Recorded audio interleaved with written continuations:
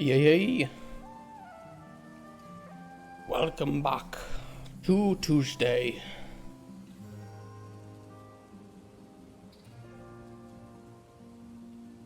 Our 1 year and 1 day stream anniversary. Day 146 of development. Which is not bad. It's not bad if you think about it. If you think that there are 52 weeks in a year, right? 365 days. Minus 104. I don't know why I need a calculator for. We've spent over half of those days working. Which is pretty good. Especially considering I had to move. I've been a bit sick sometimes. Maybe we play too many games. Nah, we're fine. The games are good.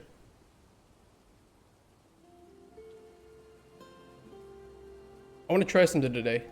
I want to try to fix the physics flying away, and there seem to be some possible things that might help.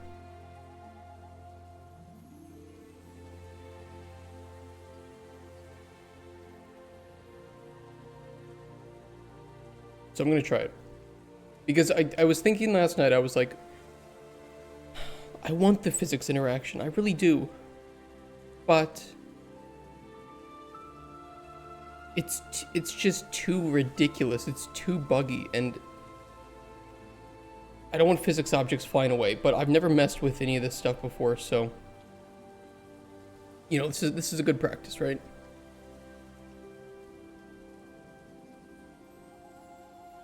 What somebody said here, apart from the push force factor, which we should look into,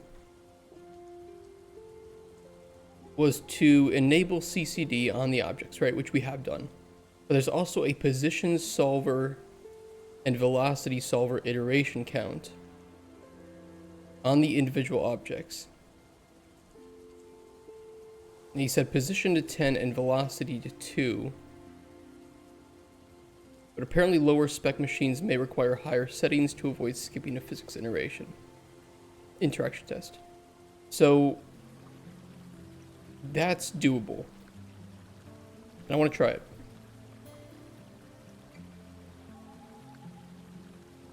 Can I throw down a potion somewhere? Because these are 100% getting yeeted, right? Let's double check.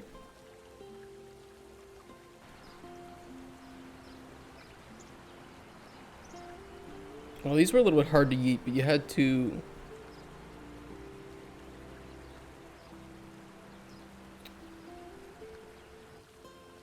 It definitely doesn't exist anymore. Okay, let's go see if we can fix that. Although I may just do this generally in the BP collectible. Yeah, interactable doesn't have the mesh.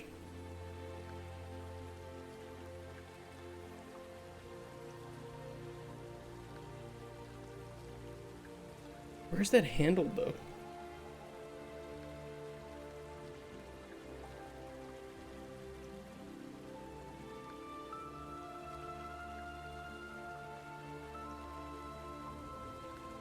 So it's in the physics, position solver. I don't see that.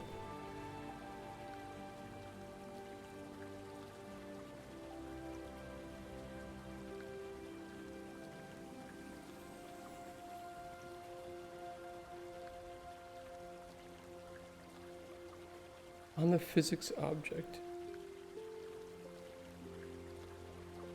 Yeah, where do you actually set these?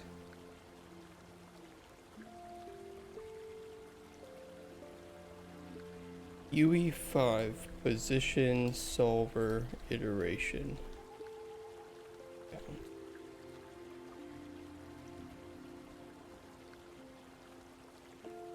Maybe it was part of physics and it isn't part of chaos anymore.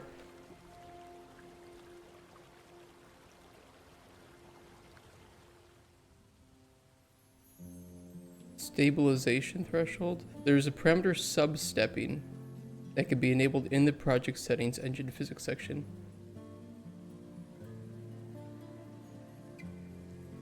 Hey, Greek, happy 1 year and 1 day streaming anniversary. Thank you so much. Hold on, I'm doing something a bit dirty. I'm unbuttoning my jeans. Because I'm too fucking small. Oh, that feels better. I can breathe. Oh my god. All fixed.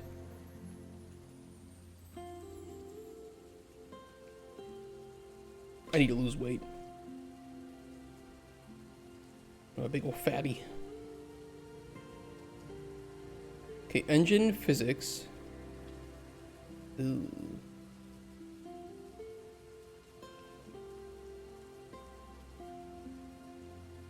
We need pierogi. Much alcohol is what it is. Fuck, I have no idea what any of this would do.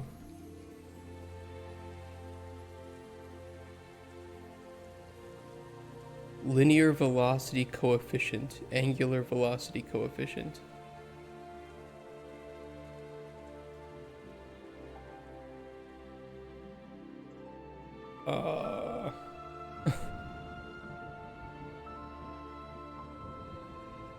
Substepping. Whether to substep the physics simulation.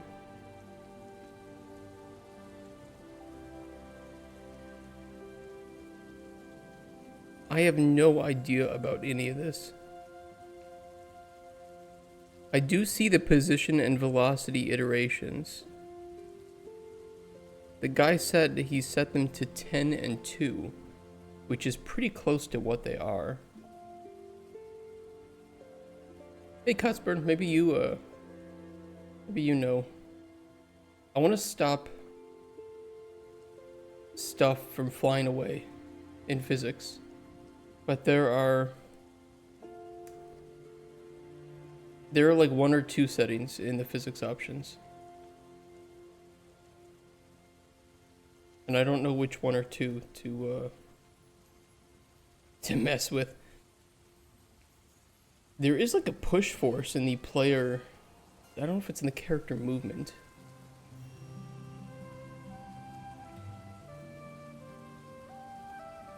Initial push force factor. There is an impulse. Out of curiosity, what if I set this to 0?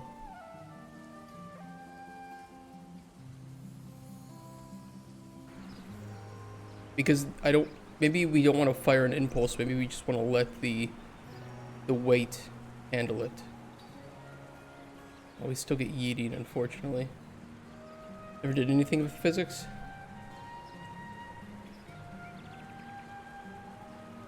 I want to solve this. Like, I want physics in our game. I want you to be able to push some shit around. That's fun. That's cool.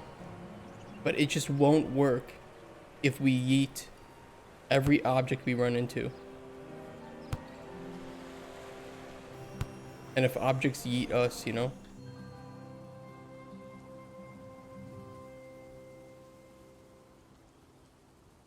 So it's like it has to be solved.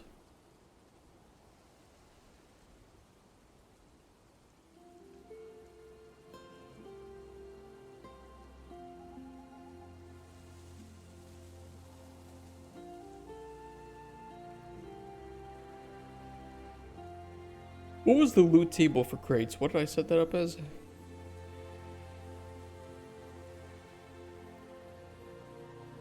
I think we were just using loot chest. Temporarily.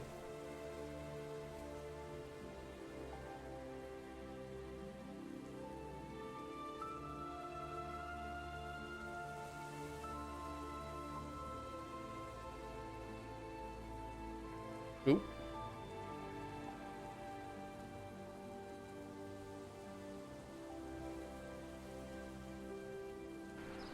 Because if we don't fire an impulse when the player moves into something, then it should only just check the weight of the item in question. Thank you. Tramos for the fart. Oh! That definitely helps. I mean, they'll still get yeeted, but it's not like they're being sent to the moon.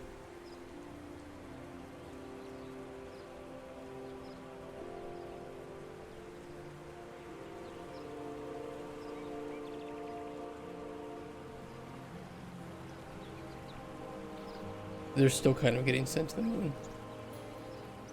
It might be related to the capsule's weight too, for the player.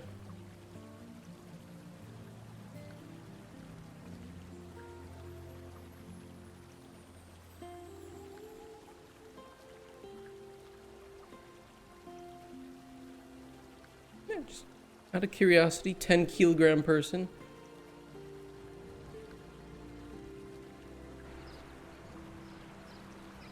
Worth trying, right? Eat spoon. I don't think spoon has physics enabled.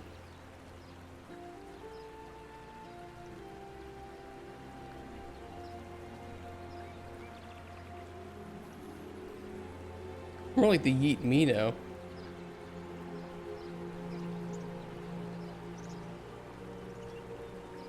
See, this is, I want to prevent this from happening. I'm not a fan of that happening.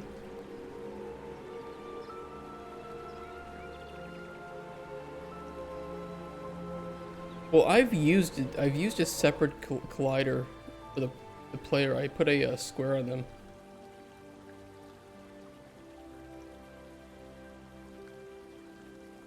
Not a square, a rectangle. A box.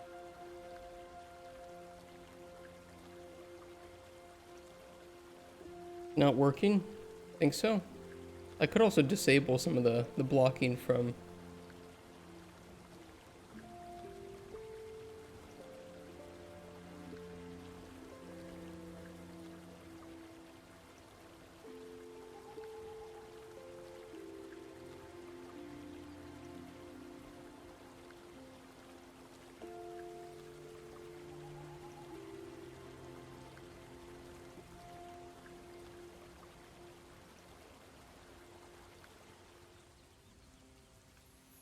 This is the capsule, though.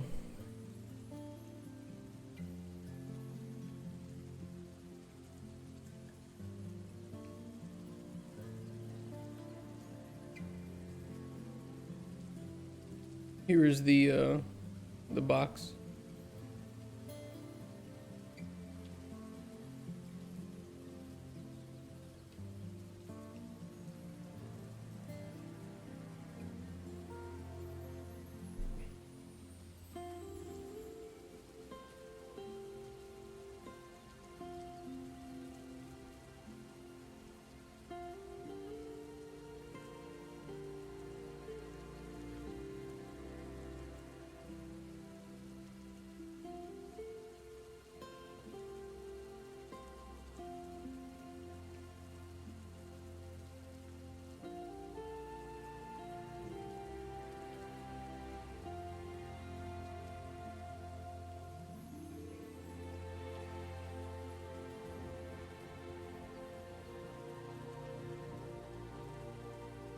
Yeah, I don't know either.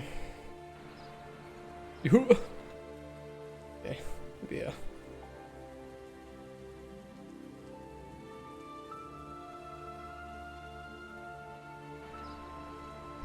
Hey!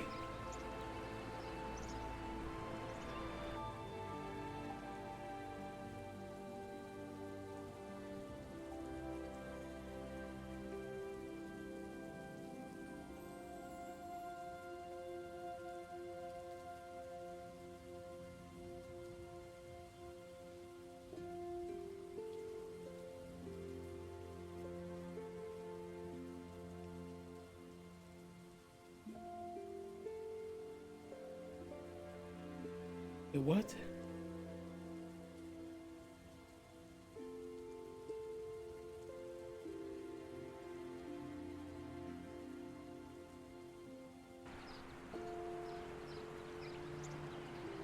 Is the box work? Does the box work? The box is working for this.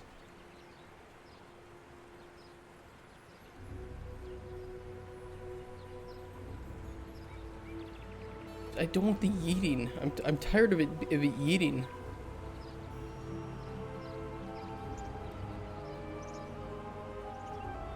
Man, fuck physics.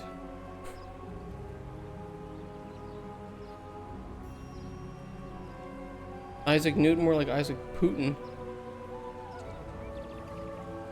That's bad. Cut that.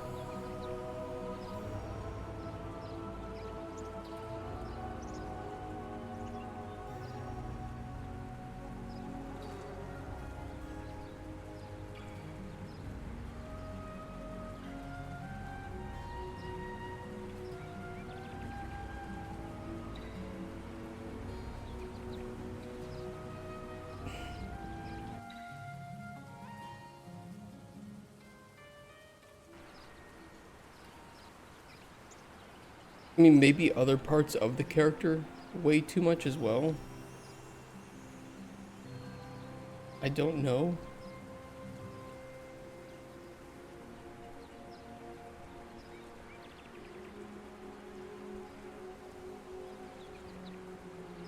I just don't like the fact that you can yeet.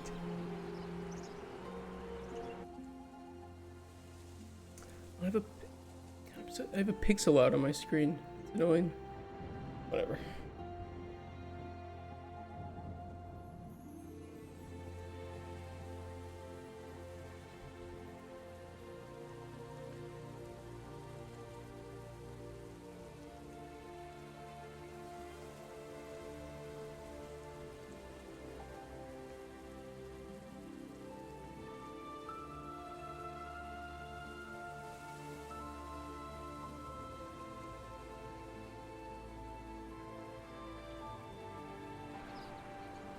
Like maybe that if everything is much lighter on the player, that I'll just kind of roll off instead of stomping on things and having them go flying like this. Although they still get yeeted underneath.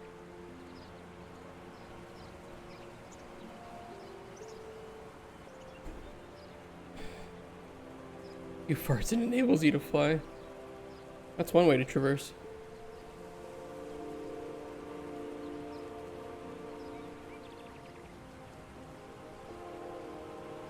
I mean, if this were easy to handle, every Unreal game would have physics enabled, and there'd never be any issue.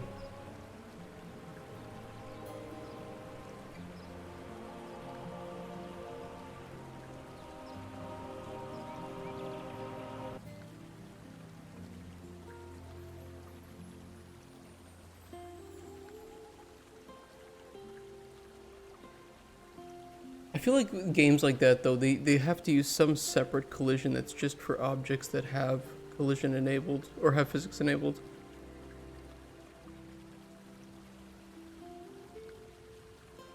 Just a theory, though.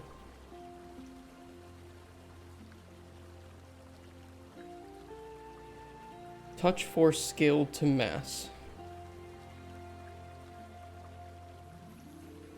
Push force scaled to mass. Scale push force to velocity.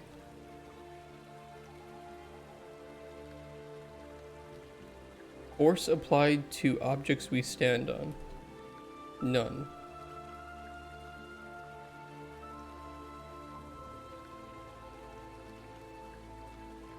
Push force factor.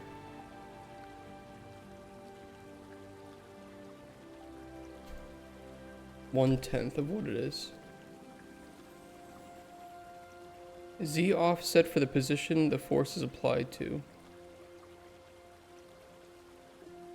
0 is the center of the physics object. 1 is the top, -1 is the bottom of the object.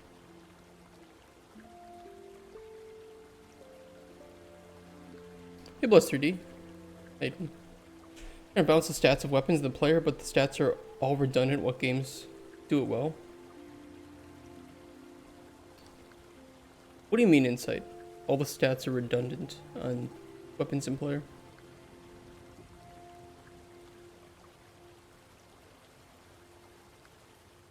Touch force factor.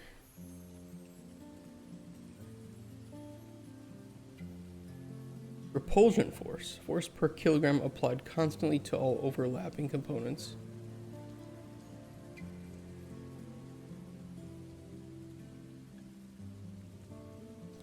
Hope you're well.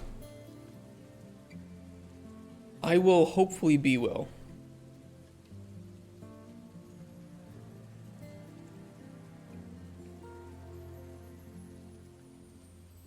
I'm gonna reset the player's weight just to see what these do. So I removed any force that should be applied if we are standing on top of an item. Clearly that did not help that issue. I want to fix it, okay? I want to fix it. I mean, it could be also that I reapplied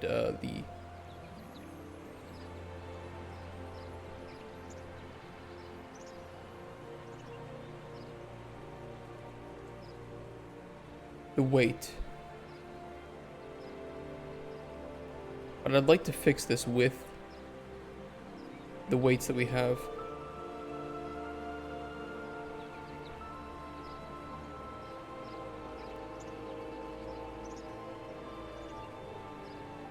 Your forces from box, forces from capsule, and additional movement component ones? Are those all separate?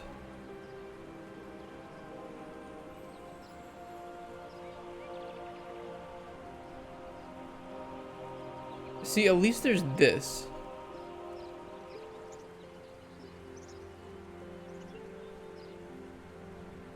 Strength of character for carrying capacity and weapon damage, aren't they redundant?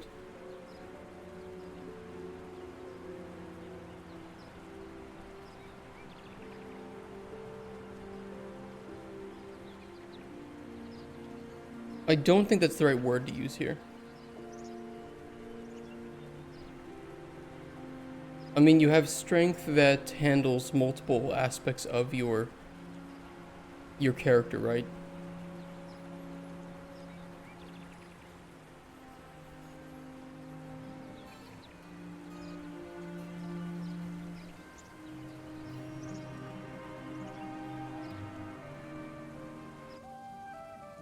Push force is still quite a lot.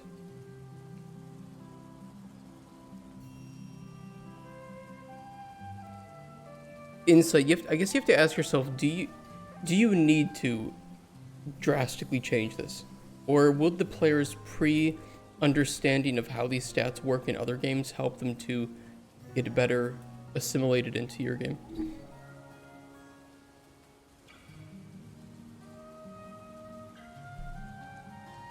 We have a full body for the main character? Yeah, probably. Just not yet. No point.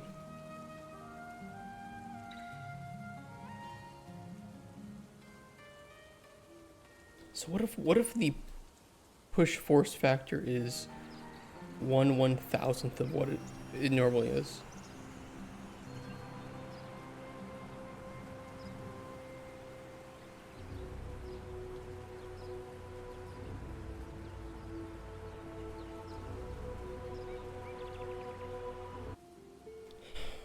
What if it's just 0?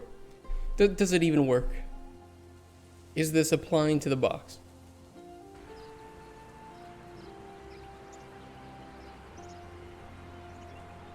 There it is.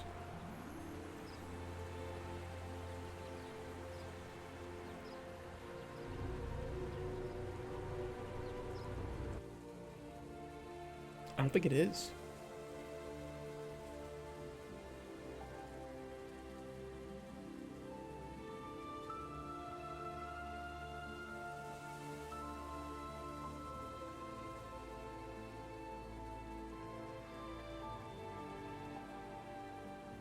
It might only be on the capsule.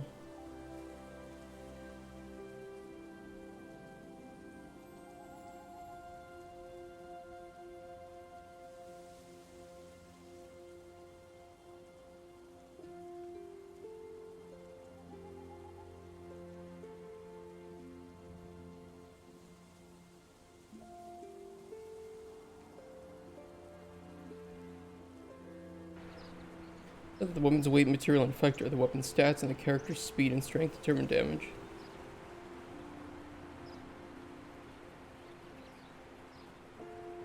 And you're just wondering how to balance it?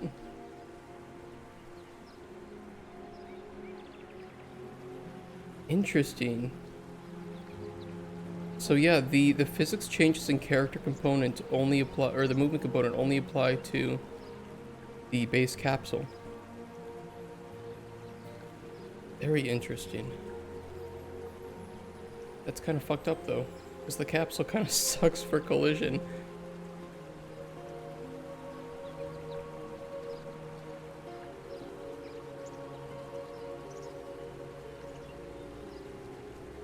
Well, at least right now I am not yeeting anything into the ground, although the items are kind of yeeting themselves into the ground a little bit.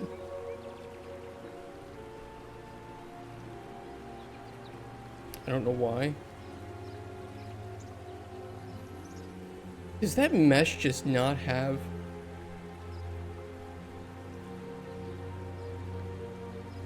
proper collision or something?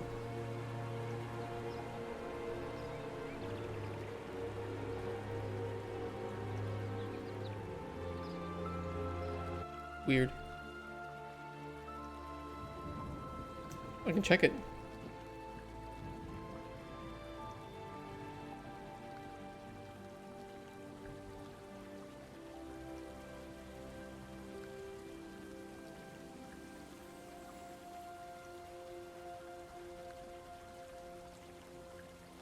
Collision looks fine.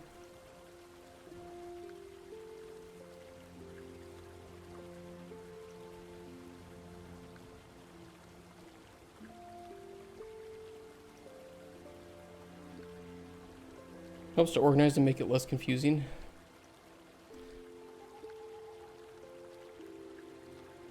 Huge headache changing the player's class and stats as the weapons already had their stats.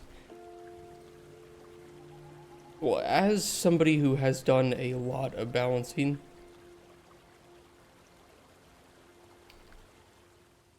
it's about feeling in a lot of cases. And doing something that makes sense can oftentimes also not be the solution that it makes it the most fun. Balance is not necessarily about logic, it is about feeling.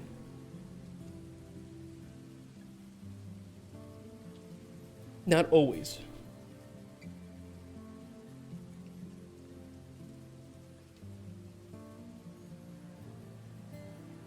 Okay, let's put the push force factor to 1/100th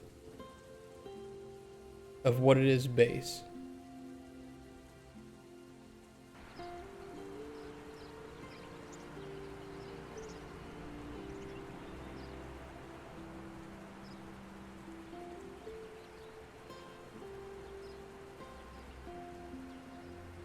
It does nothing. Okay, maybe I turned off something that would have done that.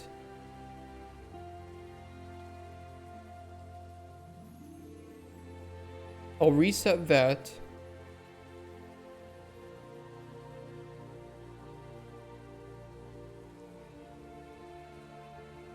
Everything except the initial impulse.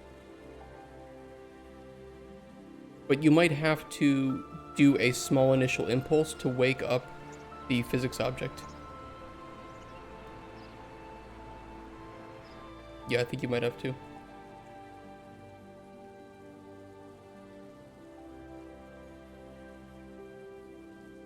So let's try a small little impulse and see if there's a threshold.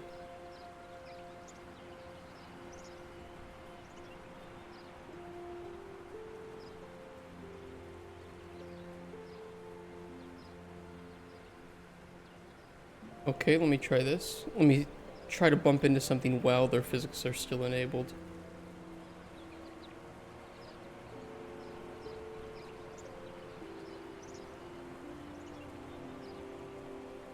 It did bump them, so there might be a threshold in the initial push force factor. Try 1.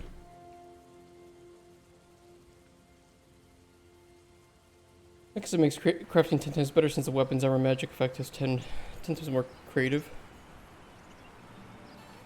I'd have to feel it to see personally how I would feel about it. I'm not saying your idea can't work, but when it comes to balance,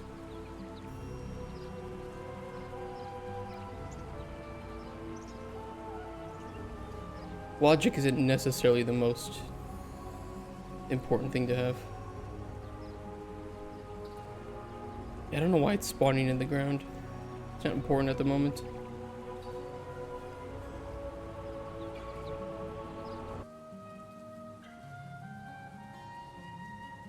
I mean, the initial push force factor is 500. What if we just put it to like 5? We could always check in the physics settings. Maybe there is a threshold to wake up physics. Ooh. Okay. I mean, 5 works.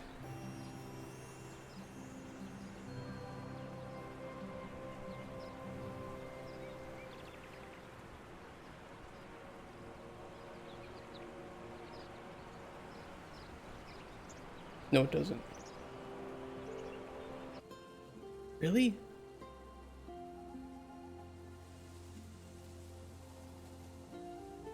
Or did something else I enable fuck it up?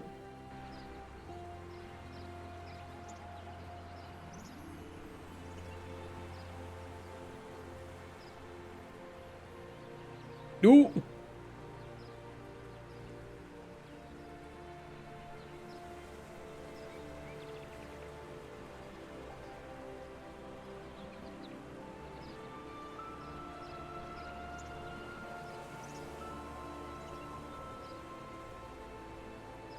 It is. It's worse now. It is not better. Stronger push force factor now is you. Yeah, they do. I mean, what did I What did I fuck up here? What did I change? I did remove the box.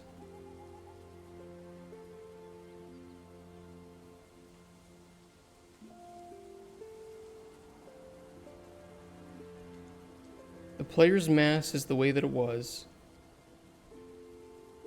Let me use CCD, MACD, smooth edge collisions on this.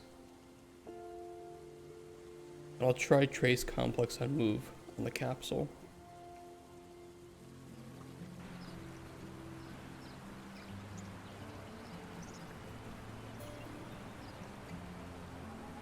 It's just the capsule sucks. The capsule is so fucking bad. It's like you're making everything that you step on a wedge. And so items like this are just bound to go flying. Also, now they're just not moving.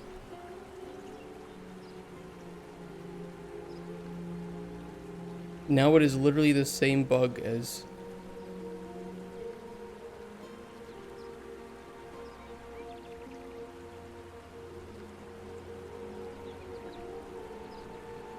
no.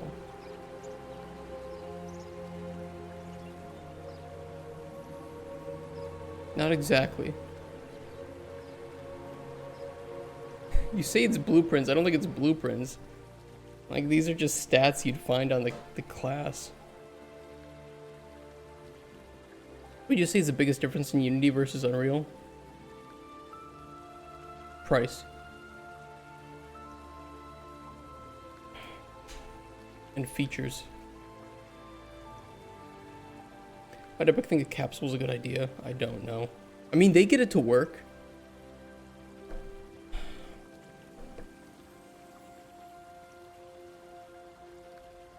You can make a box. No, you can't replace on the character. If you inherit from character,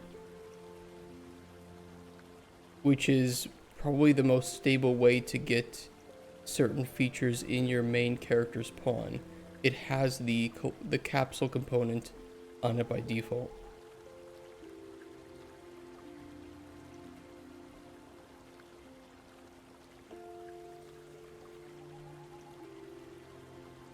And you can't change it. You can change it. You can update the source, but that's a headache.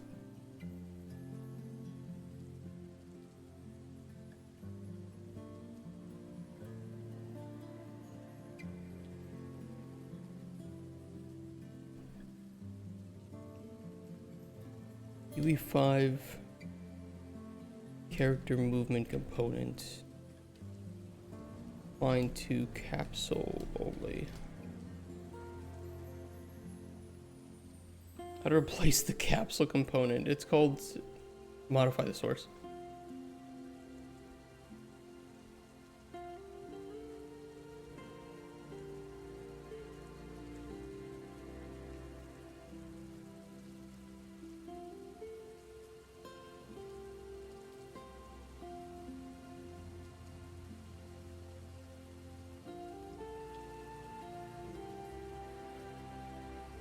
this works. Like, I can put a different collision on it.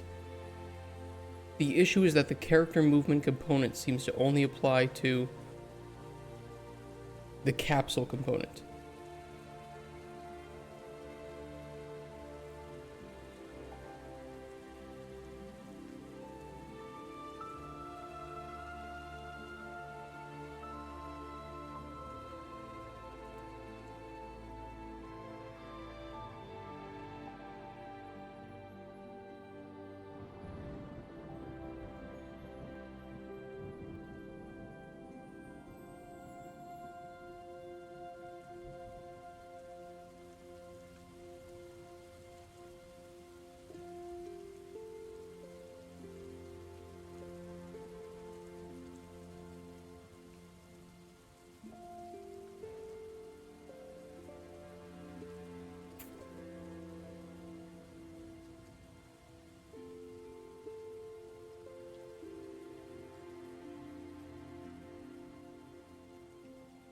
Does it even reference here that it... I don't know how old this is.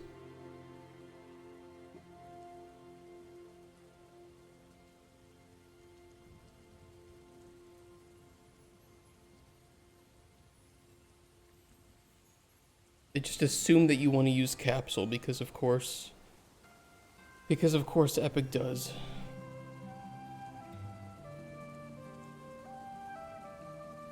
I don't know if this is outdated. It just looks a little bit, I don't know. That's an assumption for me.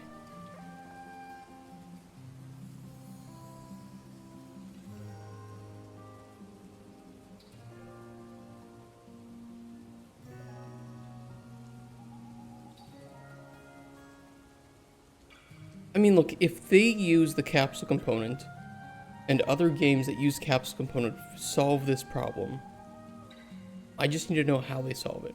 And you know what, at this point, I'll just ask ChatGPT. Fuck it. Making a game in Unreal. And I have physics objects. I want to prevent those objects or my character from being yeeted around when bumping into them. Sometimes the objects will fly off or go through the floor. 10%, look, 10% chance is better than what I've been able to find with this. Adjust mass and damping. I mean, that is the simplest. But I don't want to adjust damping since that will adjust all movement. Limit object velocity.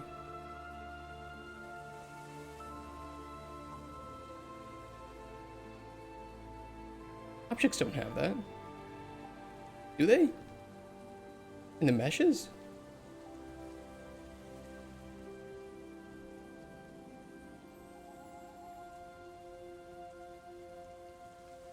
Oh yeah. Hold on.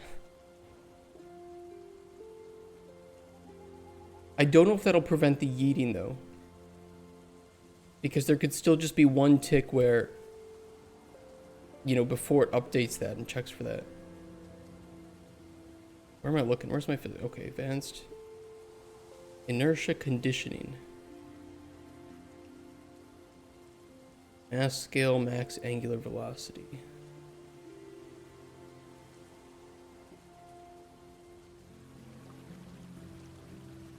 1/100th.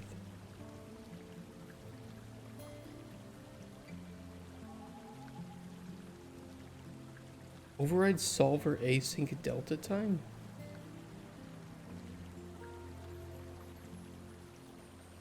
Depenetration velocity?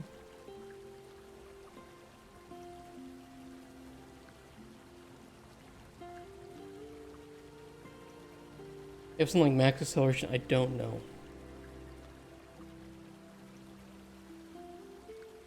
I don't know anything. I am dumb. I'm stupid. I do not know.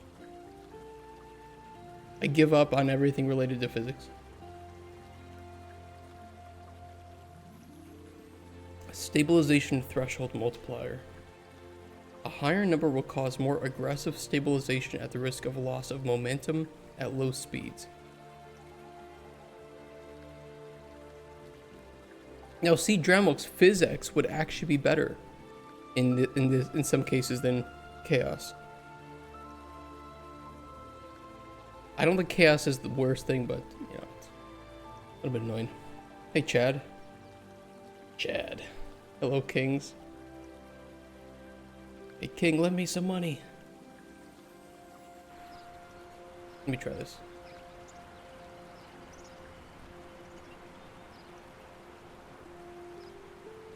No, it got yeeted. It got yeeted.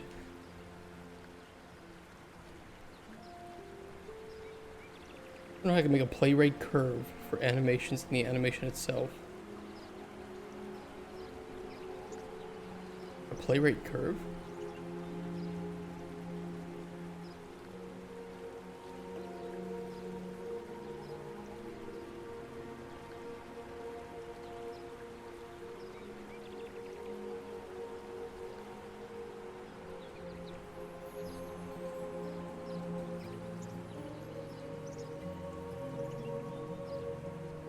I actually kind of like that.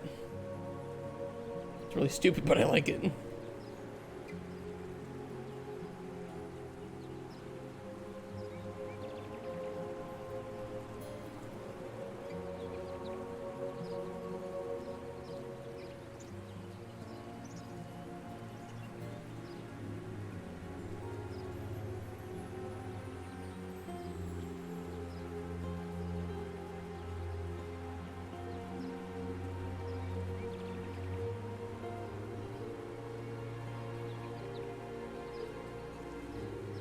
Get a part of the animation played slower.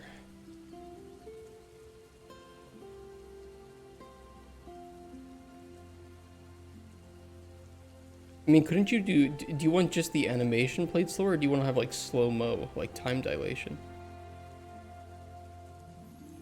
At a certain point and then release that. Just the animation? You could just adjust the keyframes of the animation.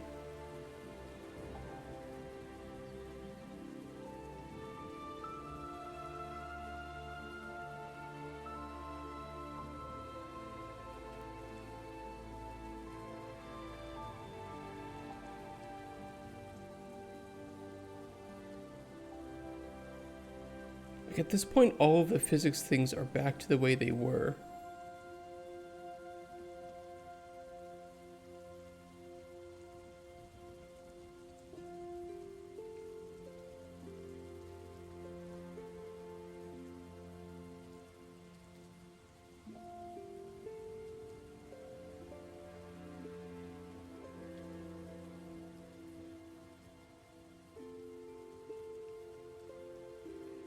Want it more flexible?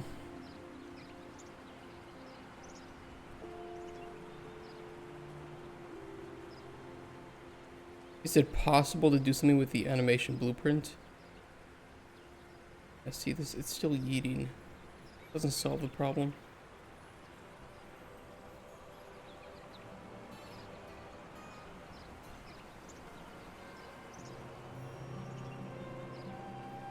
I want to set up tables for that. We can set up a curve asset and just use the curve asset, right? Got to follow yesterday. May have the appropriate legal consent to follow your channel, good sir. This is a no consent allowed channel. No, but you can follow. I appreciate it, man. Thank you, Chad. You can change play rate in the animate, but you can set up a curve asset and you could call that from the animation blueprint, couldn't you? Maybe animations also support having curves for play rate? I don't know.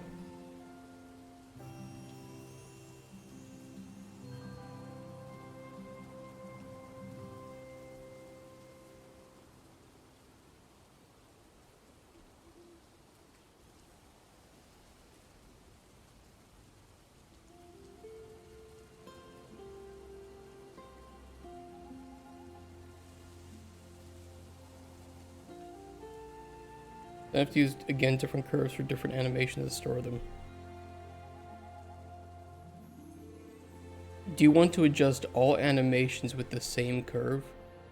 Or what?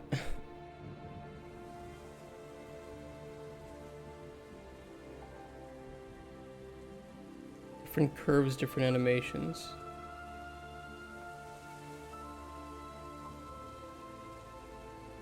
Be nice to bake in the animation. I think I would just use the curve to adjust the rate scale. So I would get the current, I would normalize the number of frames of the animation and then just do a, having worked with animations, this will be tough, but I could try.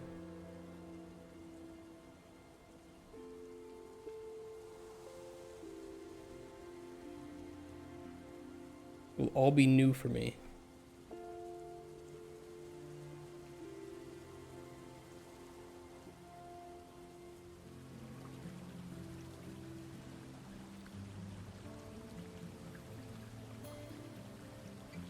Just grab a curve from the animation? Interesting.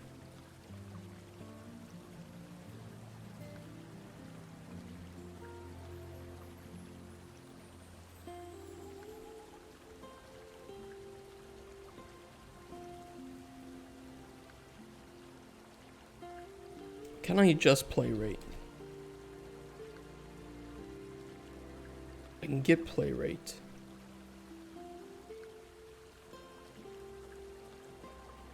How can I update play rate?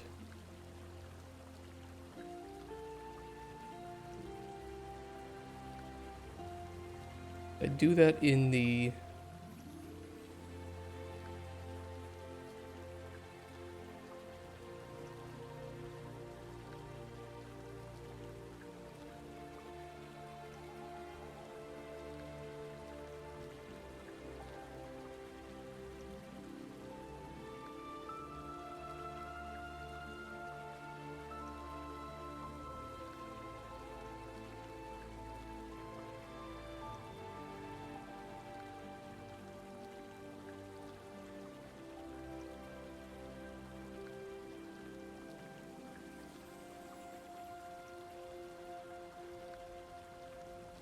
montage.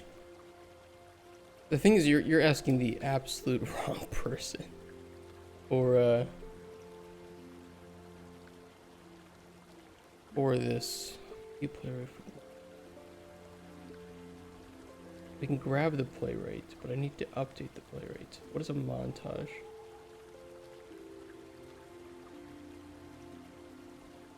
The fuck is a montage?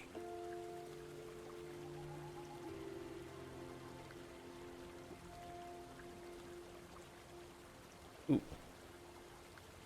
There we go. I was like, I thought there was an event graph for this. There is.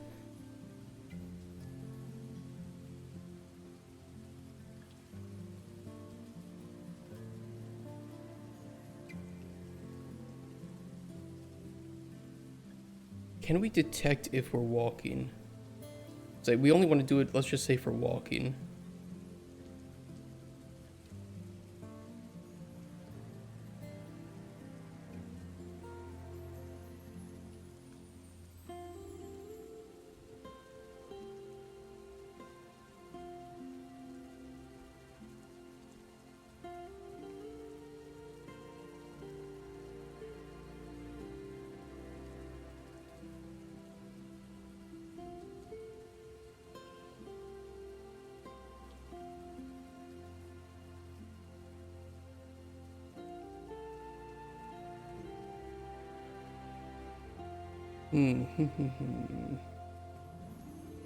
Get the looping state of the sequence player.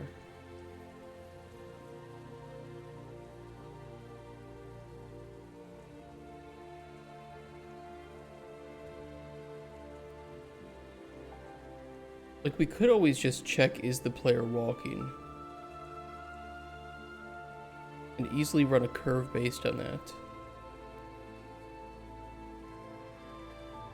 It's not like that's very difficult at all.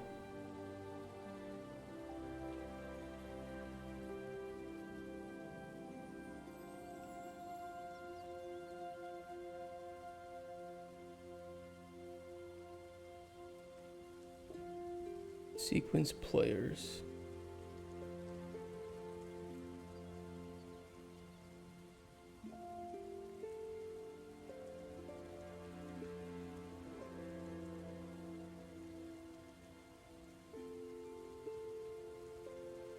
I'm curious where the state of falling gets updated, but that might be pulled from the character blueprint itself and then update the animation blueprint, which is possible.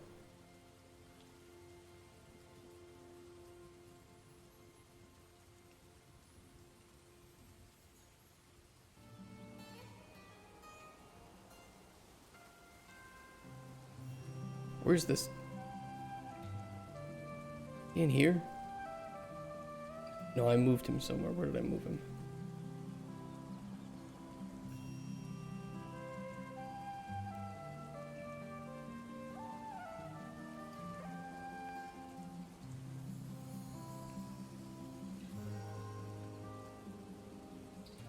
Oh, I might have removed the whole falling thing on him.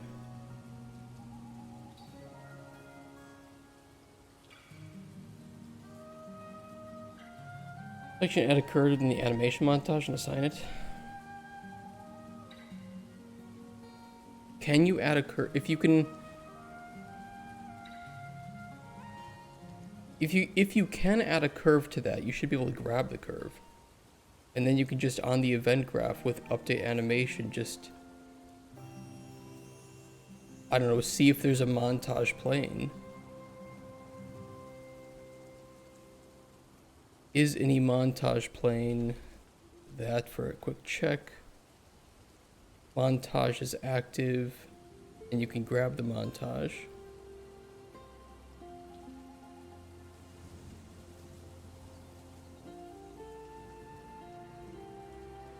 It's just this character doesn't have a I don't know what a fucking montage is in this case. Get current active montage.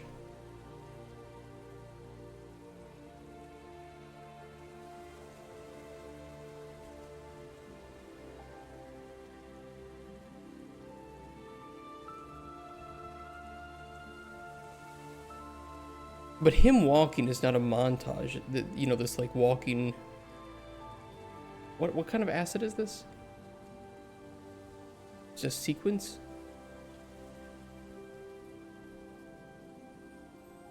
Can I get sequence?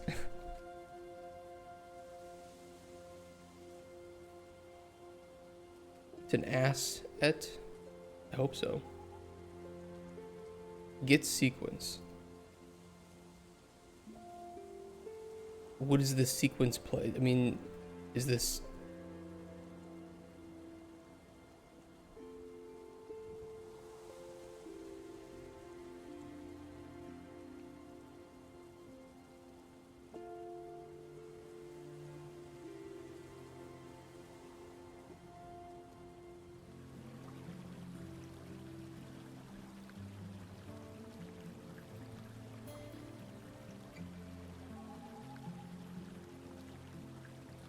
How do I get the sequence player?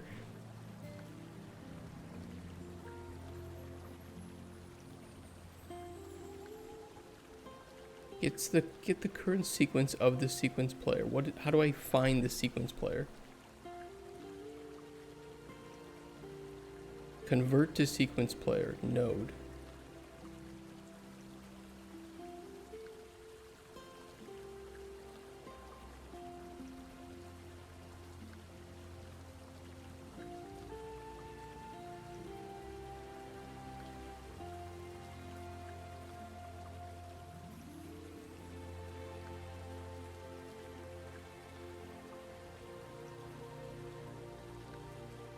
Fortunately, this doesn't return anything.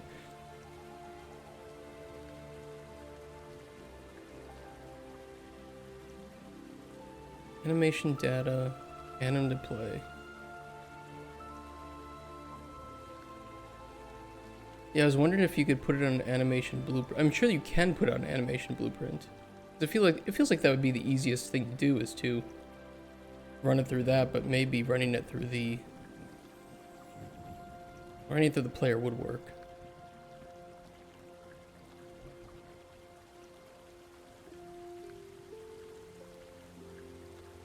This might help solve. Get position.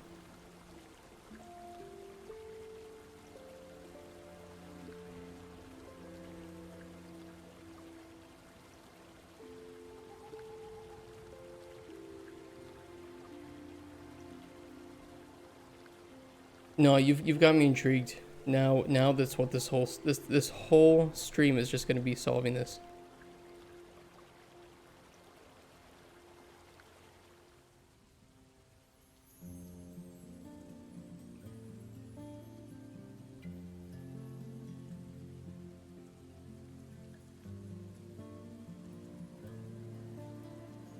Check if animation sequence is playing. Put on anim, notifying the end of your throw animation instead of variable, which allows the throw animation. Yeah, I was thinking about notifies too.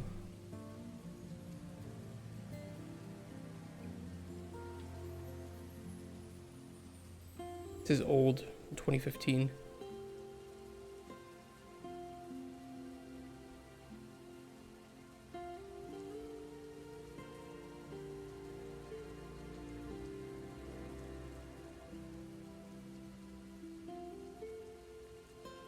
Using the curve in the ABP as a workaround. How? How? That's what we need.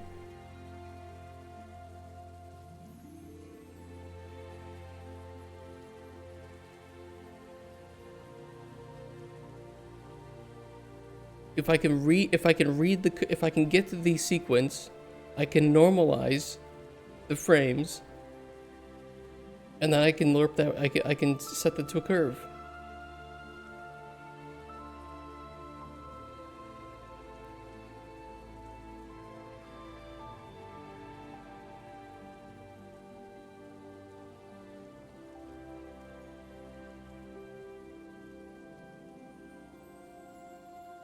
Should use montage to get position. So is it using a montage or not? Am I crazy?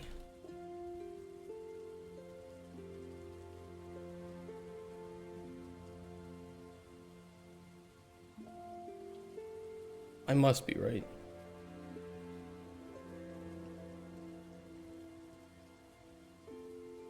Get current active montage. Target is anim instance. I don't know if target self is accurate in this case, though. No, it is. It is. That is what an animation blueprint is. Parent class anim instance. Okay. Position.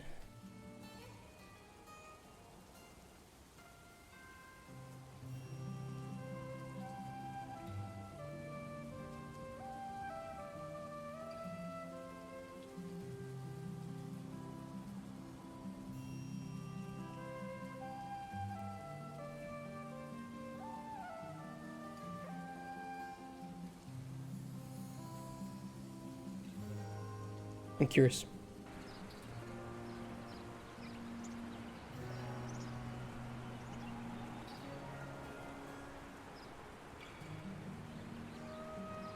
We'll get spoon killed. That should spawn blue dick boy.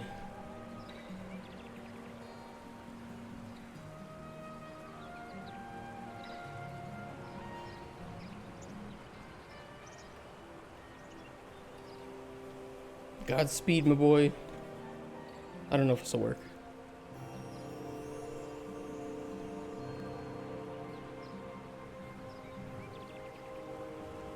Zeros. All zeros.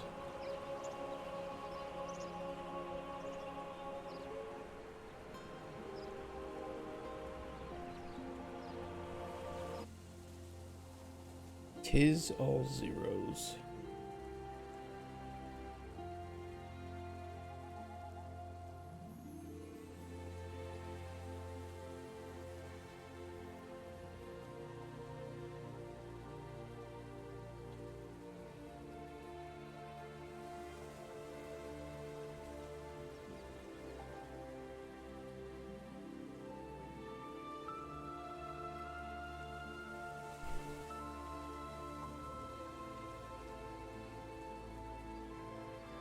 I don't imagine you would want to handle it in the individual character class, though.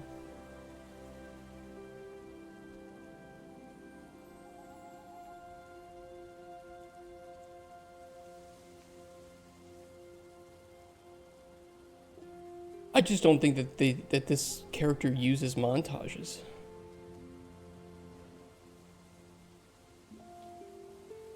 Maybe I'm wrong about that, though.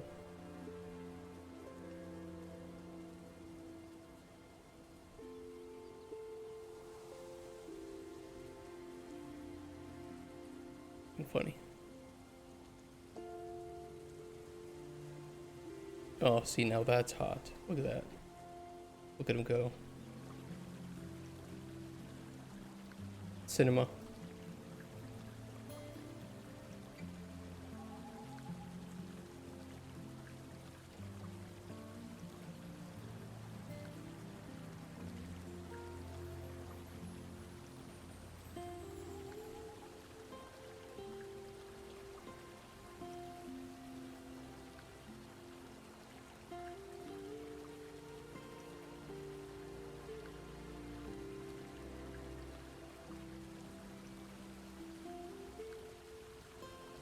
Oh, here's where you can put a curve.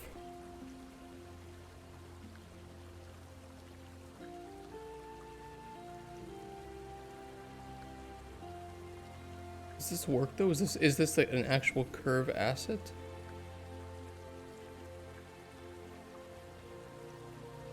Like if I create a curve asset, is this the same thing?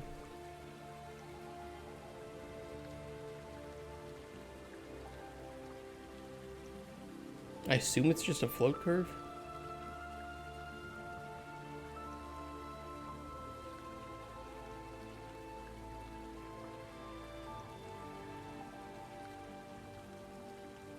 Different.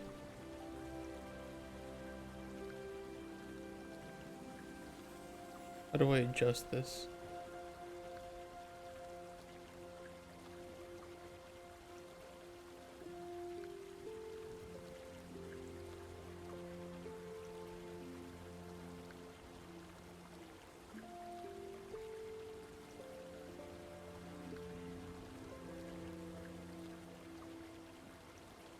Where's key? Add a key, please. I don't know how to send this curve to Playwright. What did this do anything?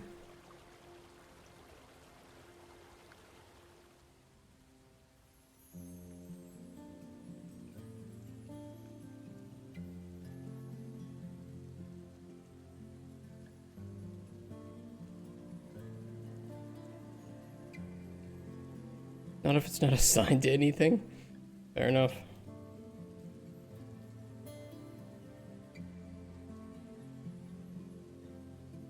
But you can grab this curve.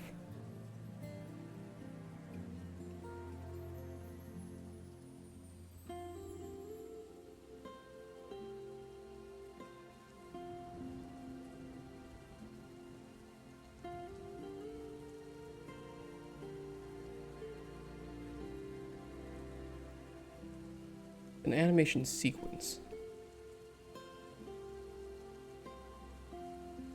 Get the current sequence of the sequencer player. How do I grab the sequencer player? How do I do it?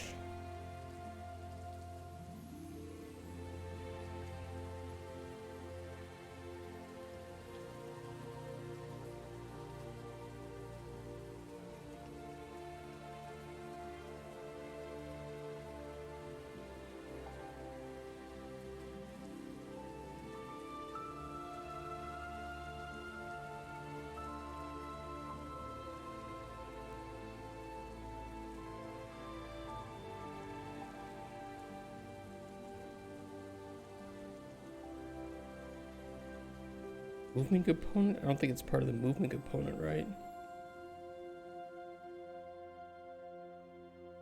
Sequence, UE5 sequence player.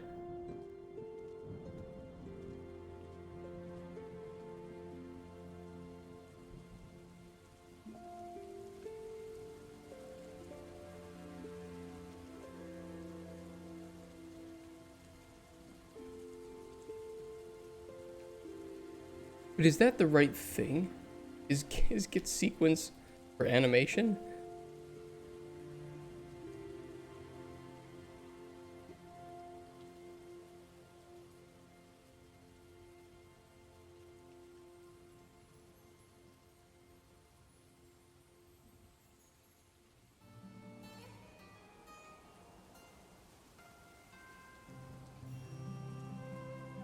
Get the looping state of the sequence player.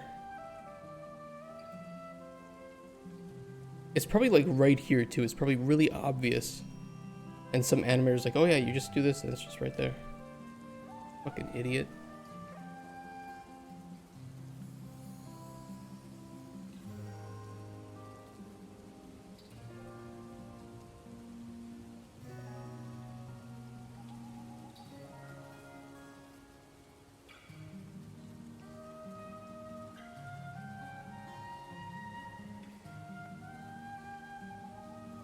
Oh, just don't.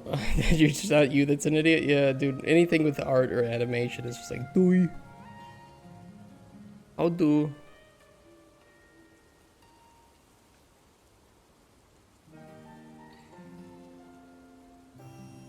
But I don't mind. I don't mind, you know, learning this and spending some time on it. It's all helpful.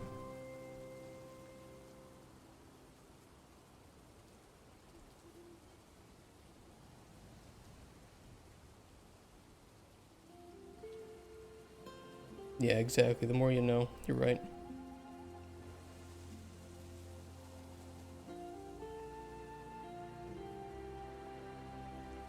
I wish there was just a really complex character blueprint that I could look at, like animation blueprint, and I could just take it in. Because it's always the same thing with Unreal. If you don't know what to type, most of the time that's where the wall is. If you don't know what to search, what it's called.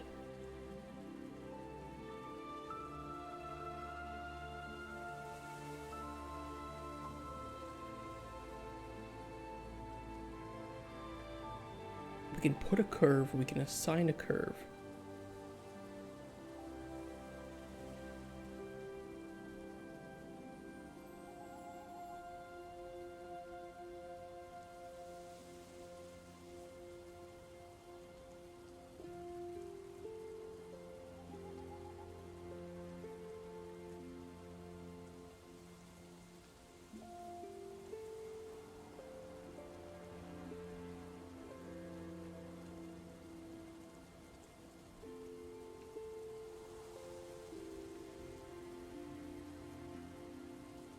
Blend space. Maybe in blend spaces? How do I access a blend space? What is a blend space?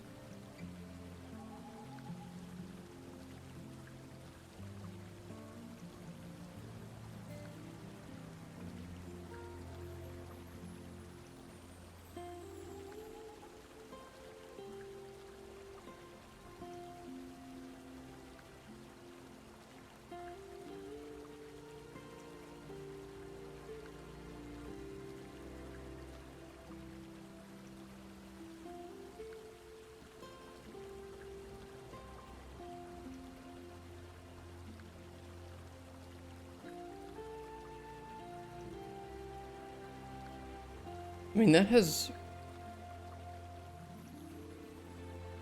rate scales as well.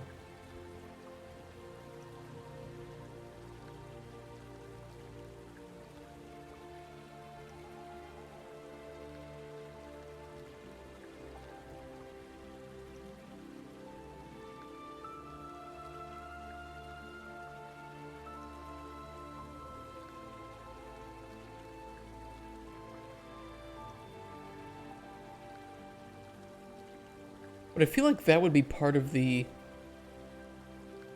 from his responsibility in Raid Scale 5. And that's when he finds out he's a dad. Ah! I wonder, rather than trying to grab the current animation, if it's just because of the blend space. So maybe we should be grabbing blend space.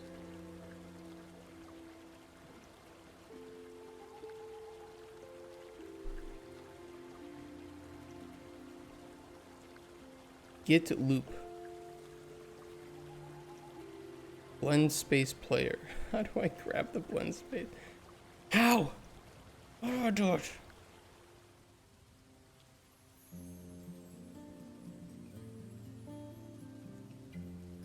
Make blend space player reference.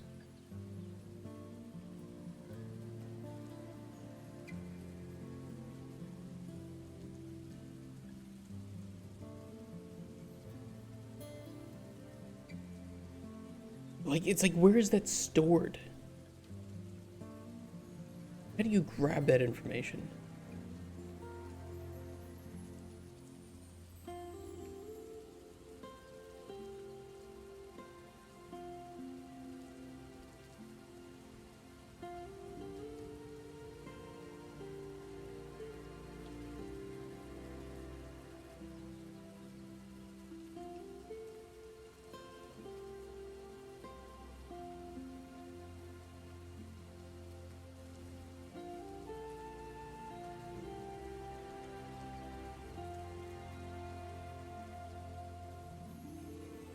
Expose the playwright pin inside of the animation or blend.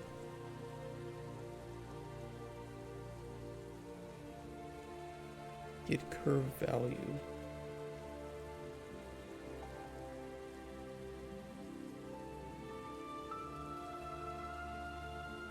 I mean, would it just be...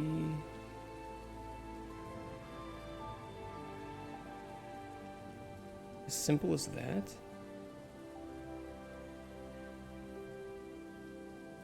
Like, would it just know that that's playing at that moment and grab it?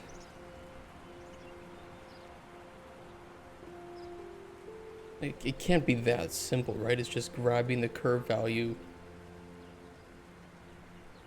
and updating the play rate for that.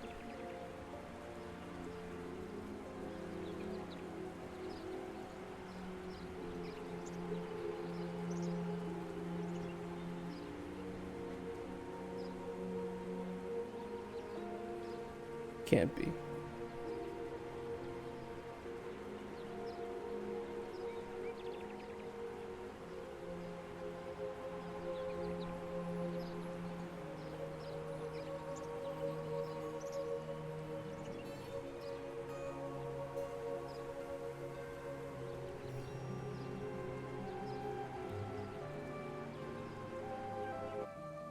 That is working.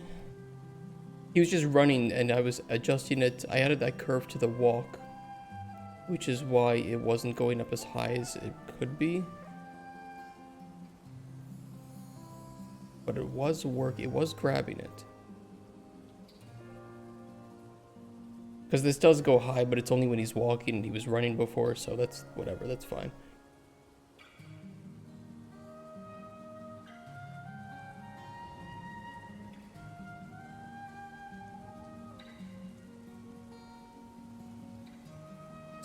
I can set play rate of the blend space player. Set play rate of a montage or sequence. But all of these will require getting the sequence player. All this shit. I mean...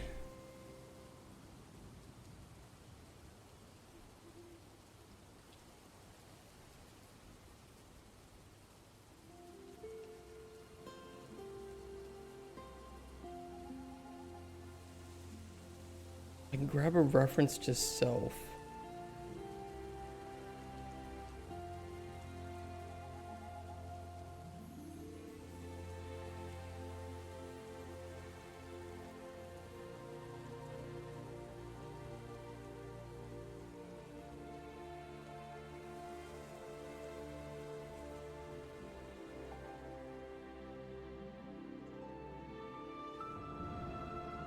Know how to make it dirty, but you want it clean.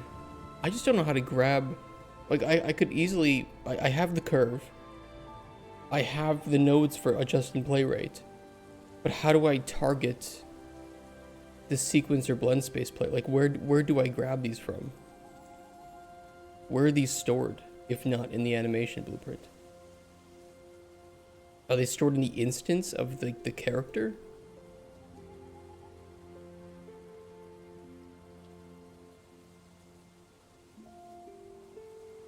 Like, I can grab character.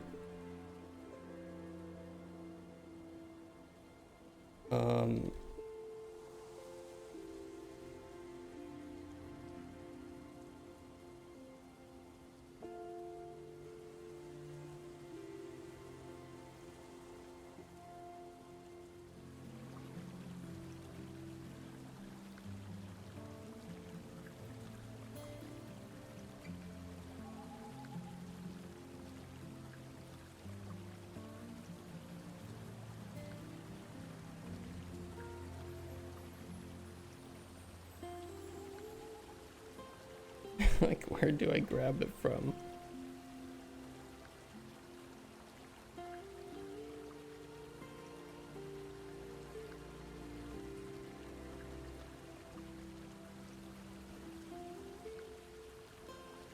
What is this even?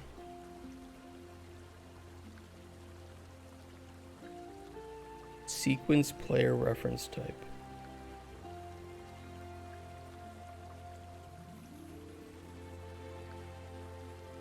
That tells me nothing.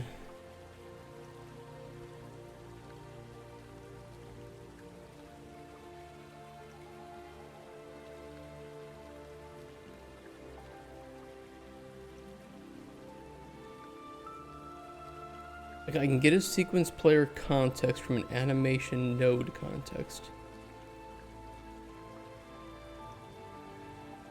Whatever.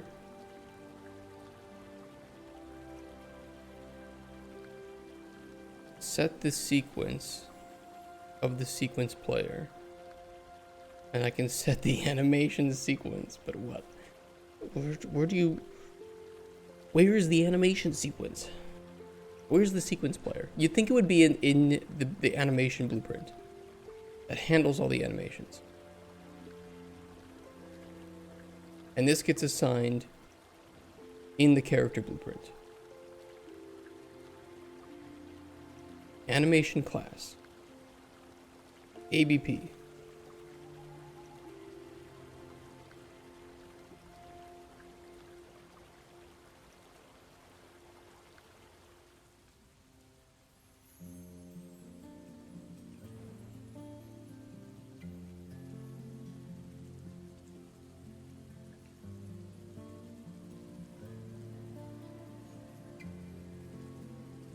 Character is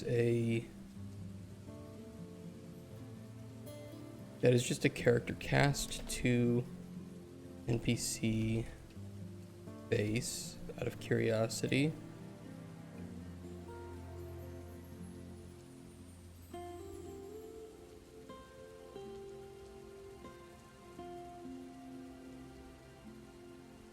Can I not grab the anim class? Is it part of is it part of the character movement component?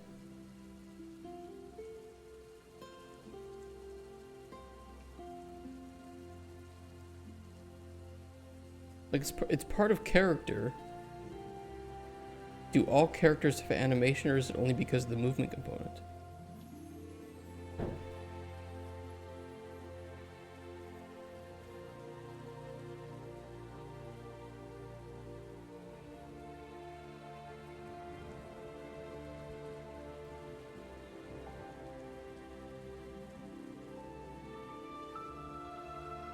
Well, in character BP, but for idle running, you set them up different than that. You don't have to call them.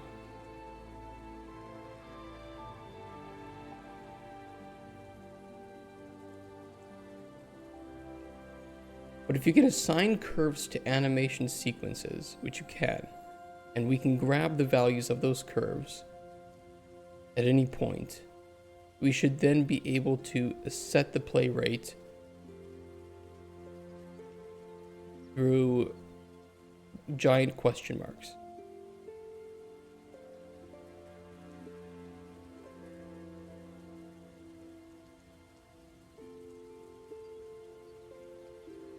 But to do that, we have to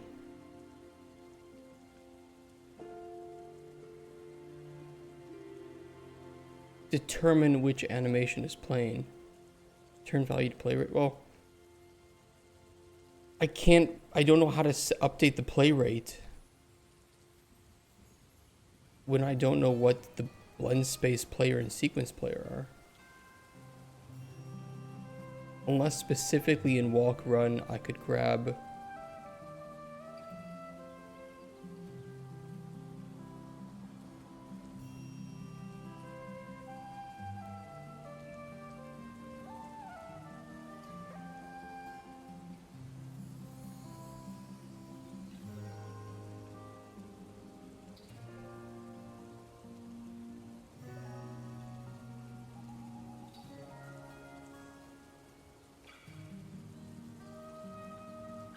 no.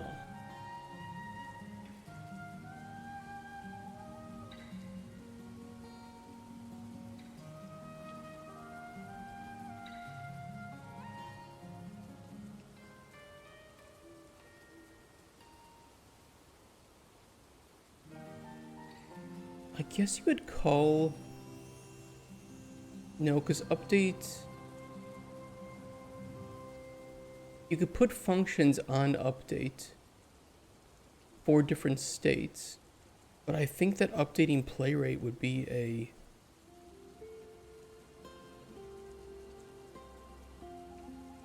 You can bind play rate. You can bind play rate. Bind play rate. You can do it here too. Okay, walk run. We can expose or just set up a completely new property for it.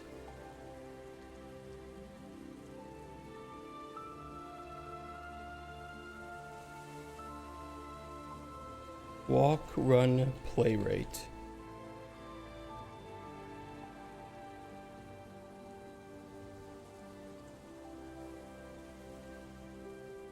Boom. In event graph, take the curve value.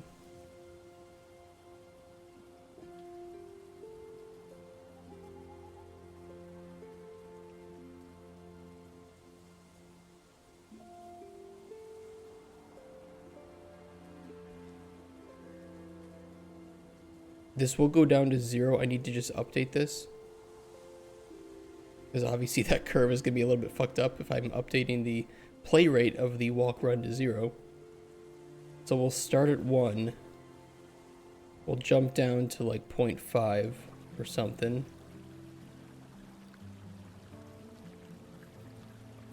And then jump back up to 1.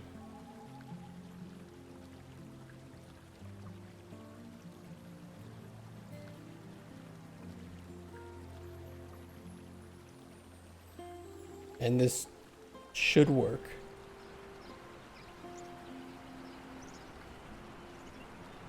And that's pretty easy to set up as well.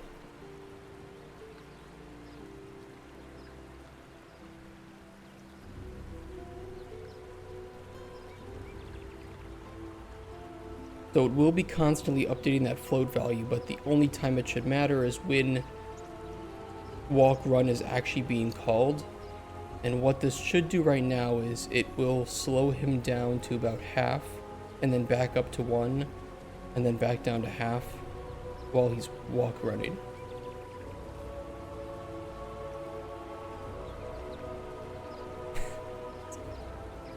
We aren't updating his speed. We could also update his speed, but it is really fucking funny, actually. It is functional. His speed is handled in his in the character blueprint. No, we got it working. Thanks for trying. No, we got it working. It is working. This works. This is functional, and it's nice and simple too.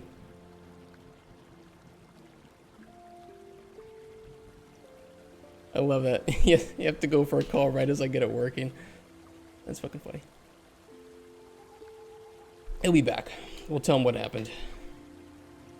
I'll get back to my physics, my pain, my suffering.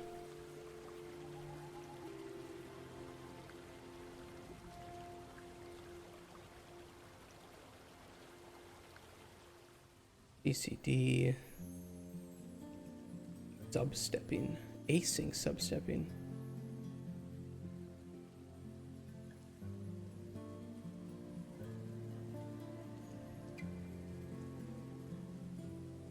I don't have many options left for getting the physics working on these objects. I'm gonna be honest. Or at least not things that I know well what to change.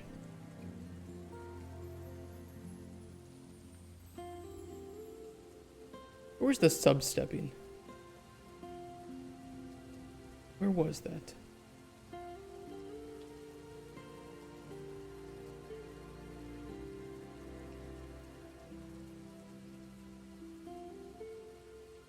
Let that call stay here.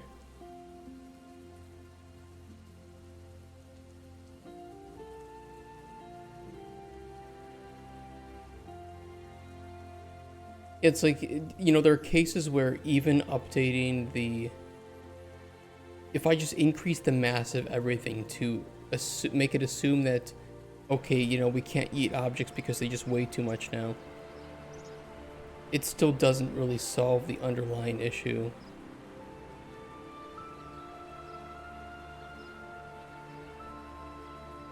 Still in that mass nonsense, yeah.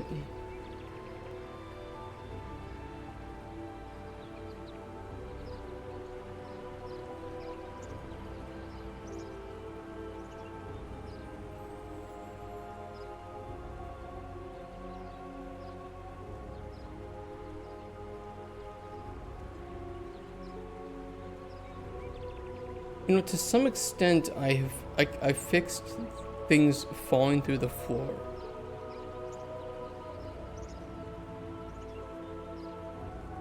But now things just get yeeted to the point that I don't know where they've gone.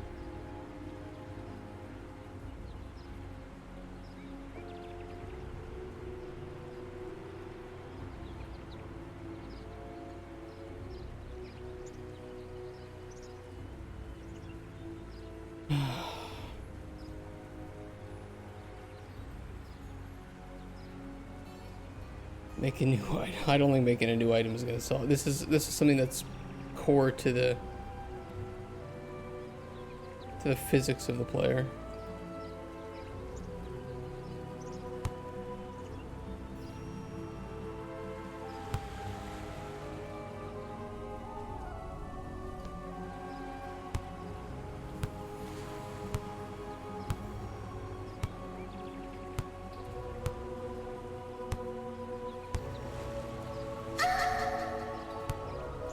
Love it.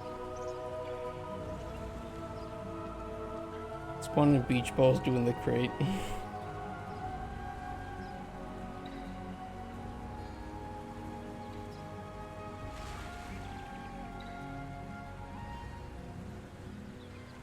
Right now, I would really like to know why and how. That's fine. That's fine.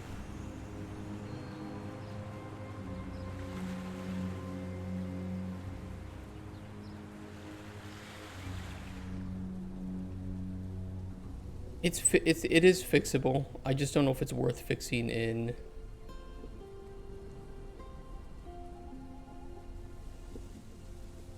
for the prototype here.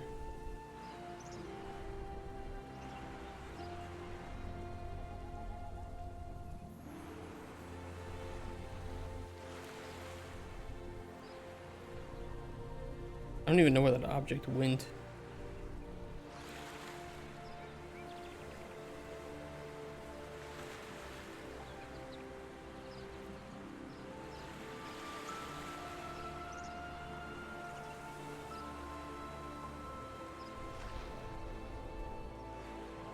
Yeah, they still get yeeted. And I think it's even worse now.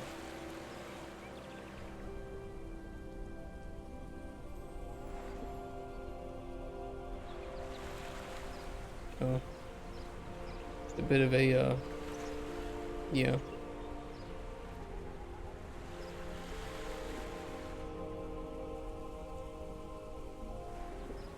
I can fix that.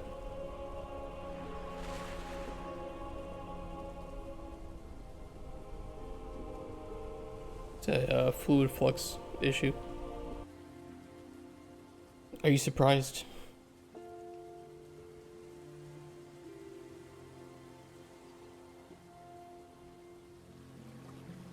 This doesn't really solve it.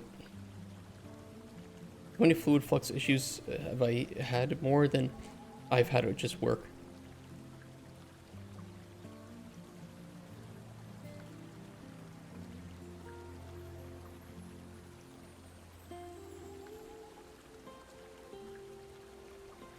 I can't move the capsule up, right?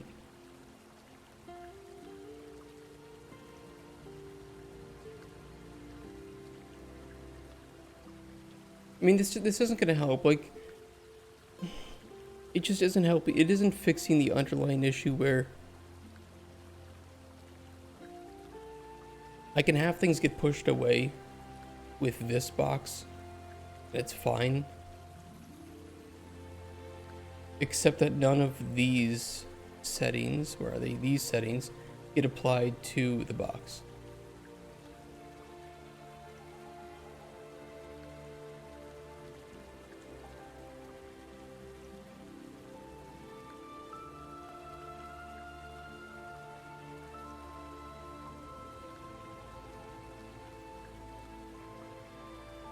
And I don't think there's any way that I can fix that without going deep into the C++ and building a custom character class.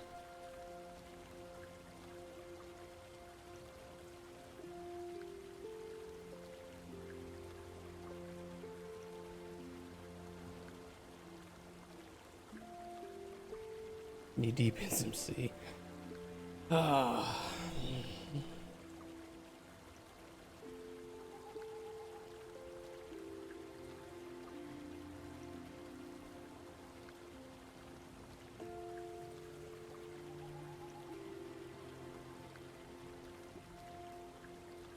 The box at least kind of helped.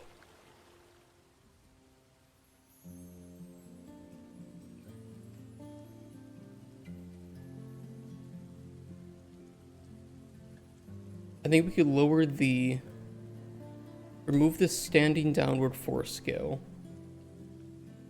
lower the initial push force vector, lower the push force factor,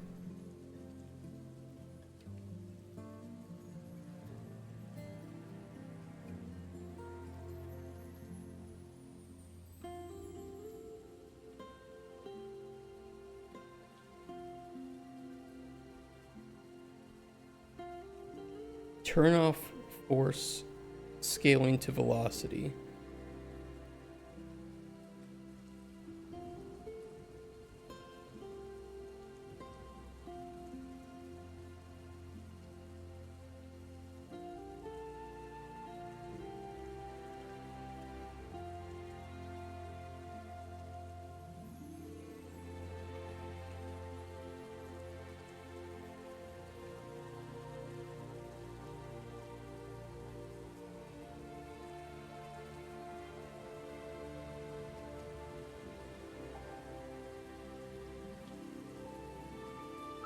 And then we'll go back to the potions.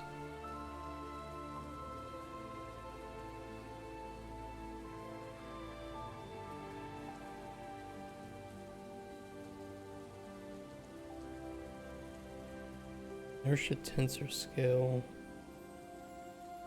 Harder to rotate.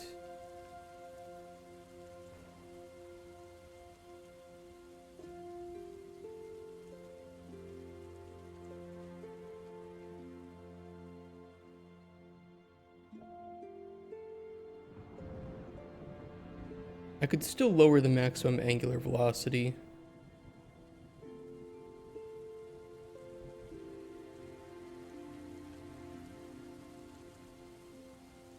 Why don't you stay up drinking? I didn't stay up that long. I laid in bed for a bit and read. I only had 1 cup of wine. And it wasn't a mega pint or anything.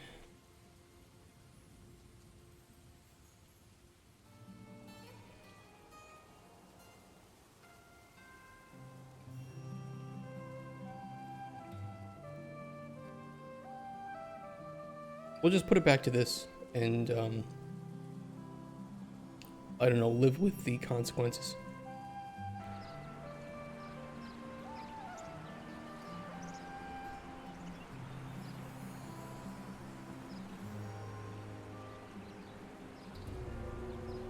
I think some of this too is just that the player does move very fast, but I kind of like the player's movement speed.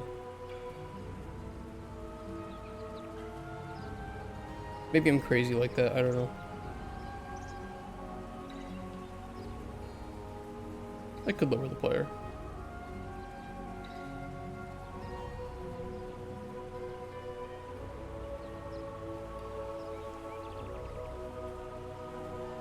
Player's walk needs work. Well, I don't know if it's going to see it in the prototype. I'll tell you that.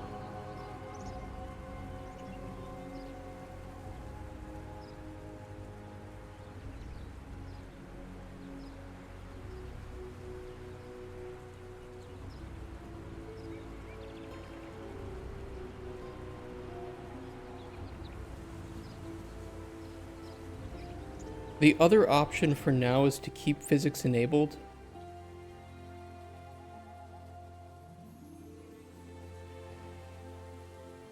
But just have it ignore the player. It just isn't gonna be fucked with by the player. Simple as that.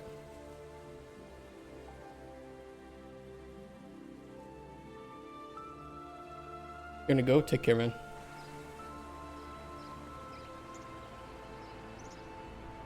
And so they will still have physics enabled, it just won't be physics that the player can fuck around with. At least not until we can find a reasonable solution that doesn't yeet items into non-existence. Because I think that while the player interacting with and fucking with items is really cool and great and awesome and desirable,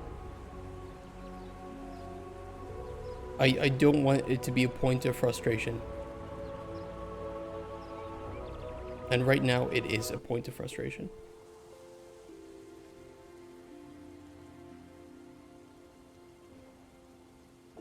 So that is a to do, to solve sort of thing.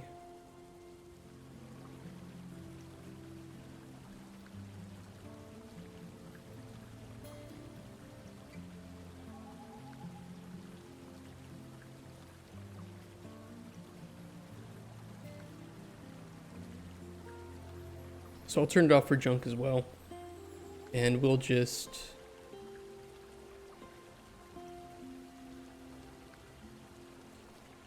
we're gonna figure it out.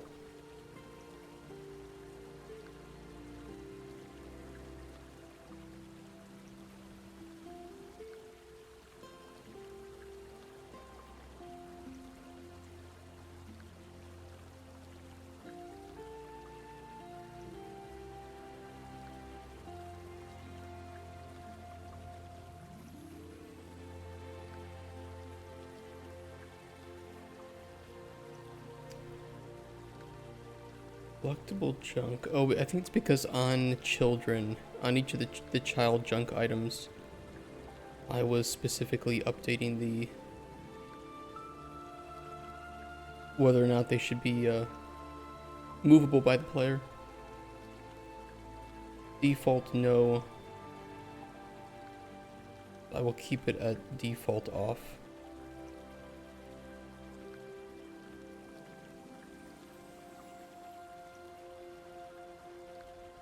So they will still have physics with each other, they just won't have physics with the player at the moment. Which, to be honest, is probably the safest thing.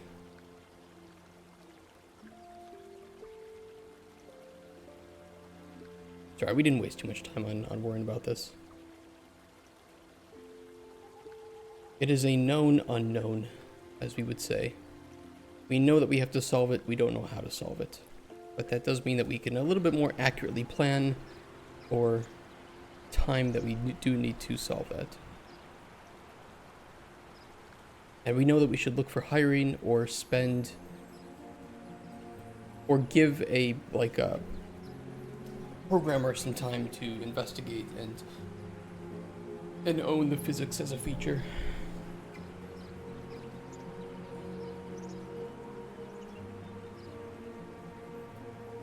It is what it is.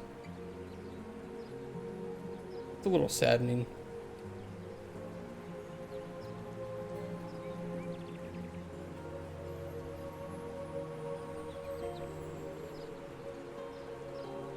Why did some of these have a... How do I detach the camera?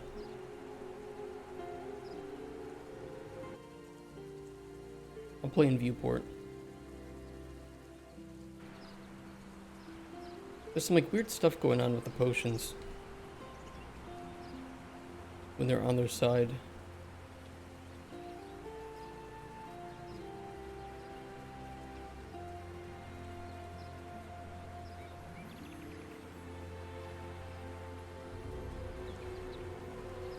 And great, none of these have it.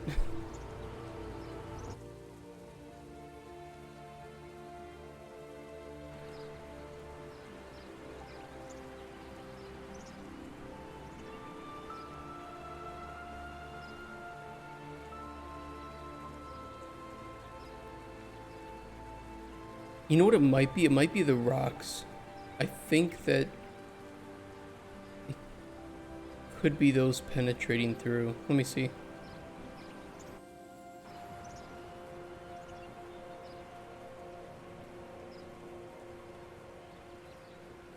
Yeah, I think it's just the rock penetrating through. Weird that you can see it from here. It's technically the fluid should be above it. Huh.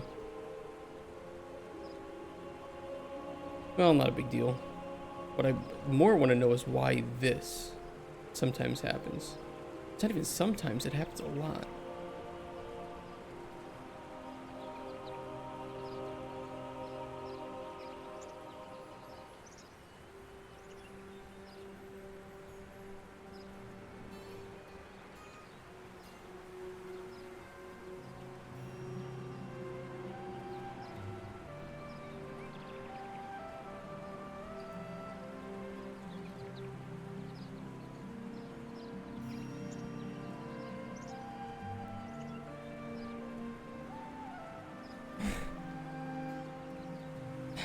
I don't want this to happen.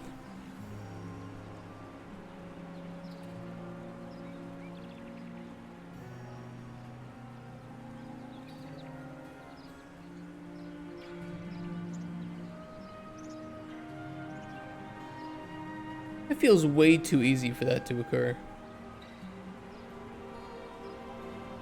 That's way too easy.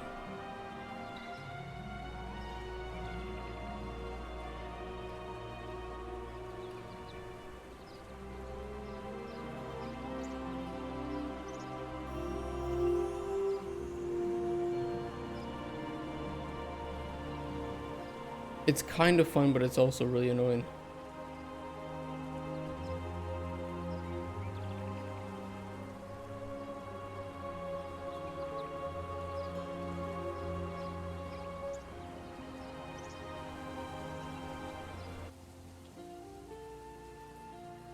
But I don't know if they're spawning like that or if they're falling like that. So let me raise these in the air a bit.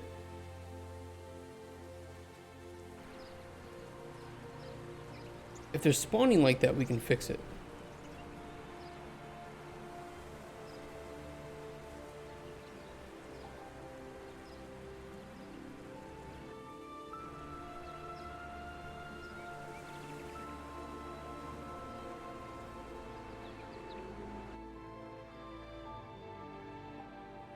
Which they might be.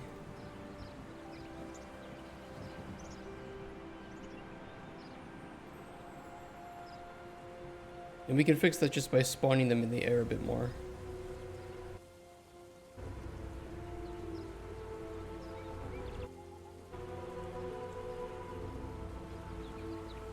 Yeah, I think they're spawning in the ground a little bit.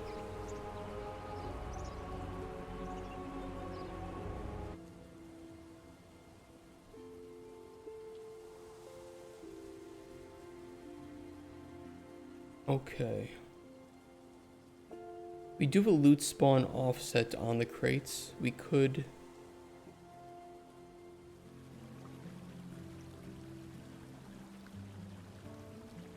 By adding 50 to the Z for these, it should make them spawn up in the air more. I don't know by how much, but we can check.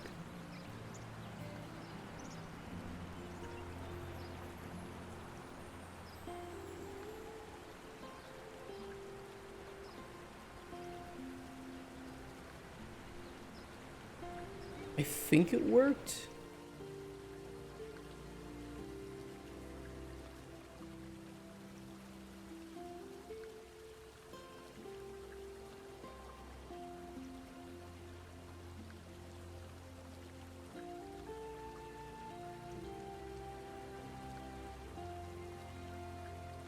Delay.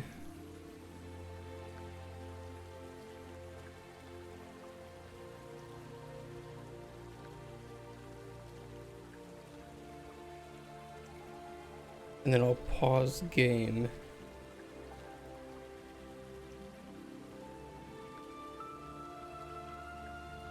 Which should give it enough time to disable the mesh, spawn the loot, before we can see exactly where it spawned the loot, hopefully. Although I will need to be able to eject from that and see.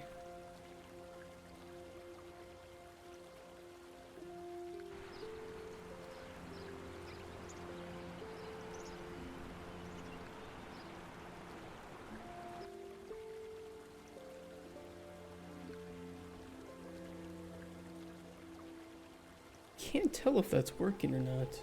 Or if it is, it's just 50 is barely anything. I think it is though, because on average these do look a lot higher. I'll set the spawn offset to 500. It might just be that the values need to be a bit more exaggerated than I had thought. Could be the case.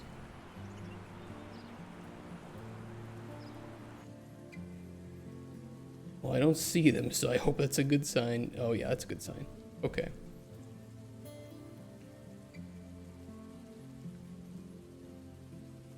So what we could do is we could lower both the, we could adjust both the default spawning. Yeah, because look at this, for instance. Look at how low that spawned.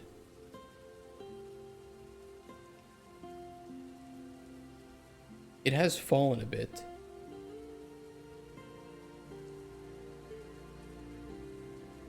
You know, 0.2 seconds worth of falling, but it is still, it's still pretty low.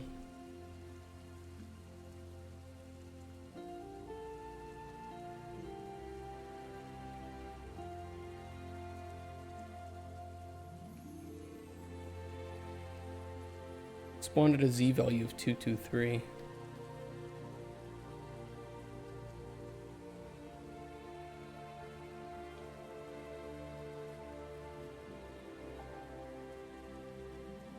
Which is pretty much below the box.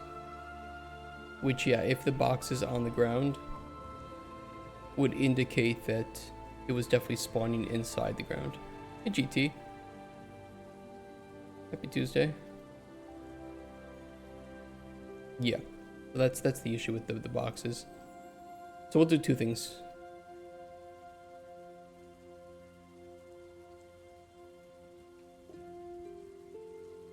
We will adjust the bounding box. I'll keep it 50 by 50 on the X and Y, but for the Z, I'll put 30.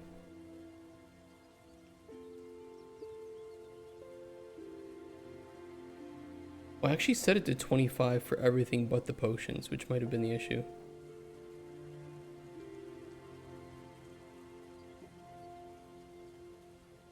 That's why everything else seemed to be spawning fine, but the potions were below ground.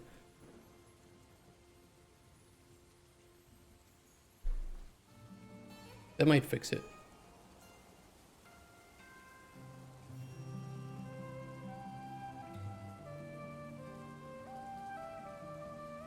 We'll see.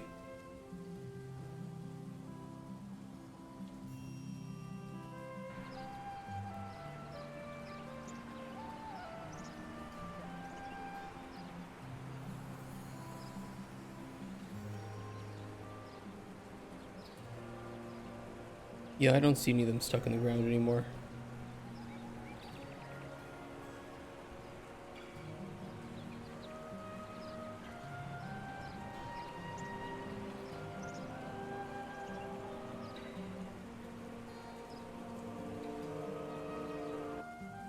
Banging your head against Unreal CPP, things have not been getting easier the further I get.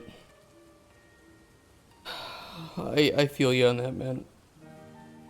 We can hug and cry together on that one. Being a game dev is hard. There's like a minimum threshold to making games that is pretty easy to pass.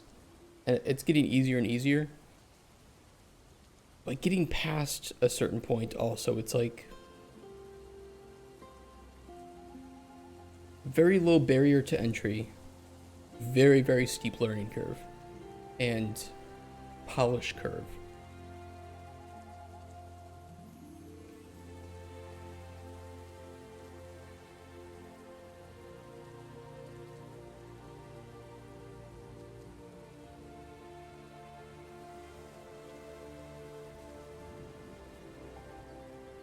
Alright, I'll keep these two open for when Blast 3D gets back, and then we will start placing some shit around the world. Yesterday we made barrels and crates, all that lovely stuff. We have some barrels placed in here already that can be broken, and we can adjust the other ones that are around here.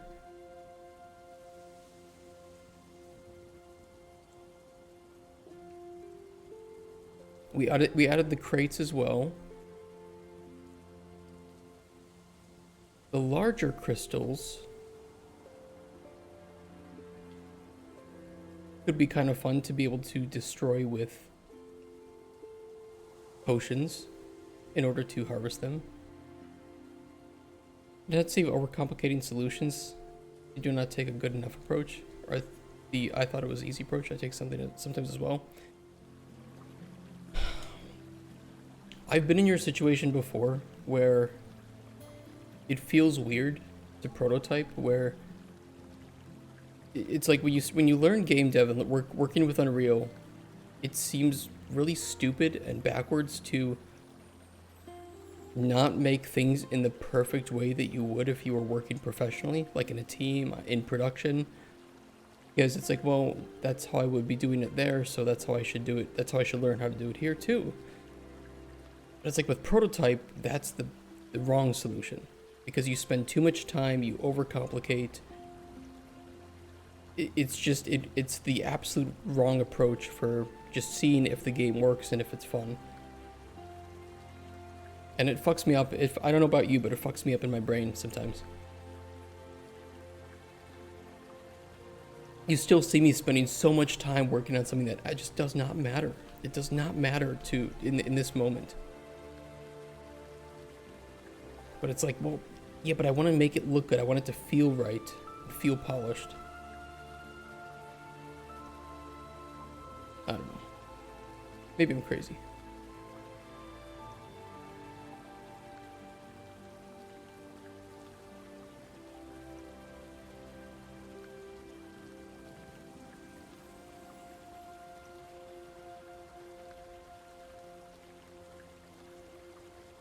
Give me your barrels. We have a barrel here. I thought we had 2 barrels that needed to be updated. Am I wrong? Oh no, there are 2. Okay, so there's one there and there's one here. I'm really trying to wrap my head around the U-object interface implemented in nearly every class. That sounds fun.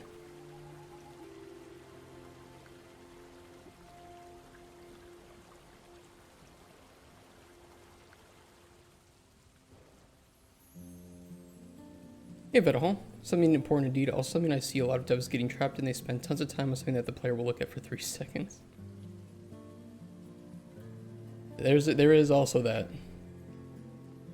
Sometimes though, I don't know, sometimes it matters, sometimes it doesn't.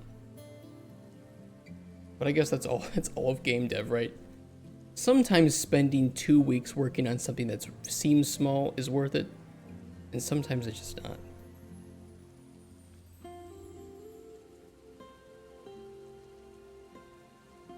delete that.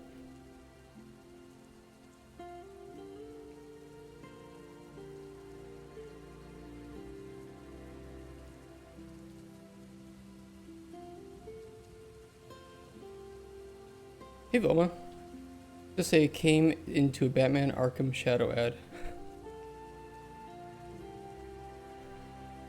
I fucking hate ads. Best ad I've seen on Twitch in a hot minute. Was it actually pretty good? There is this function responsible for running when properties change. However, if you implement it, it will delete all non-protected data of your class.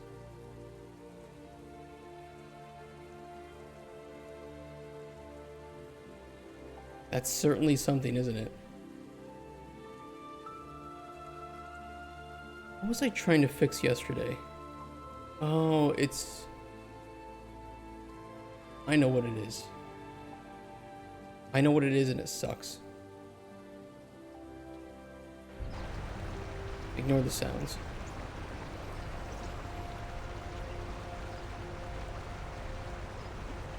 You guys are gonna love it.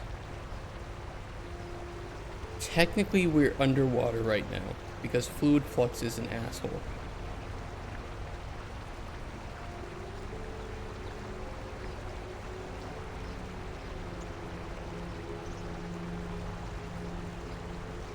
And so all the things float. It looked cool. I hope it's cool. I do like the Batman games. To evaluate, yes, that's why a lot of people get trapped in it. An important reminder to ask yourself, if I was the player, how much would this influence me? As a dev, one is prone to forgetting that. Absolutely. I mean, that's why user stories are important too when you're implementing something. Like, as a player, I would like this. It forces you to think of, would this be enjoyable to you? Why is this inside the rocks?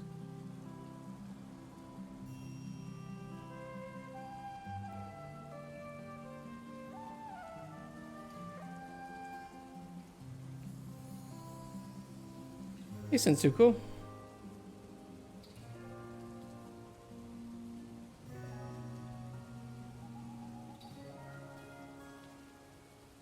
Can I destroy I know I can destroy components such as like a cube component or a sound component. Could I destroy the buoyancy component? So that I could force, when something spawns, I could say, hey, hold on. Destroy the buoyancy so that you don't interact with the water anymore.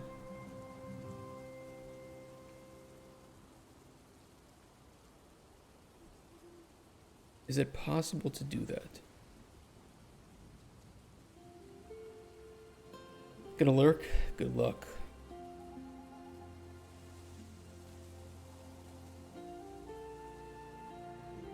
As I can. I just wondered if these ones below here, you know, like these actor components would work differently.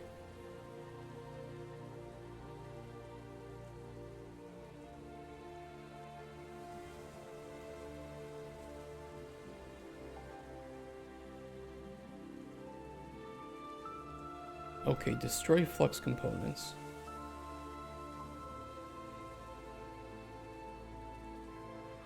I'm gonna do them separately too. Even though I might be able to have multiple targets.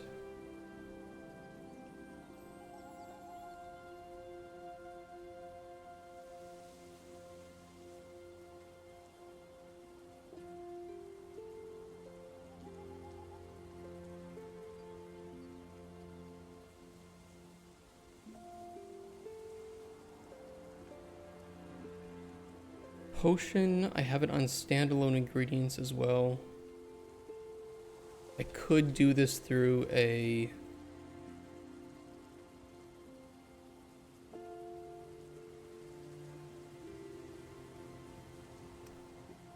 I could do this through a BPI. I'm going to do it through a BPI.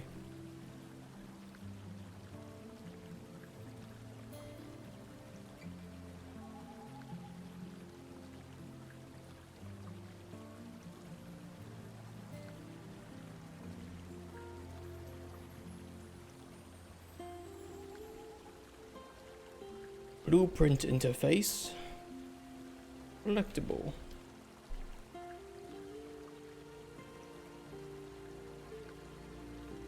Destroy flux components. Yeah, this will just make it a little bit easier.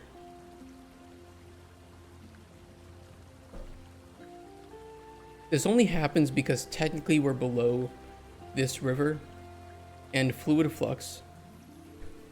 Once again, you guys are going to be surprised, but in the documentation, it doesn't list that this surface is pretty much infinite downwards. So if you make any sort of open area underneath your flux surface, it is considered underwater. And all of the decals, all of the interactions exist underneath that infinitely, including sounds as well. Gotta love it.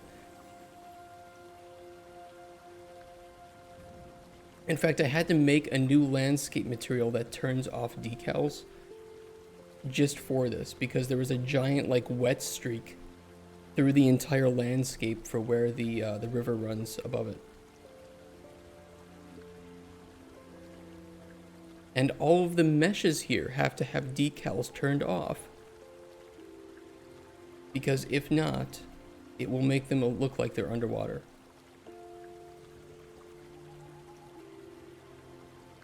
And wet like this.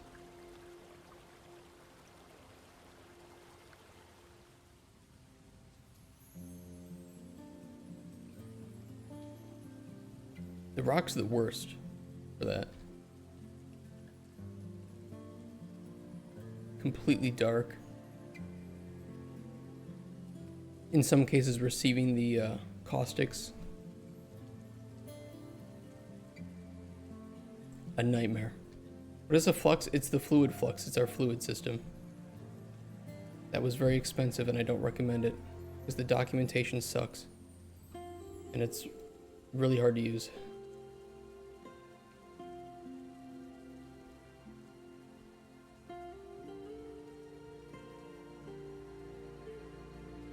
It's pretty good if you use it in a look, don't touch scenario.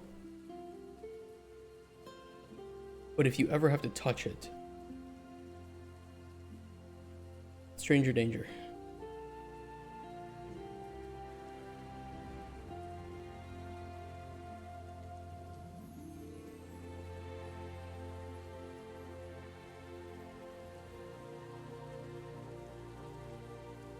All right, let's add the BPI for collectible.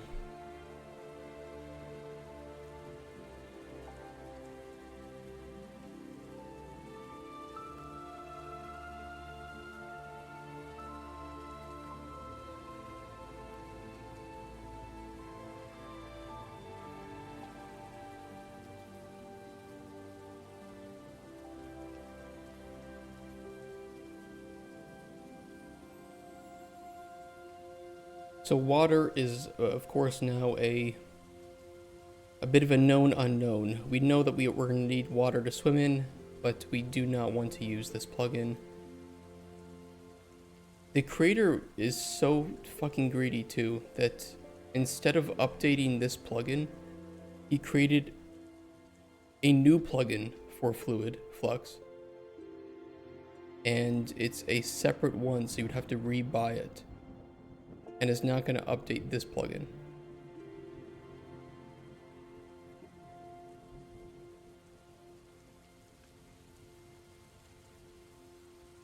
Make it make sense.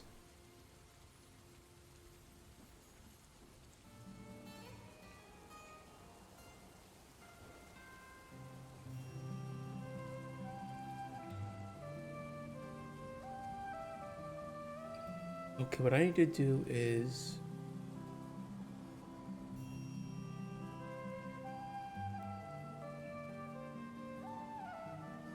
the breakable crate inherits from breakable custom.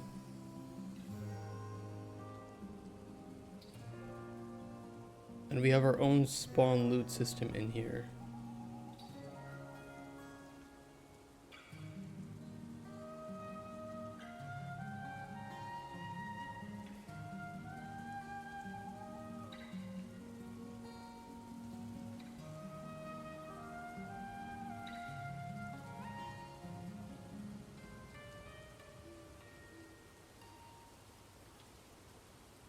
I'm trying to think of where I want to put the variable for handling the flux buoyancy destruction.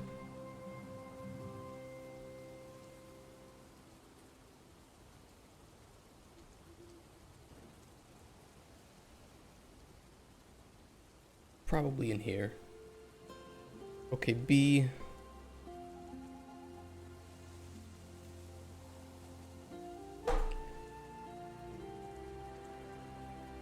Can we not autosave while I'm typing in variable names, please? Destroy flux components on spawn. Sorry if that was loud. Sorry about that.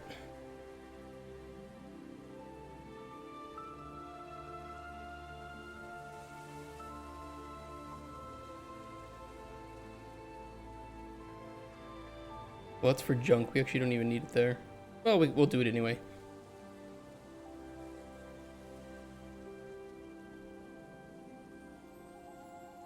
Why not?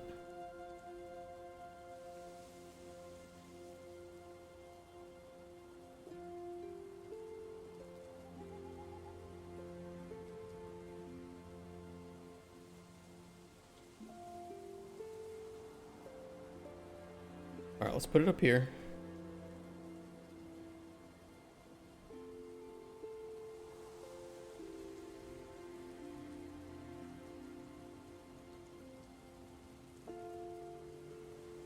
And we'll put it down here.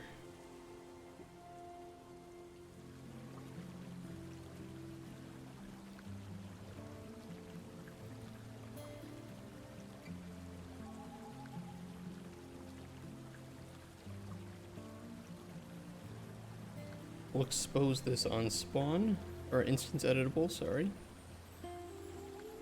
And I'll probably put the same thing on the chest. The barrel might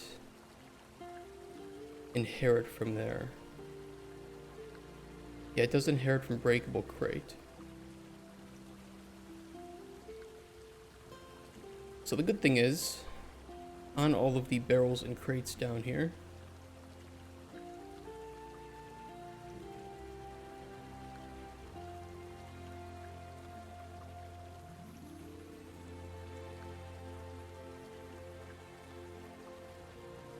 destroy flux components on spawn. Do the same thing here, please.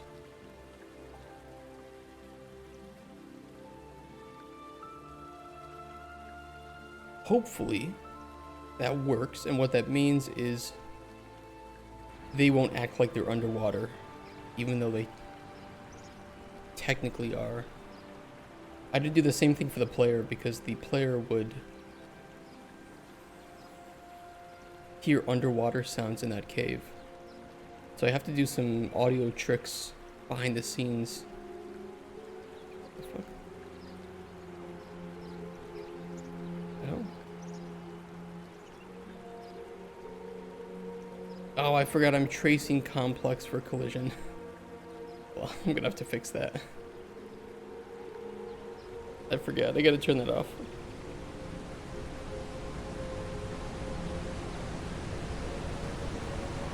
I'm like, since when did the trees have a collision like that? The leaves.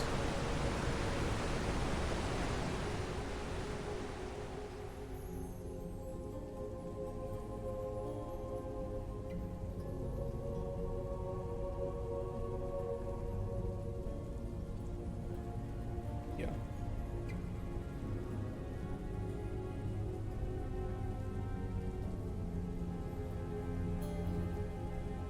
It's working.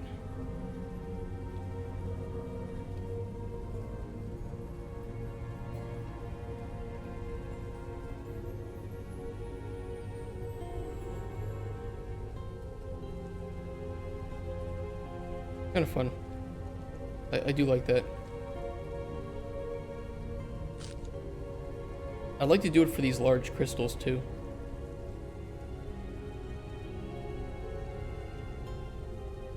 Change them to like too large to harvest by hand, but you can throw a concussive blast potion at it to spawn some smaller crystals. It could be kind of cool. It would get rid of a lot of the light down here, though. In fact, I'd be very curious to see what it does to the lighting.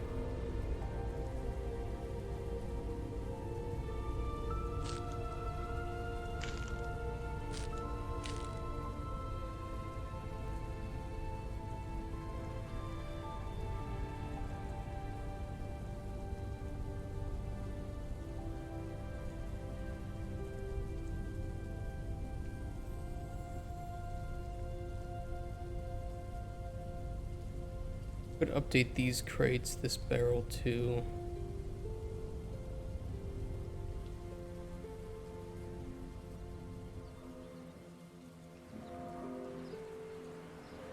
These crates and barrels.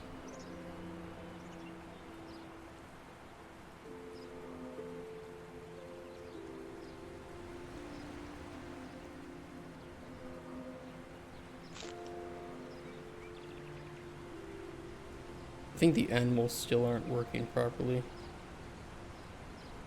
I need to update them as well. And we could give them loot tables. Like, we're really close to that. But I think I'd like to get all the loot put in the game first, and then we can go through and work on animals and such. It would be nice to add some more animals to the desert as well, since we don't have many there. In fact, I don't think I didn't put any animals in the desert. Because I was planning to put better animals in there.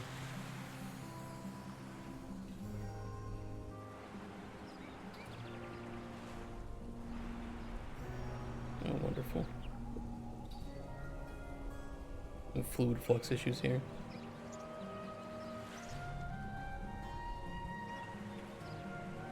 Really not that crucial to fix.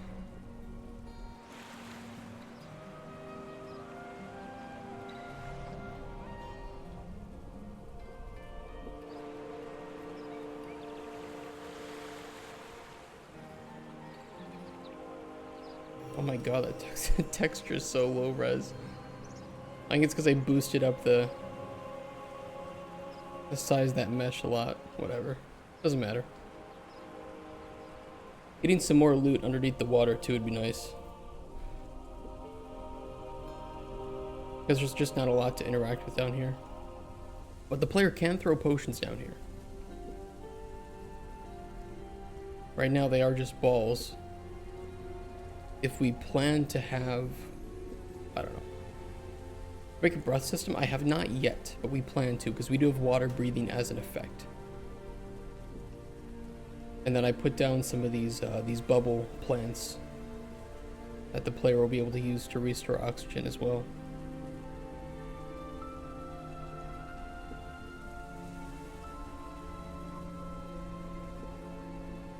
That is on the menu.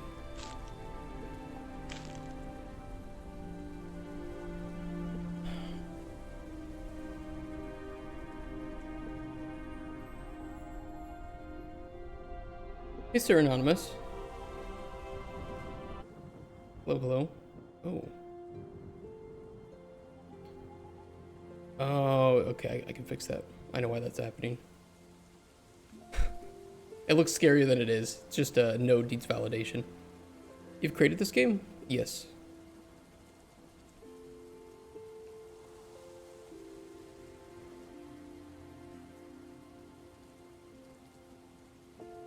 We need to do a validation check on here. Looks really good. Thank you for that.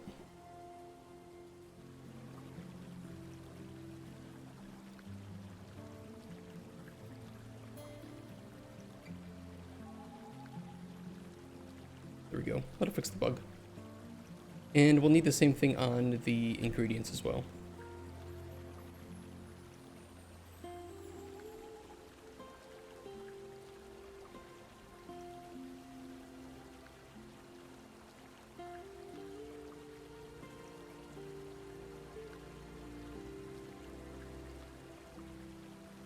Unreal uses C++ or C# for developing. It uses C++, but it can also read Python as well, I believe. I don't know the exact method of doing that, but it also supports Python. Don't quote me for sure on that. I think there's Unreal, Python, an API for it. Yeah.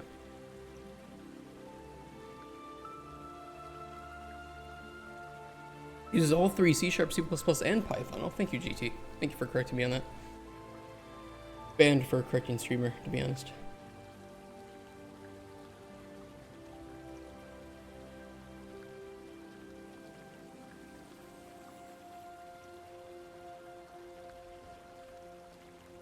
Alright, let's update this barrel so it is destroyable. Look at this. Oh, it's a nav modifier.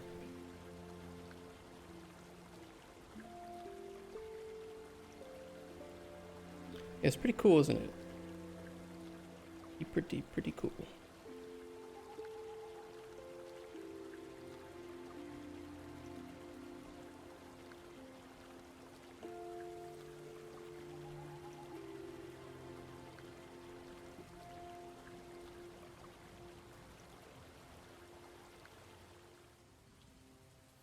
Alright, which loot did we have? I think we were using, oh no, we were using a custom loot table for the barrels in here. Doesn't really use C# for development. It uses some auxiliary functionalities connected with the build process, but you can't really develop. Okay. That is a good qualifier for that.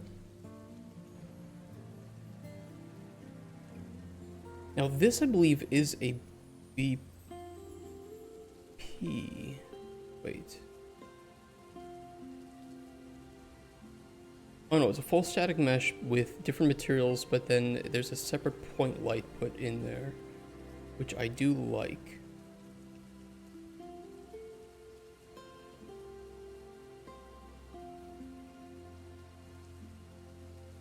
But if I want it to be destroyable by a potion, I'm gonna need to make it into its own separate BP. Or update the mesh and keep the point light where it is. That could work. So I'll place the crate down. Update the static mesh.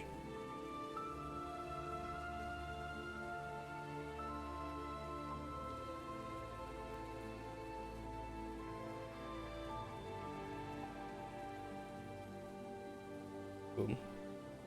Problem solved.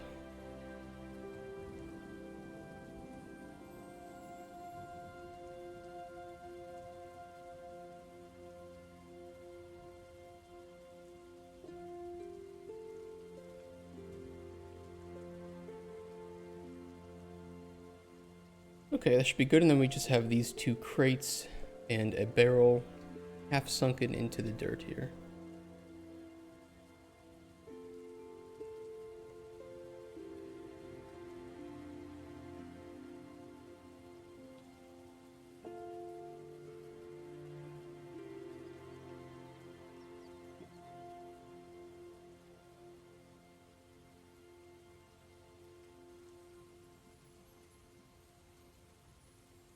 There we go, there's one.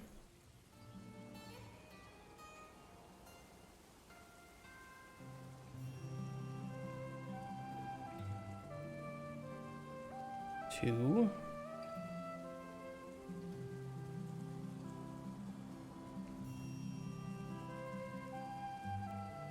And three. Future Nightmare. Currently have ads, so can't see. Sorry about that. I fucking hate ads. I don't run any extra ads, but Twitch forces some, pre-roll ads, right? Ugh, ads are stupid.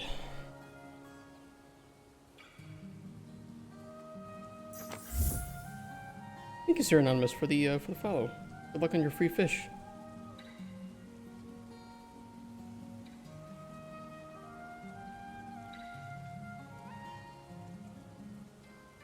C++ is a good language to learn nowadays? Very. without taking into account for game dev, I think that it is probably the most widely used. You know, there are certain applications or environments where other languages are very important too, but for the most part, you're not going to have any problem learning C++ and being able to find work.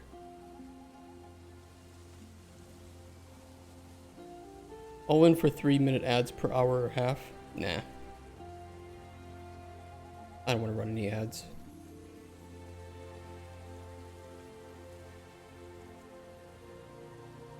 I know some people do, but I think it's the quickest way to destroy your channel in a lot of cases.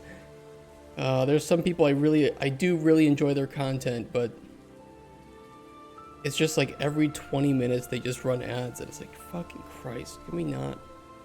It doesn't make me want to sub to, it just makes me want to find somebody else to watch.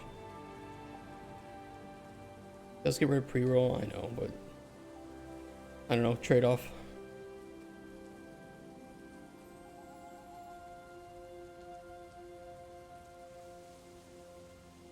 Run ads at the beginning of my stream when nothing is happening, that way pre-rolls are dead. So, you know, Thor does it. He runs ads every hour and like takes a break. The problem is I don't take breaks.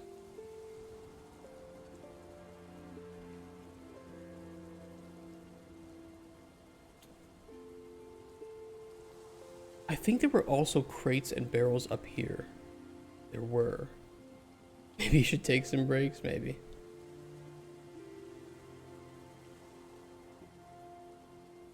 Oh wait, I need to adjust the spawn offset over here on these guys. Where are they? Before I forget. I need to boost the Z value. We'll try by 100.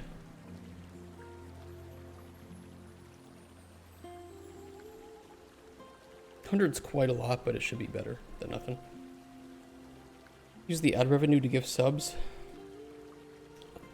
He can afford, you know, honestly, I respect that, but he can afford to do that. I can't even afford to make enough money to not lose money every month, so you know, all the money we make goes towards the game's development, but right now I can't afford to do crazy generous things for the community. And I hope you guys understand that that isn't out of a lack of desire. It is out of a lack of money.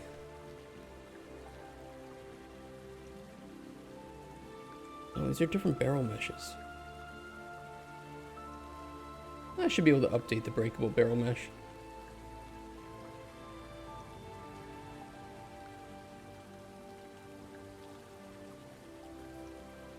Would you say your current expertise is on these programming languages? Oh, you're not asking me. Can I make the things you were doing on Unreal using Ubuntu?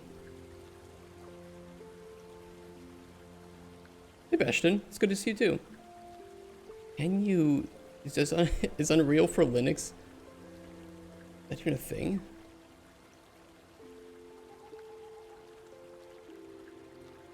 There is a Linux version of Unreal Engine, but it only supports Ubuntu. I mean, I guess if your computer is strong enough, I don't see a problem with that.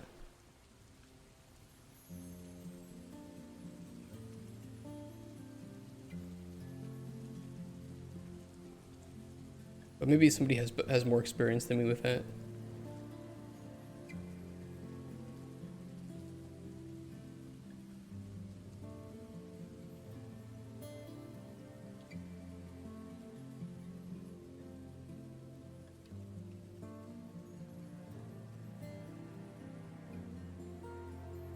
I think that's pretty good. No, it is not.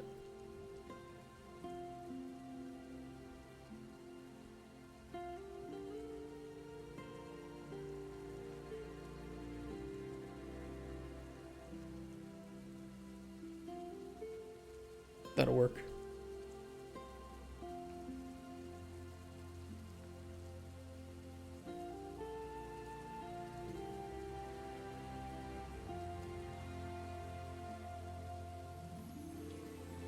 So here's the thing though, if the backpack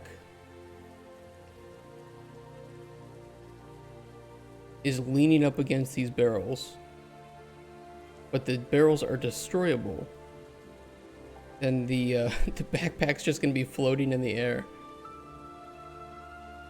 Let me see what the pack's collision looks like. Kind of curious about it.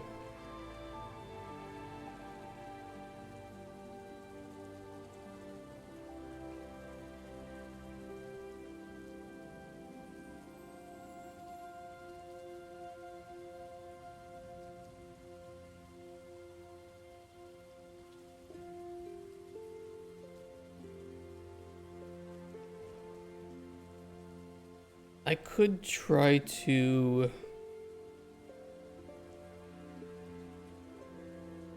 modify the collision so it's a bit more like this.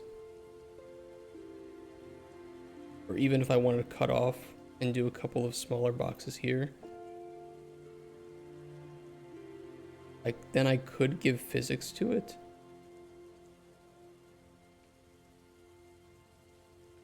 And then these would clip into the ground. Which wouldn't be a big deal. It would just make it look like they're lying flat, to be honest. So I don't know. Piano Street Game is the best one I've seen in this morning by far. Thank you for that. I appreciate that. You know, to be fair, I didn't make any of the art assets. I'm not an artist. I'm a game designer. But this is a representation of the art style we would like when we get funding. What are we doing today? We're still working on loot. It's taken longer than I thought, but that's because we added like physics and stuff to things. And we're just trying to make it feel good.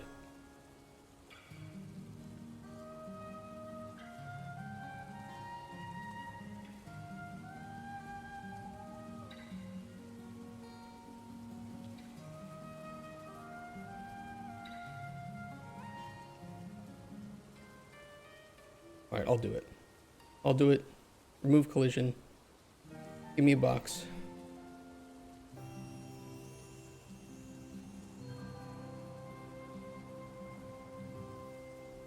Yeah, 30 on Friday. Nice. We're pretty similar in age then. I'll be 30 in December.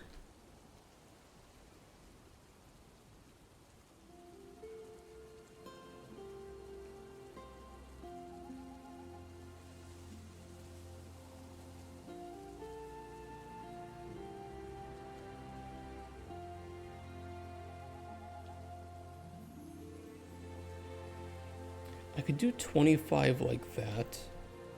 Oop, that's the wrong one to do.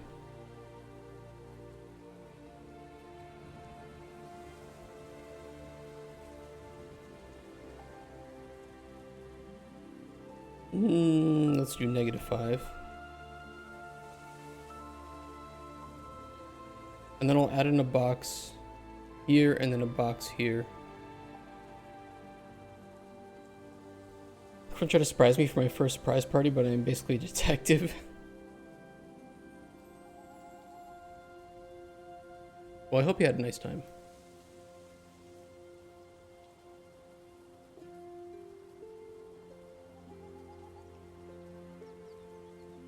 Will Z extend to 50, so that's about half height. I'll move it up a little bit, down a little bit, up a little bit more. We will rotate it. Wrong axis. Wrong way. Too much. Too much still. That'll work. And I will move it wrong axis.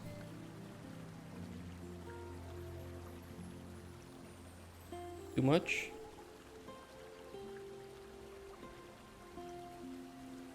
I don't look, this is fine. I kind of don't like that there's this ridge here, but it shouldn't cause any issues. I think it's fine.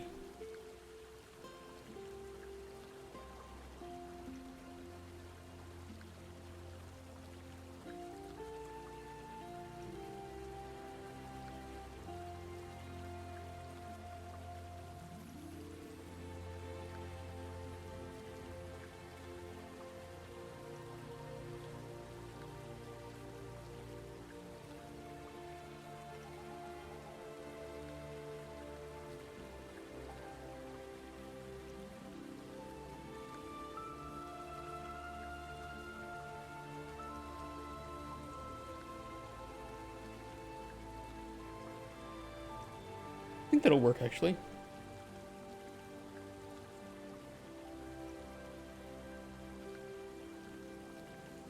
So then in the backpack, simulate physics.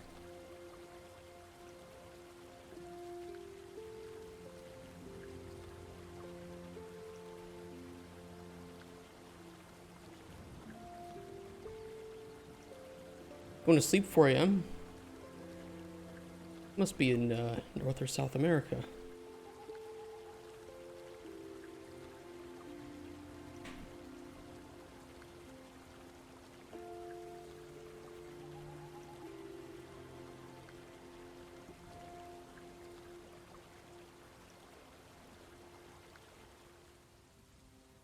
I wonder if that'll look weird though.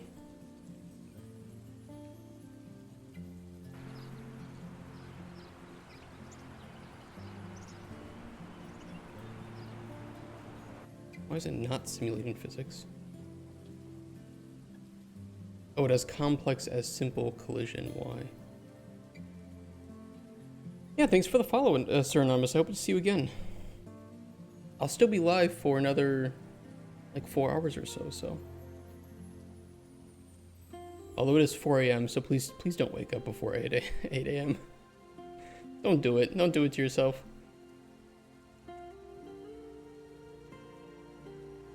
Where am I using complex as simple?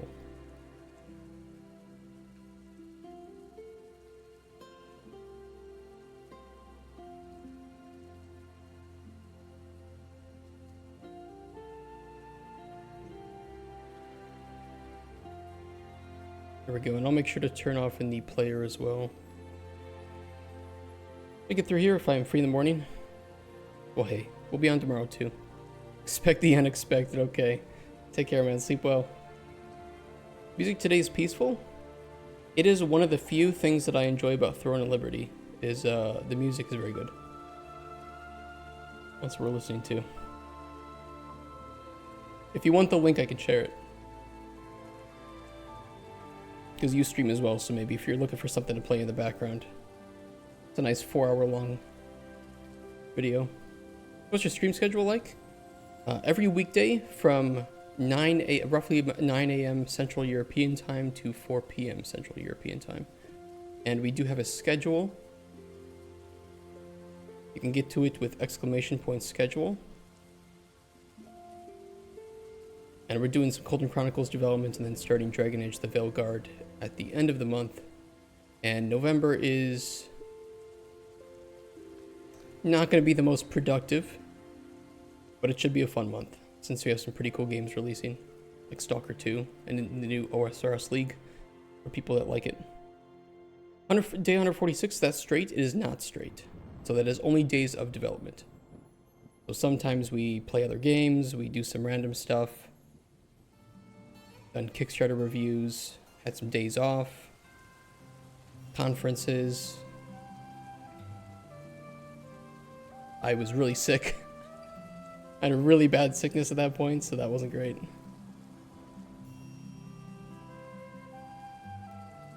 Some vacations for holidays. Conference sickness? No, this was... I think it might have been a form of COVID. It was bad. I was fucked up. I had those white canker sores, you know, those like really painful ones you get in your mouth. I had those on the back of my throat. Yeah, it sucked. And I was getting pretty sick here. And then I tried to do 1 day of streaming. I was like, look, I just gotta stream. I gotta keep working. But it was not good. And I was like, you know what? I'm just gonna fucking rest. Yeah, that was bad. I wouldn't wish that on my worst enemy.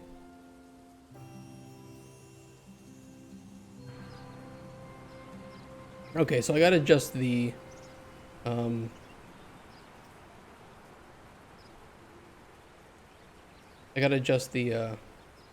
placement of that one. And maybe these two. Oh, this one looks okay. And there was one here. Oh no, here it is. So that one's okay as well.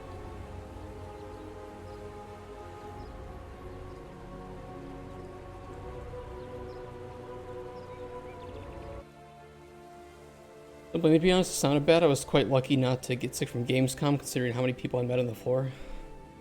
Gamescom is fun, but man, it's tiring. I've done Gamescom twice now, both times as a exhibitor.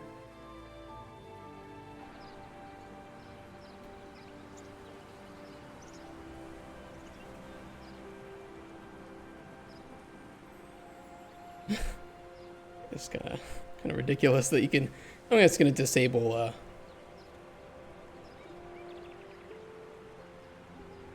mean, it's not bad because it's larger. It's not as bad as the other things.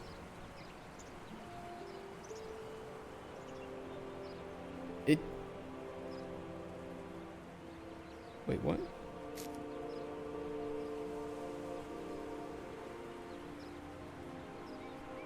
Don't worry about that. So what does loot do? I'm just gonna disable player collision on it. Well, I don't know. I just want it to fall. I mean, am I crazy? I just want it so that if you destroy these barrels, that the backpack falls. But physics is physics.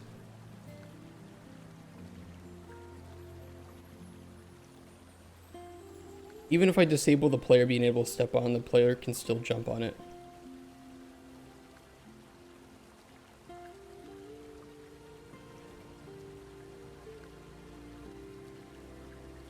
Well, I had this by default. It's so large, it seems weird if the player can walk through it, you know? But whatever. Whatever.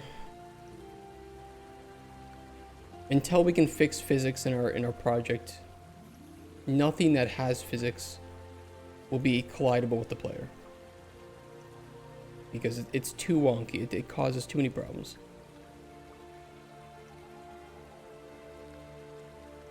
I need somebody to look at it. I do have somebody that could look at it. They just need to have time for it. But no, I do like Gamescom. I might go to Gamescom next year to pitch Cauldron Chronicles.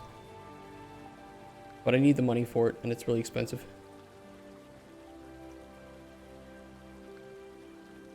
It's going to cost me quite a lot.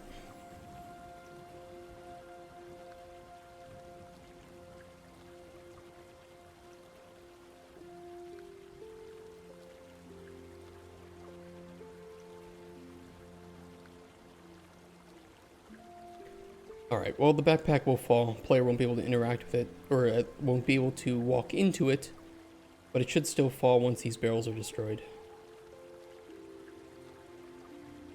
Let's rename this to just a, just barrel. Might contain some goodies,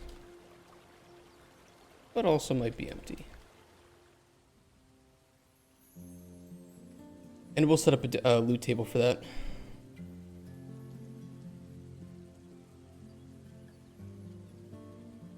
Loot barrel. Let's say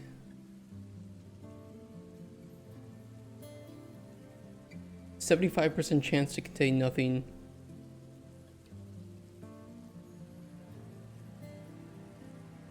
No, we'll do 60% chance of nothing. 40% chance that it's either a random ingredient or a random potion.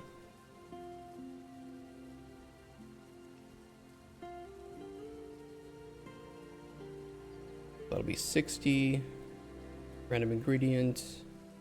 1, weight of 1. Perfect. And we'll do 2 calls on that table.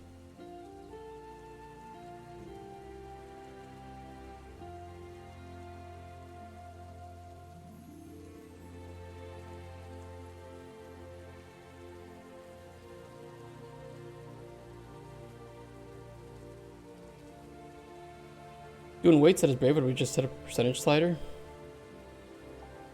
Weights are a lot more scalable.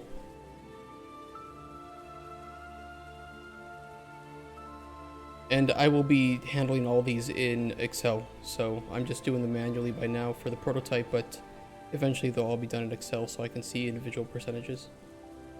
So don't worry about it. Interaction logic destroy.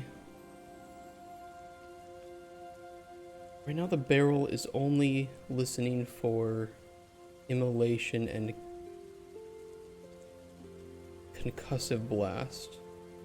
We could later set that up to customize it, but for now that's fine. They're also easy to mess up.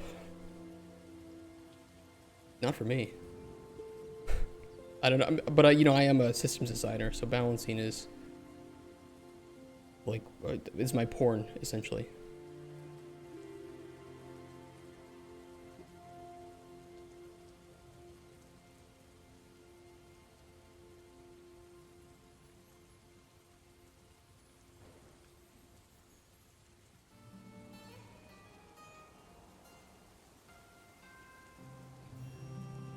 Okay, the collision here will be clipping. I would like to fix that.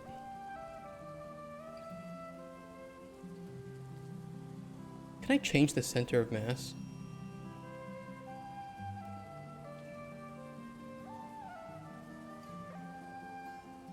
I don't know how to do that. I'm not gonna worry about it.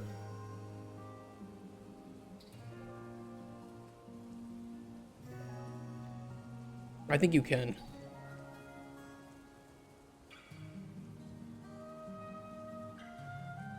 What happens if I simulate it here?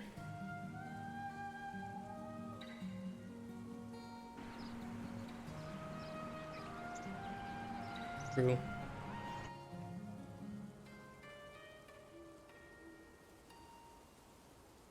Right, so I can't wait for this new CPU to arrive.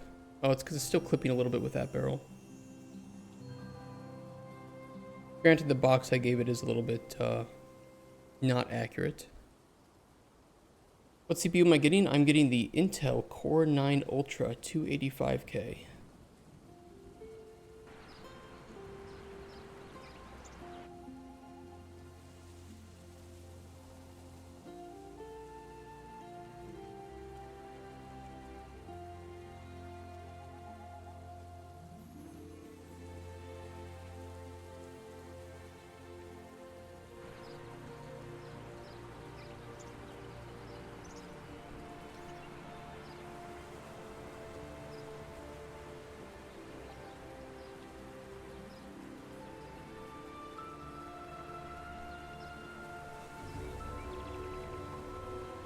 Oh, that's a bit awkward.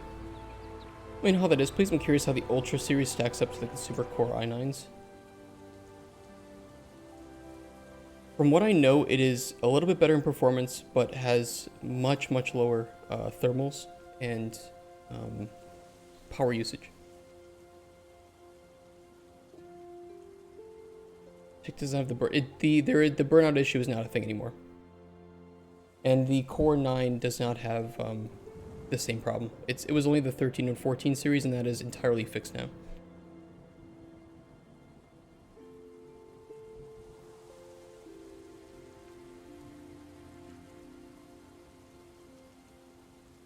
I could just move the backpack to be on top, since it is a bit awkward.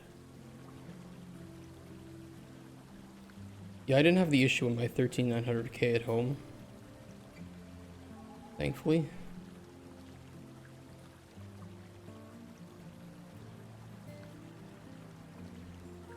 Yeah, you and I must have had the same luck, Bastion. Because I heard about it happening, and I'm like,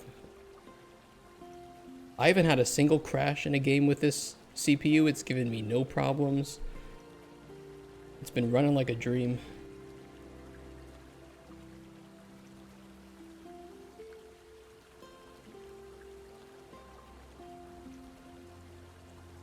And with heavy Unreal Engine and 3D rendering use, yeah. So from what I know, I don't know if I can look up Core 9 Ultra 285K benchmarks. These are leaked benchmarks. I want to see comparisons though. Or are there already benchmarks on here for it?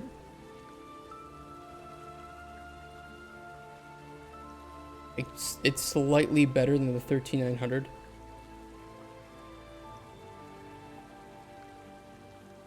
But the main interest comes from the the thermals and wattage. Although it's going to be hard to find that.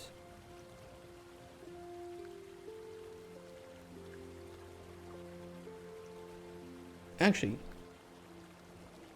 no.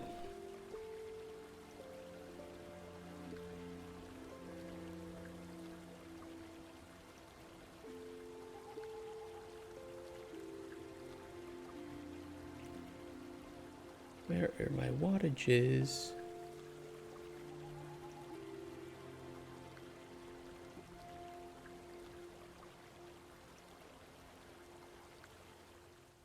Yeah, 279 normal. But that's much lower than the 13 and 14 series. Quite a lot. Yeah, I mean, if power's lower, thermal's lower, right? And that's much nicer. So it's like, okay, well, roughly the same. For sure you won't have the burnout problem. It's going to be slightly better performance, and it's going to have much lower thermals. Yeah, I'm in.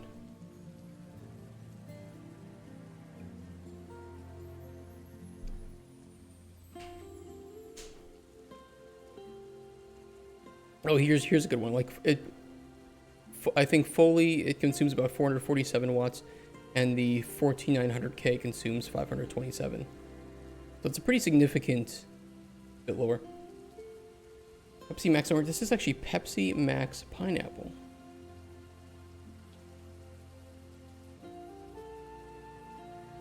Exotic. Really good with Malibu.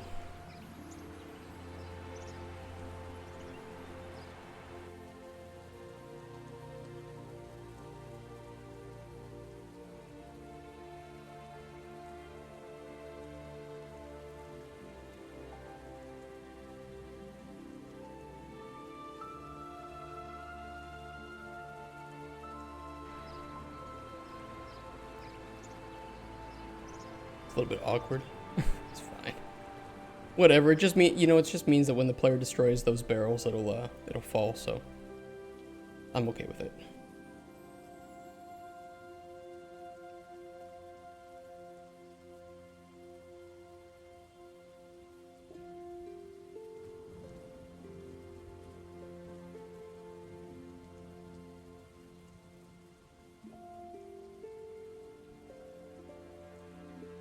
You never replayed? Don't worry about it. No rush on that.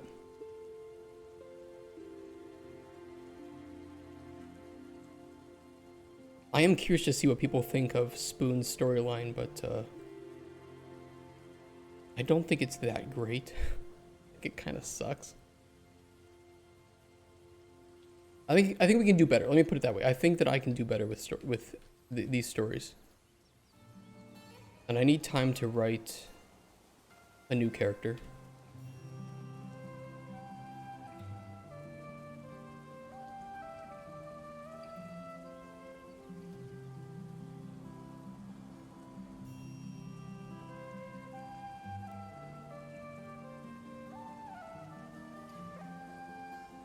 Honestly, I think you can get away with clipping in many cases.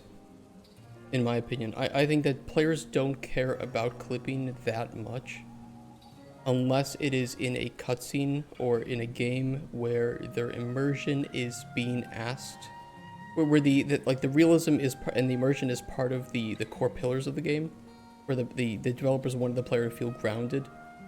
You know, like a game like The Last of Us, clipping in a cutscene is probably going to be more worrisome than a game like Elden Ring. So, you know, it just depends on what your focus is with the game.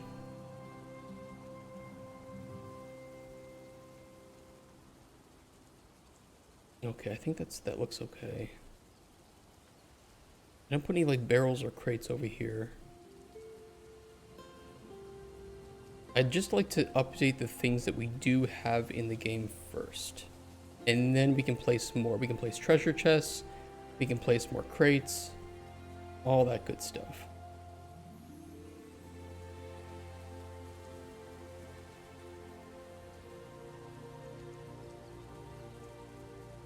That is a very large crate. Really that big? G3 had a ton of clipping issues and cutscenes, but it didn't matter because the game was awesome. The game was good. Not a 10 out of 10. Not a 9 out of 10, in my opinion. But it was good.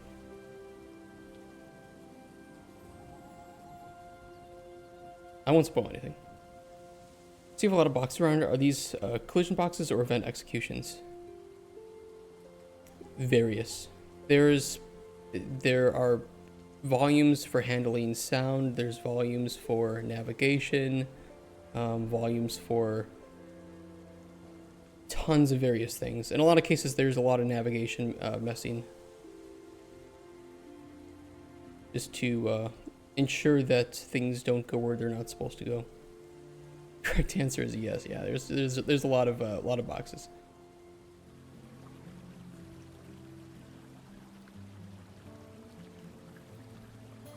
Anything in Unreal looks like a collision box. Yeah, it's like volumes are volumes. Gotta do them for various things. Helps NPCs not to be numpties and walk into things they shouldn't. Yeah, and there's also like ones here for the NPCs will prefer to walk along this path. So we can use that for the pathing on the main pathway to and from the alchemy hut, the tower.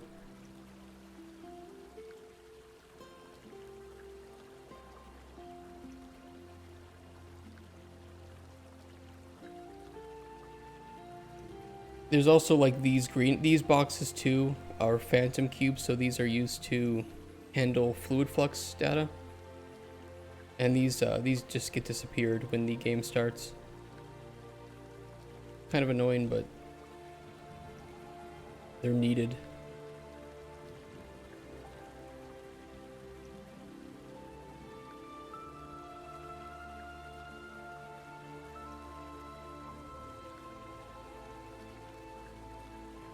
Fluid flux in all its glory. What glory? What glory did my $300 buy me? Oh, you found working with fluid flux? Pain in the arse? Nothing but.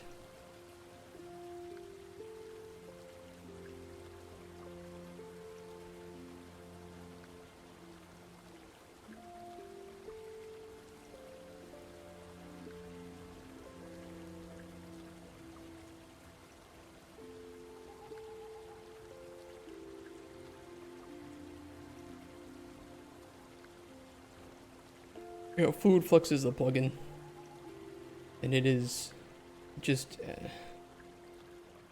it's something I never want to ever have to touch in my life again.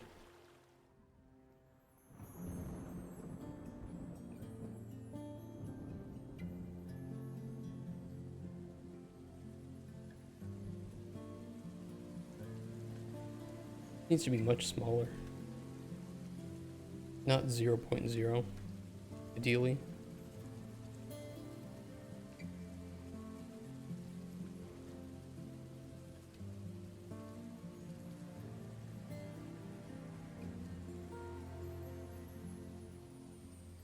It's powerful, but a bastard to get right, yeah.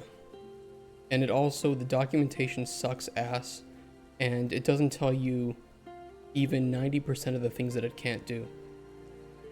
And the demo projects make it seem like it can do more than it actually can.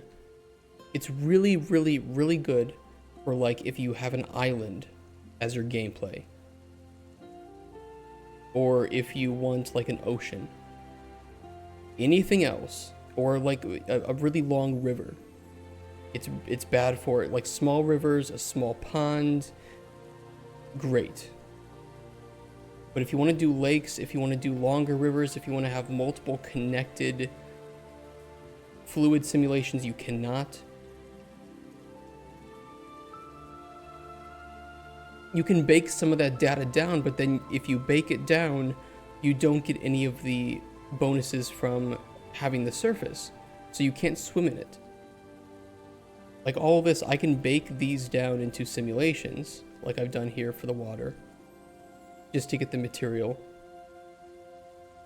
and yet it's not swimmable. because it's not part of the surface actor. Because I can't have more than one coastline and simulation data connected to the surface actor.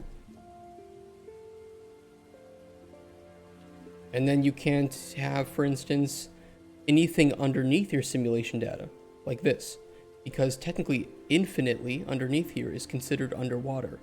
So I've had to do a lot of hacks to prevent, for instance, decals from showing up on the static meshes here. See how it's now wet?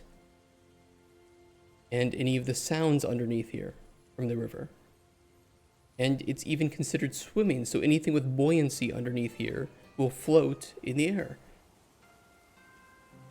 It's just not worth it. It's not worth it.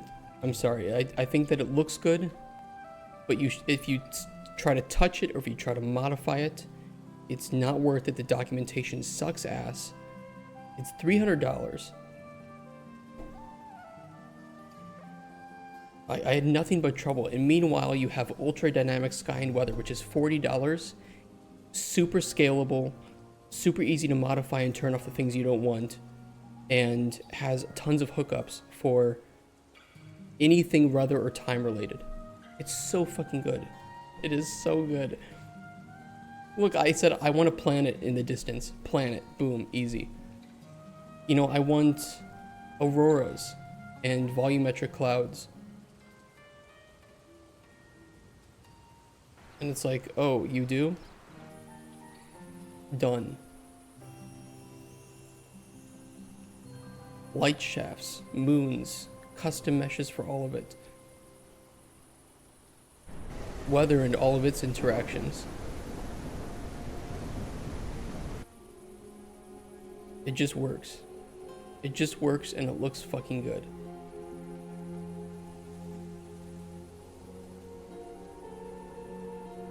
It is one of the greatest uses of money that you can have on the Unreal Marketplace. And it's not even close.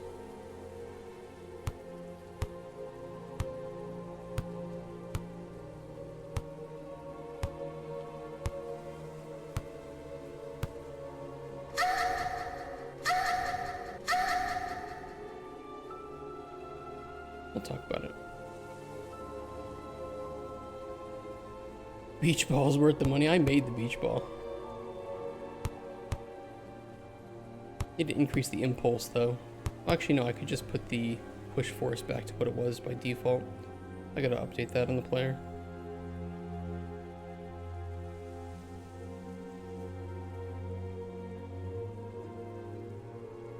Like, I mean, fluid flux, it looks good. And if you can bake that data, if you don't need swimming in your game, simulate, bake the data, you're golden. And from a distance, this looks good if the player doesn't have to interact with it, go into it, swim in it at all.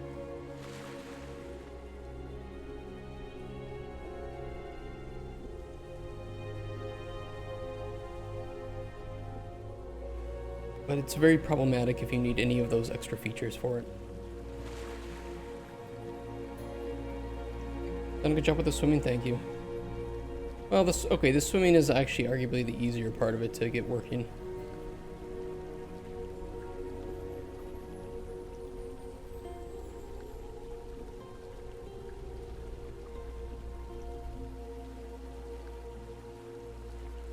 Oh, we have a rainbow.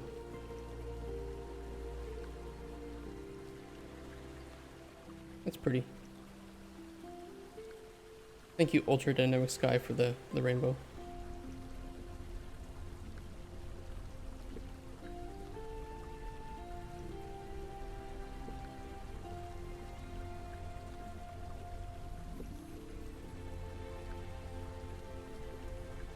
Yeah, UDS does have a lot of documentation, and it's good. It's documentation that is good, and it's inside of the engine itself. Huge cookie. How much to make this a VR game? A lot of money. Not cheap.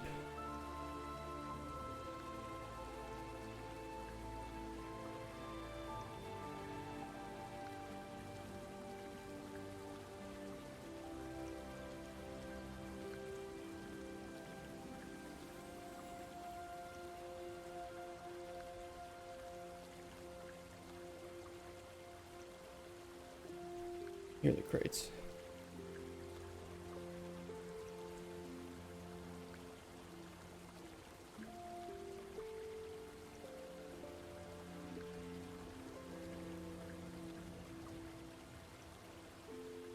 Should we put a chest in this somewhere?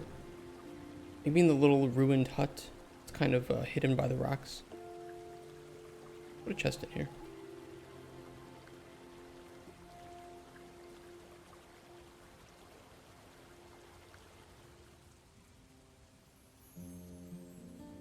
Think a chest would be good? Me too.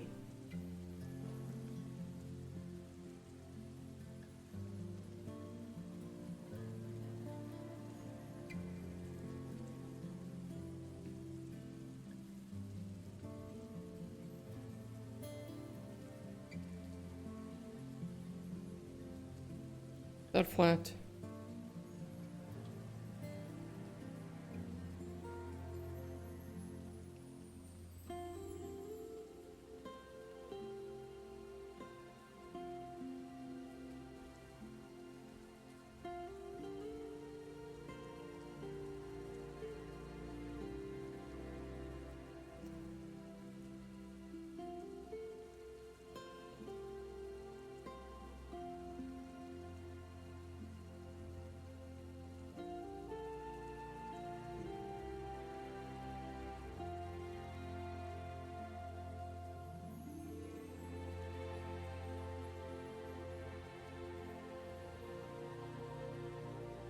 Immersion. Where's the hat? You want the hat for today? Okay, I'll do the hat.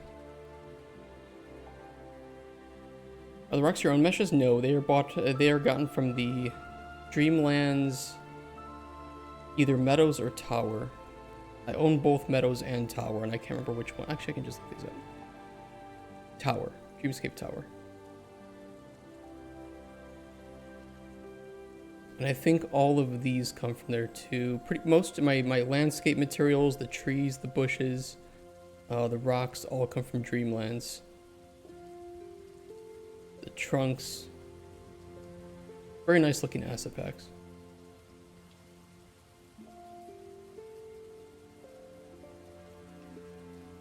Polyart? I think so. Yeah, the Dreamscape series. They have one more too. I think they have Dreamscape Valley or something.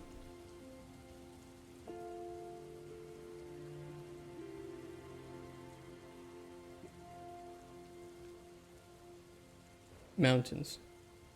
So I have these two, and I got these both for free at some point. But they also have this one, which looks kind of nice. I was thinking of maybe getting it if it goes on sale.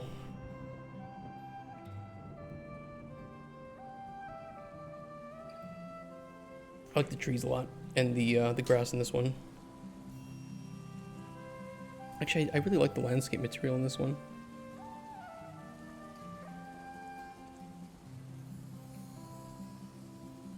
Did they took a screenshot with two trees inside of each other.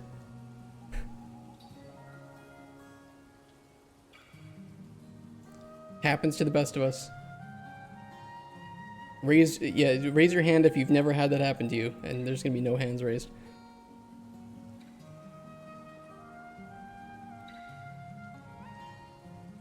Rocks are nice too.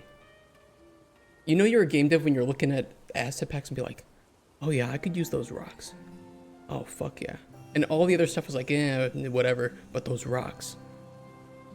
Yeah.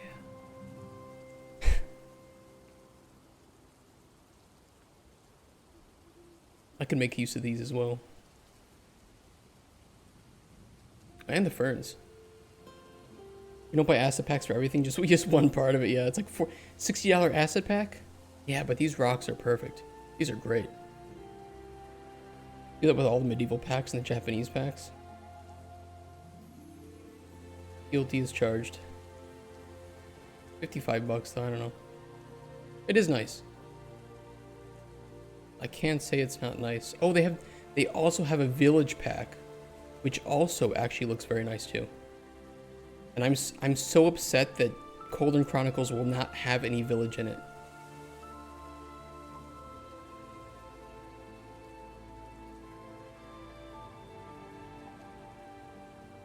because these also have interiors. Although I might buy this to make the alchemy hut out of, and like put a whole bunch of like you can see here, a lot of like greenery around it, since they do have interiors. And because it's from the same creators, it should fit the style really well. Plus, I do want to make a more open world standard RPG in the future, or we can use this to prototype Anvil anthologies. The style mix and match, I know. I have the same problem. It's really easy to get a lot of realistic looking assets that will fit pretty decently together. Stylistic, the stylized assets though,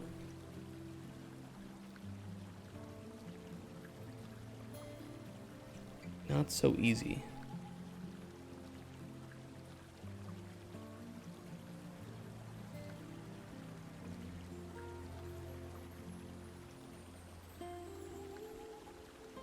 When it sort of makes you buy the assets from the same creator equals more money for them, it's genius.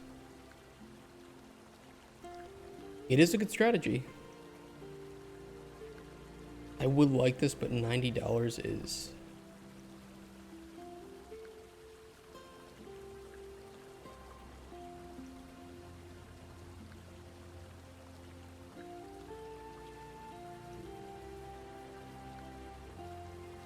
Stylized VFX. Fire.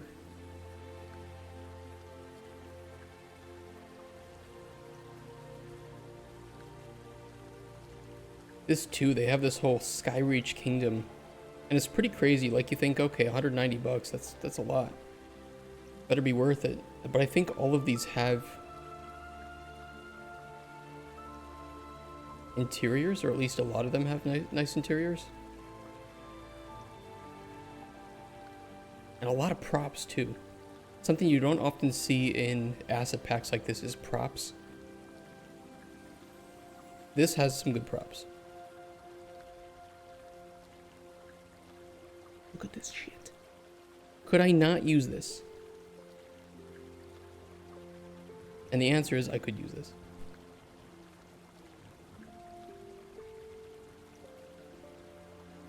$1,400 assets, that's wild.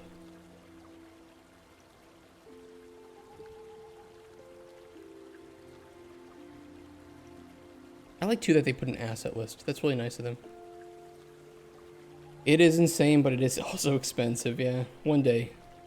I'm buying these as needed with money that we make from streaming.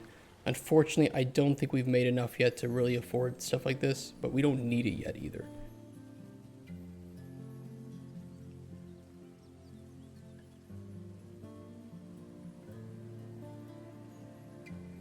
Cool stuff though.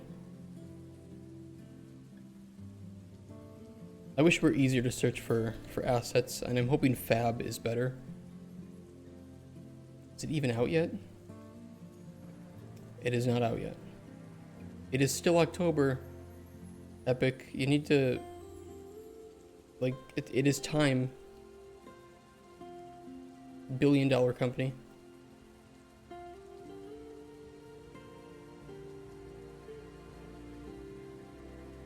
There are some good stylized assets. The problem is that almost none of them feel like they fit very well together.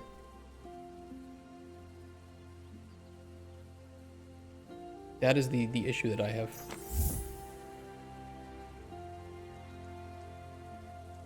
Baszton tipped $50. Part Wader to Glorious Assets.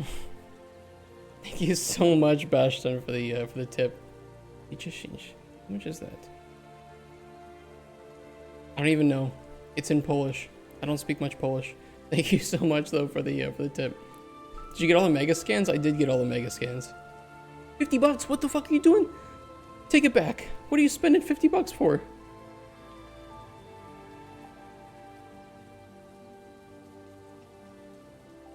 Dude, thank you so much for that. That means a lot. That we're definitely gonna be able to use that on something. I appreciate that, sir. If we ever meet up at Gamescom, I owe you a meal and a beer. 3 beers. 3 beer. Meal and 3 beers. Fair?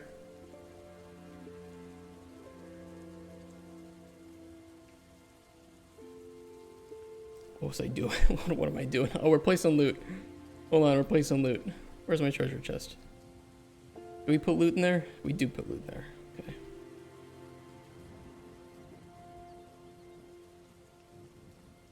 Let's go hide some more loot around. Oh, let's put a treasure chest here. Sneaky, sneaky.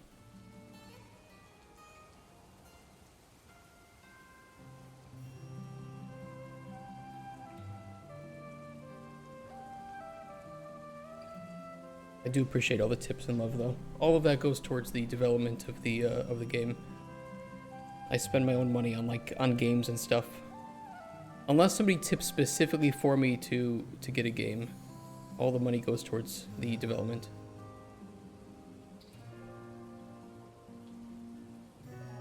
And we're definitely gonna need it because I'm gonna have to get a main theme song going here soon.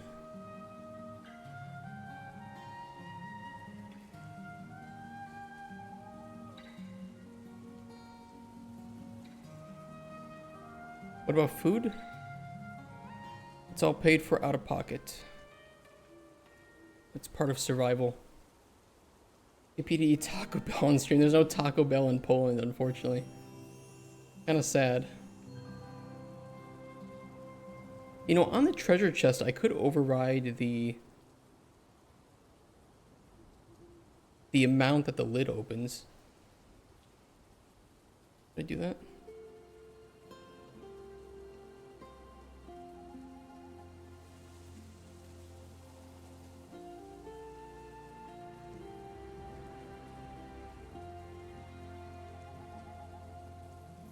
Yeah, we'll do this.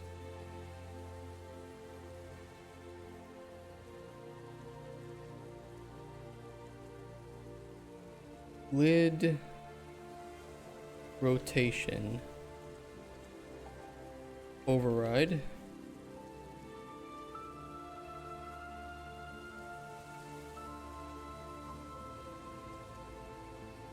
Started popping up here in UK and Wendy's. Interesting.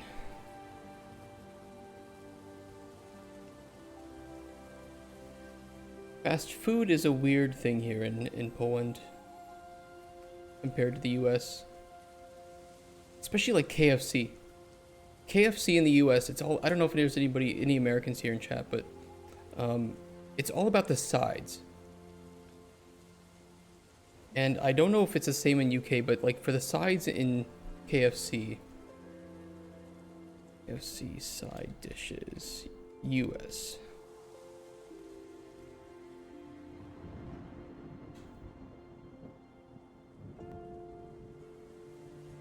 That's not US. You have like the mac and cheese, you have the gravy and mashed potatoes, the coleslaw, whatever the fuck that is. Yeah, and those are really, really important in the US. I think you also have baked beans, although I don't know if they still do baked beans. Did they ever do baked beans? This is the one. Yeah, this is the important aspect in the US, and they don't really have these here in Poland. Baked beans are here. I fucking love baked beans. I don't know how anybody can hate baked beans, but my fiance does not like baked beans. So maybe that's the British side of me. So on my mom's side, there's Henry. So I'm very much half Brit or part Brit.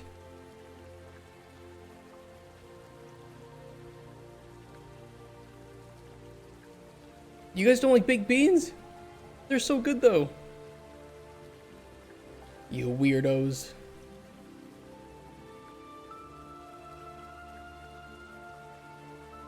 This is near the edge of the map, but I could put a treasure chest here.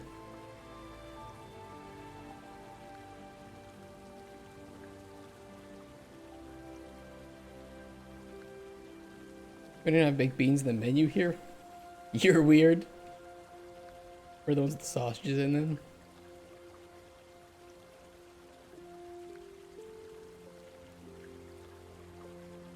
I like baked beans.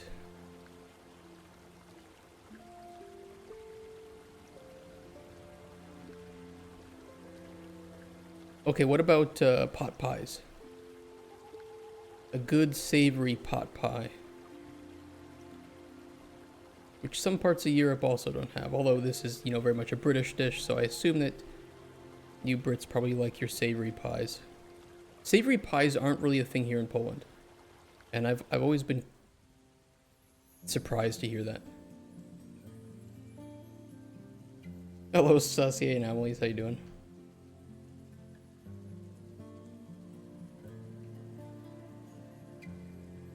I need a like a representation of the distance that lid is going to open.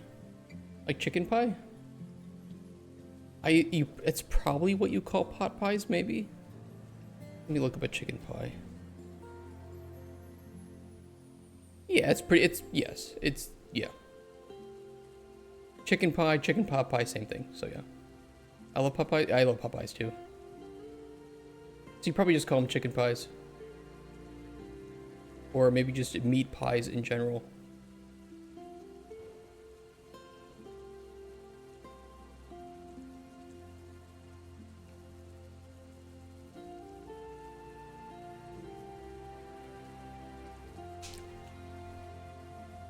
Yeah, pies you cook in like a deep pot. They're thick. Crunchy crust and everything. Is that what halal is? Wait, halal is just a pot pie? I never knew that. I've always heard halal and people are like, oh, halal's great. I'm like, I don't know what the fuck halal is. It's just a meat pie. Okay. I like halal.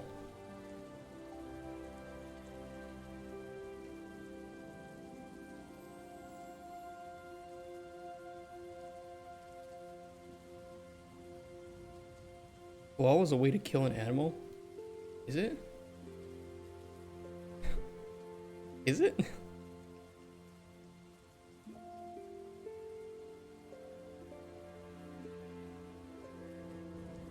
The Muslim thing about giving animals their last right. Man, I ain't got no clue on that one.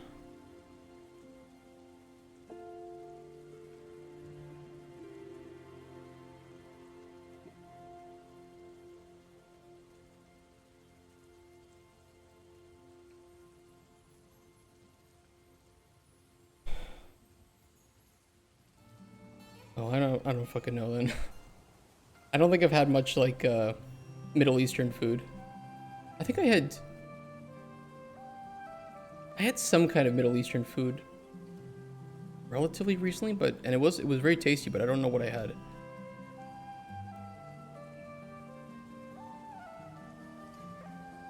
It's not Middle Eastern? You guys know more than me about this then.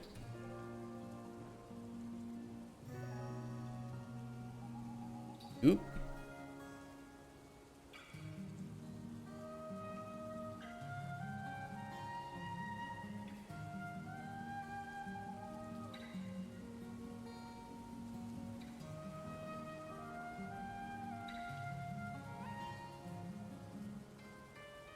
Setting this to 115 should indicate how far it should open. We put this like...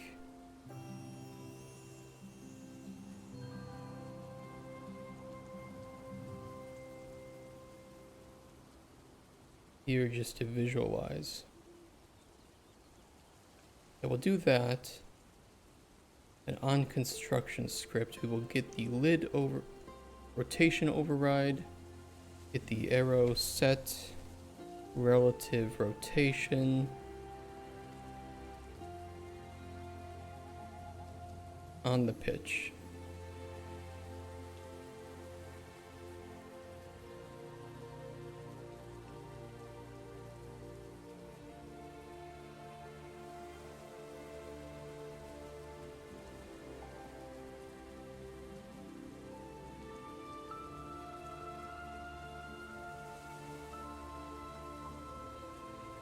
Oh, and we need to keep the default to be just 90. Okay.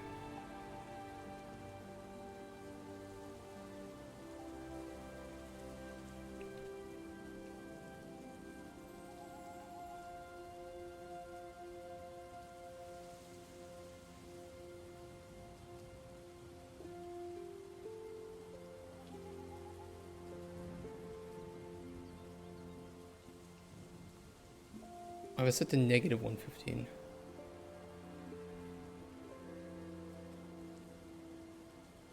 I can just ABS it. Should be fine. Sniffies.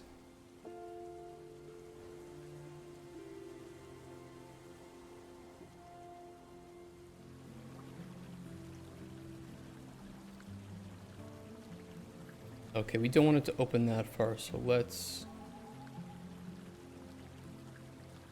have it open to about there. That should work.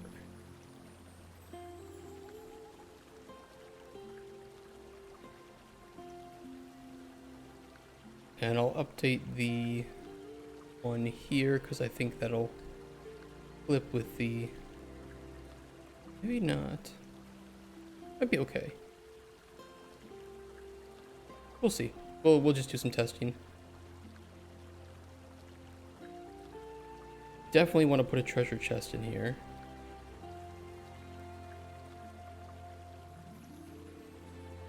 Although I'm going to remove some of the foliage.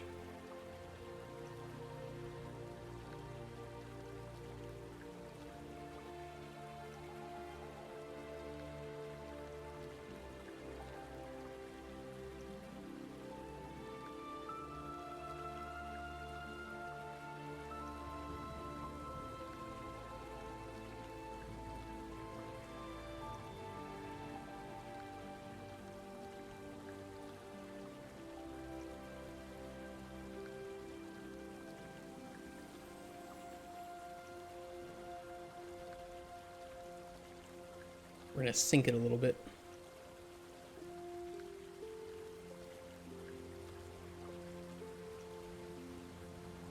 I've asked you about your opinion on the voxel plugin. I've seen it used. I think that it will probably take a significant amount of work to make it look and feel good and not generic, because I've seen and played too many games that use it that don't seem to know what to do with it. However, I've never used it personally. Yeah, I've only seen it used poorly too. I assume that it's powerful. I've just never seen it used really well.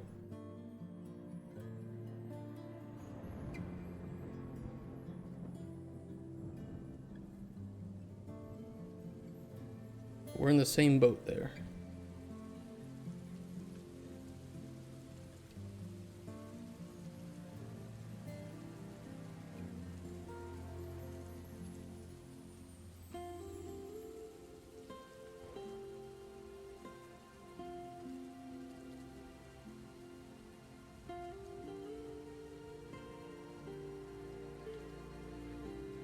It'd be cool to have one like laying on its side.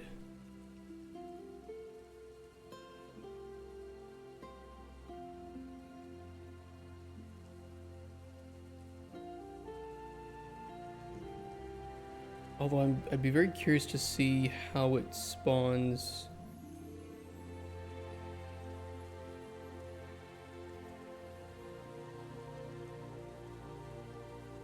I mean, it this way would probably be better.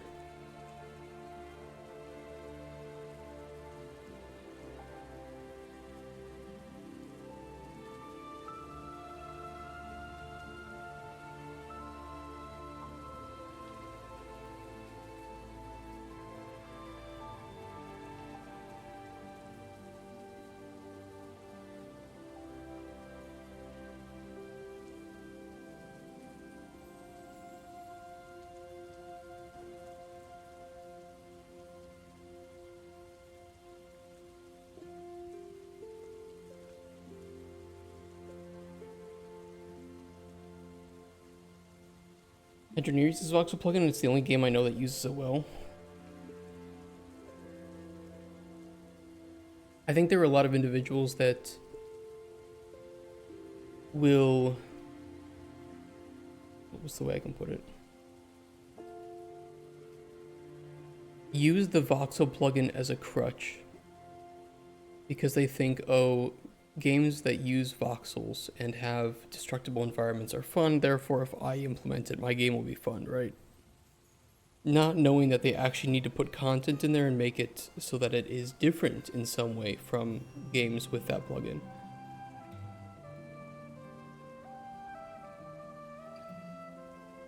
And I think that's where the difficulty in the work lies, is actually making it stand out. And like you, haven't really seen that done very well. Most of the time it is just generic and boring.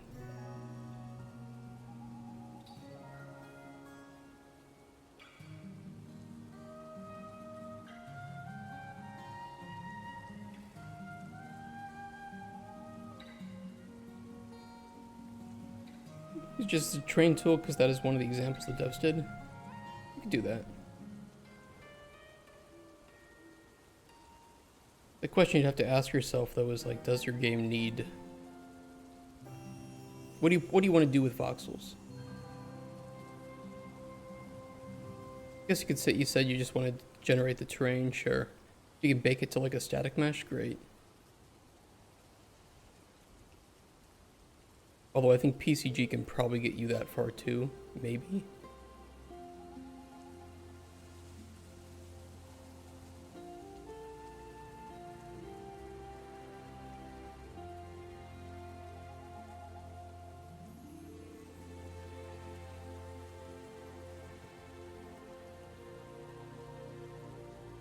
Voxel game engine thing, you saw so many ads of it.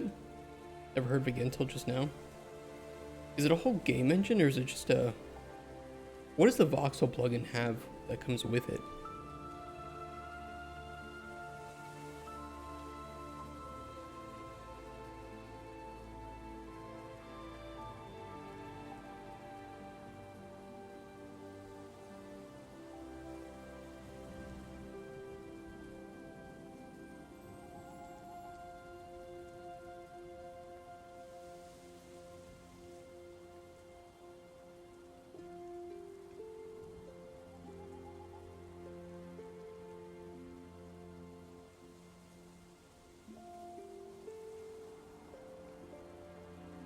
A custom license if your budget is over 100K. Most games' budgets are over 100K if they want to be halfway decent.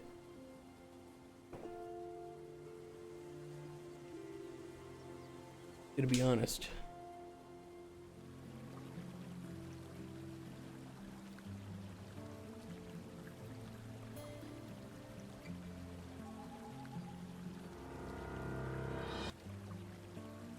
It said budget.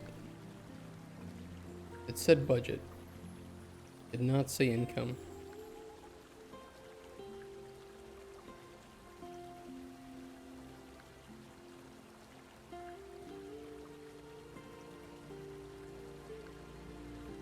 Unreal already has non-destructive workflow.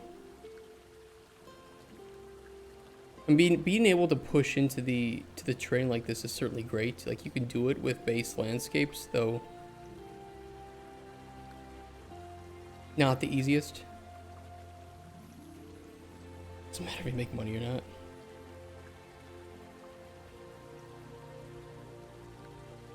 Okay, just PCG stuff. Okay.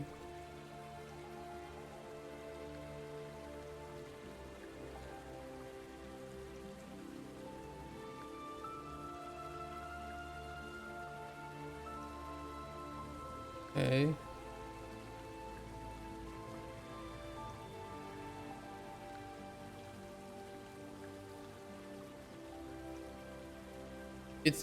It's kind of just basically an alternative to landscapes.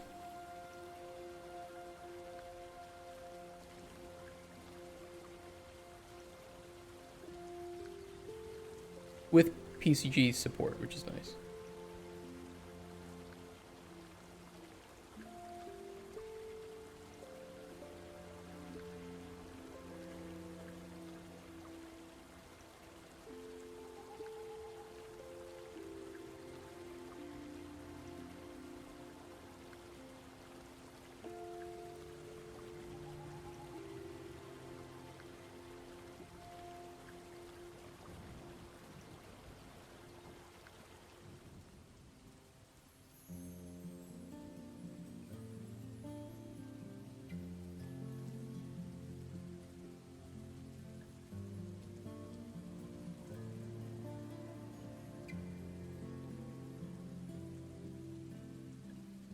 I think it's cool. It is cool. It is nice.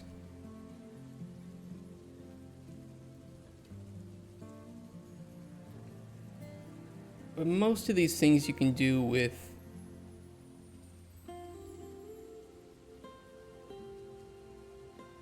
the landscape system that already exists.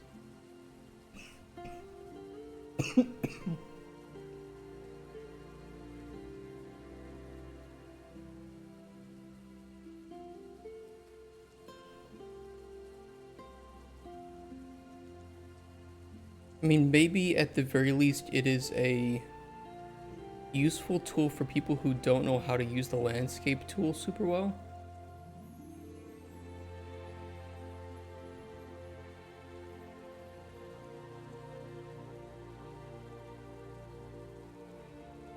Or you can make it in Blender and punch a hole in your terrain and save all the money. It's not like you're making caves every day.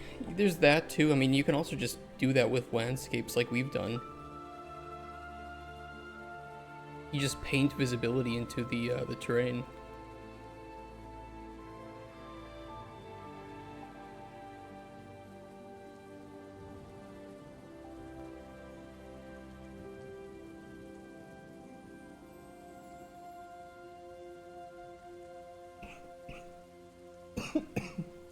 Fuck me. I mean this cough.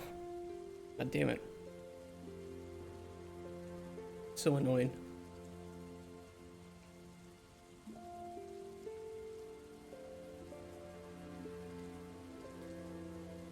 Like, we can do this here, we can paint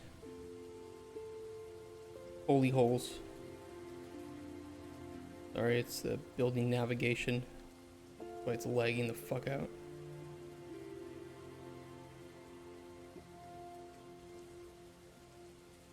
But auto landscape material, we're using the ones from Dreamscape, one of the Dreamscapes.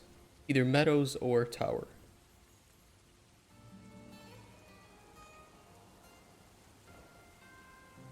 Turn off navgem when touching landscape.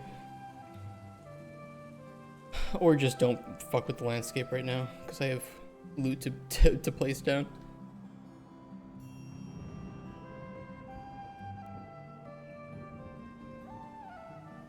What are you doing?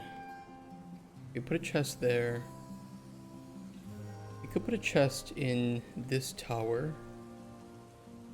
Could be kind of nice. Oh no, don't worry about the distraction. I'm not blaming you guys for that.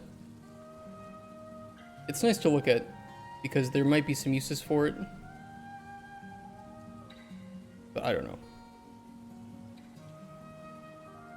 I think it's one of those things that will look cool to a lot of developers that don't know what they're doing.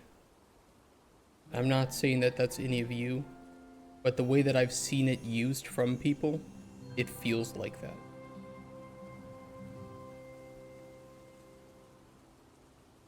Isn't there an option to align to mesh? I think so, but this is a mesh without collision, and I had to place my own blocking volumes down.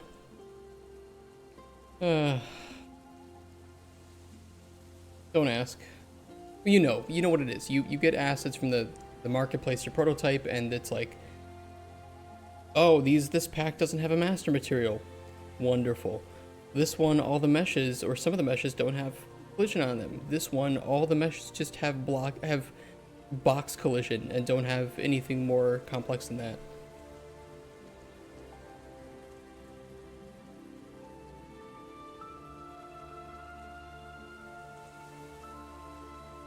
I think it was this one that didn't have master material. This pack, whichever one it was. Very annoying. Best I love is when you look at a material he made, it's got a million nodes in the node graph.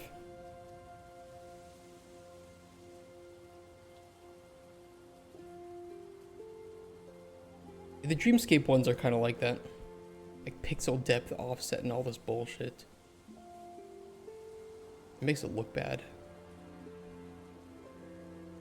I still need to turn that off. I need to make the grass look better.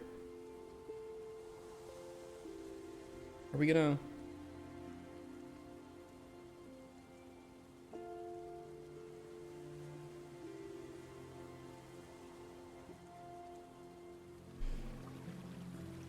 Did you remove the box collider and add a mesh collider using the model's existing mesh? You can. You can use the complex. You can use complex as simple.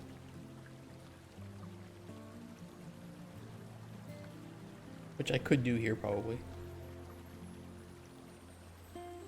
Which just uses the raw vertices as the collision.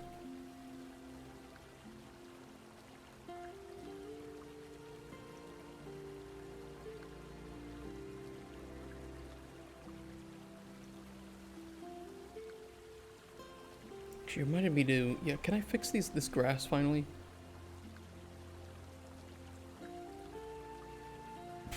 Ooh. Ooh. It does some weird, look at this shit. What is this? Who did this?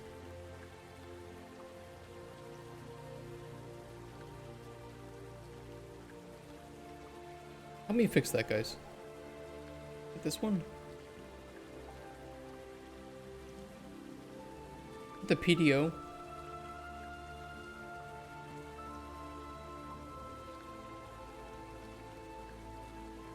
It's like a lumen issue. It's either that or PDO.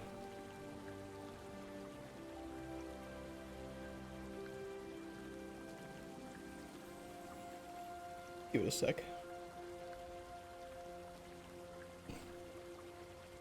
What project's using that type of mesh colliders? Because I made everything low poly.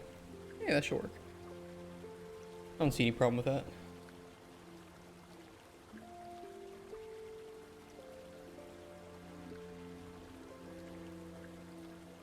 A lot of grass in the world. Can you stop being sussy? No. In fact, I will be more sussy.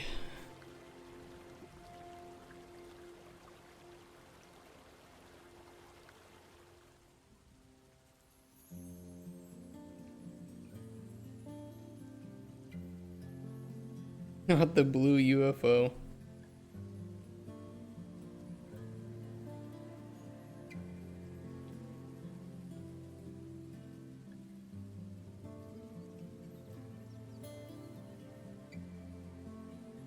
It has fixed some of it.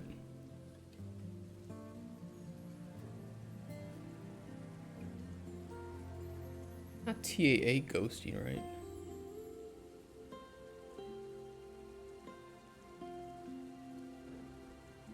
What revision control we're using? We're using plastic.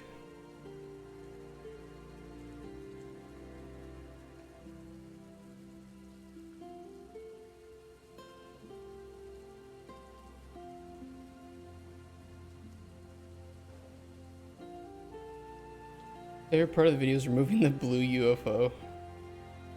What could be doing this? What could be modifying this?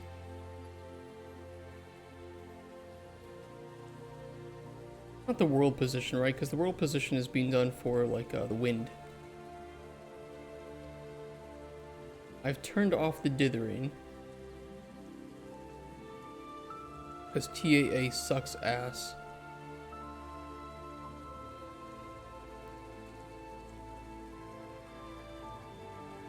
Plastic works pretty well with Unreal, and it's very, very nice to use, especially its branching. Quite lightweight.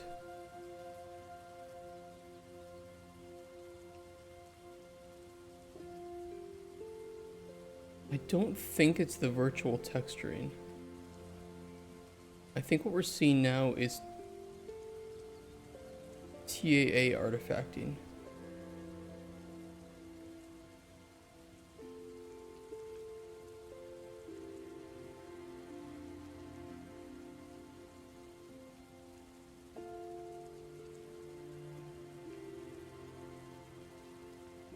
Out for lunch? Have some nice lunch. Yummy, yummy.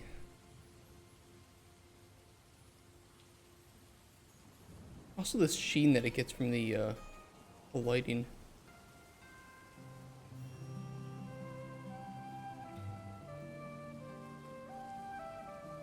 I wonder if that's in any way related to the emissive.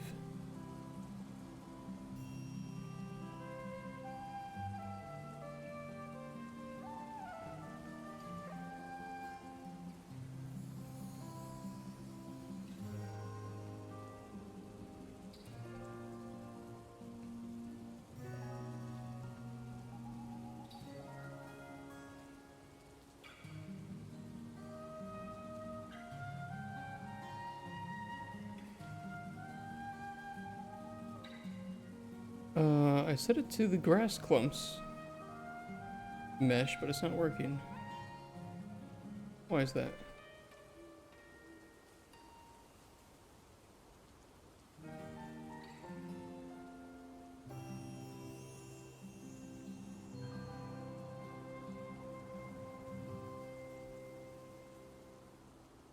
Oh my god, when you set the the custom mesh to a cube for the grass, holy shit, this is funny.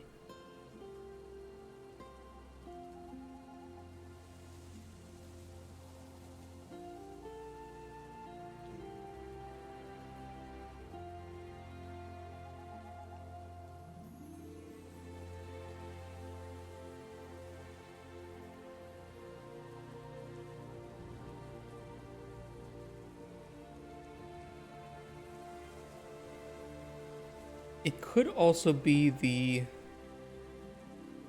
specular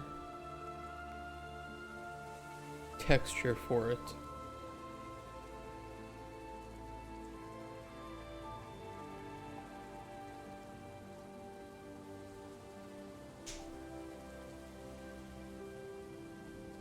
Takes a really long time to check though.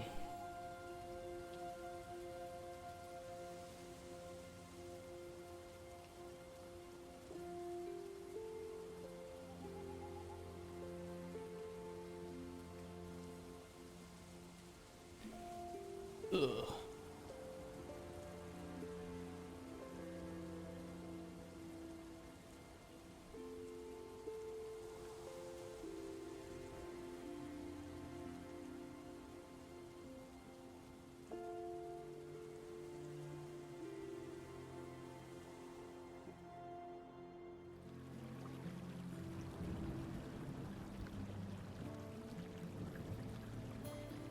I literally just think it's dithering.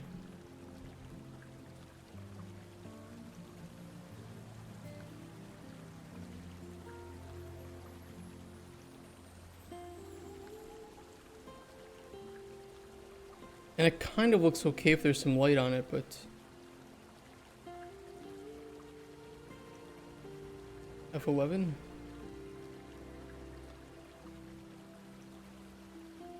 You want to see it in more detail? It might be hard to show on screen because the bitrate might be fucked up, but that's gotta be noticeable on stream.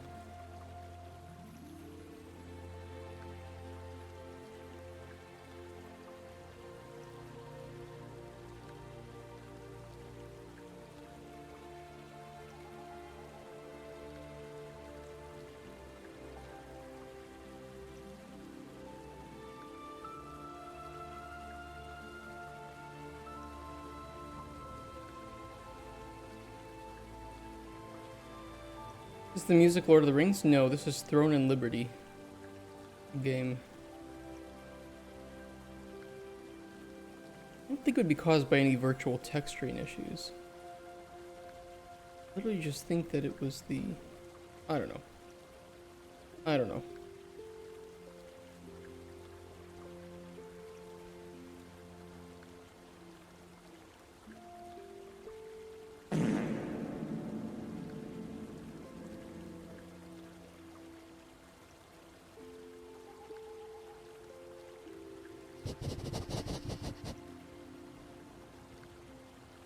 You guys both redeemed that at like the same time. The double sniff. That was great.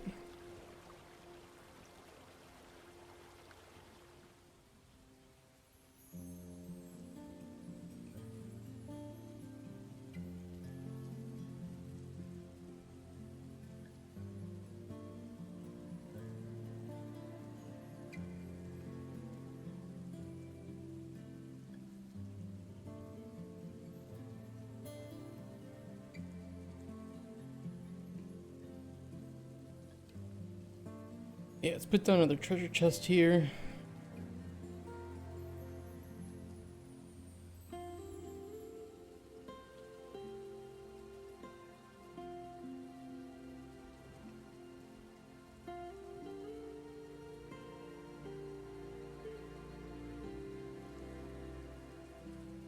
Yeah, I've got a pixel. You guys can't see it, but it's about right here on the screen. I just got one pixel that's out. The only one?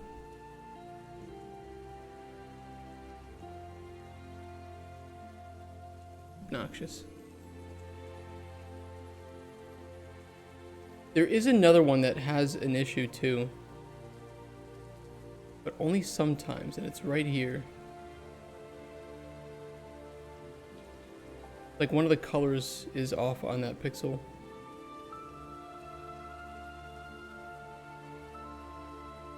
Maybe the blue.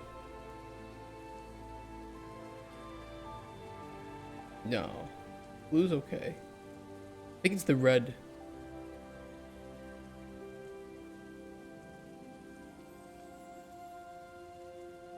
Yeah. I think the red. Wait. It's black when I hover over the green, and it's black when I hover over the red. So I think only the blue LED on that pixel is working. It's really funny. You can see the second one? Wait. Wait.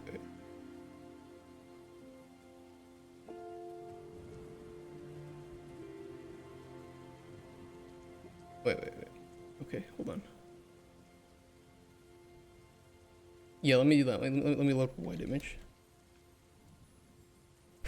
Okay, prepare to get flashbang, guys. You ready for it?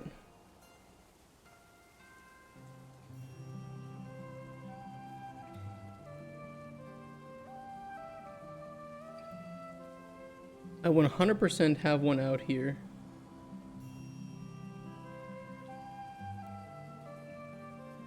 But here's the thing, I think I legitimately have a...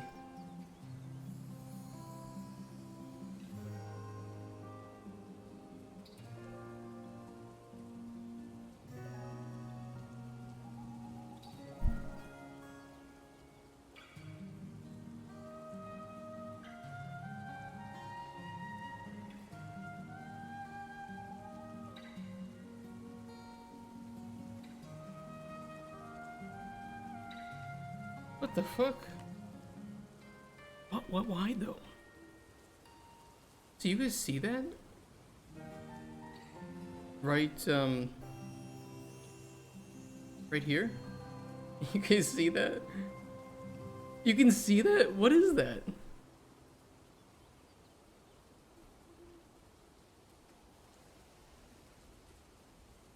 What the fuck is that?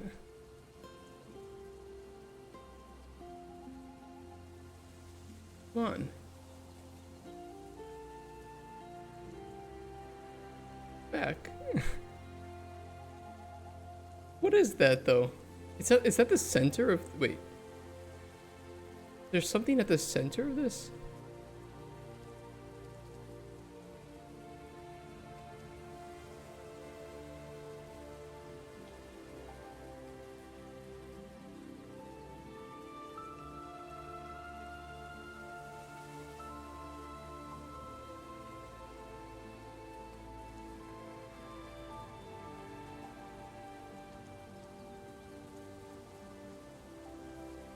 Literally everything in this computer, which is about to be replaced by the way, is about 10 years old. The CPU, the RAM, the motherboard,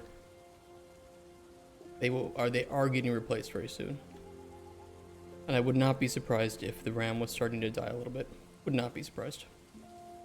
Would not be a drive issue though, I don't think. I know it's barely visible, it's just weird. It's just weird that sometimes it's visible and sometimes it's not. Doesn't matter though. Does not matter.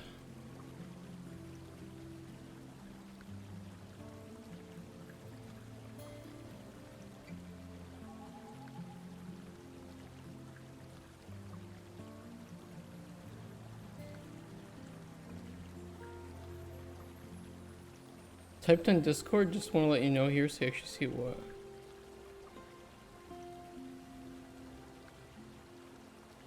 Can I print that? No.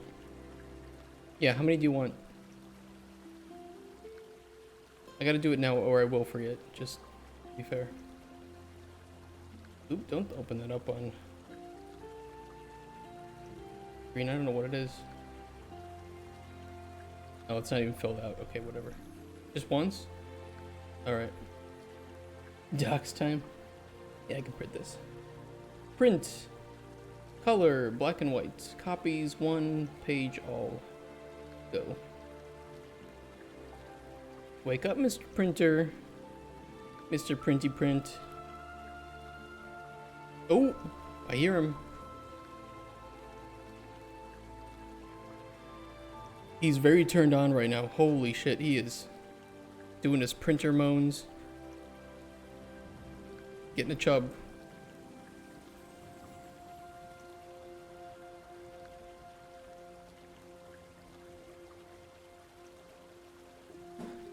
Do we want to put any more treasure chests around? I put one here. We have 10 of them in the game.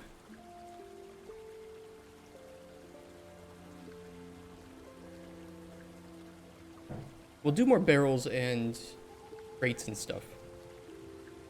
I mean, the loot's pretty much the same anyway. It's all just like either junk, potions, or ingredients at the moment, so... Not like there's a crazy amount of variety. Oh, he's going.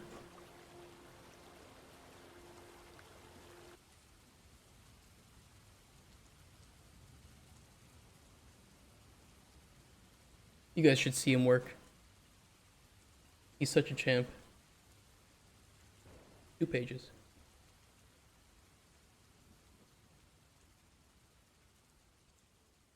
Taking his time on the next page. You can do it, buddy.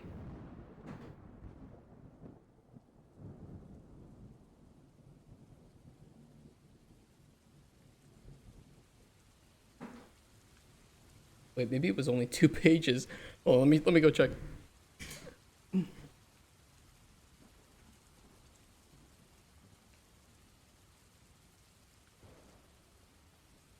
Oh yeah, it was only 2. Okay.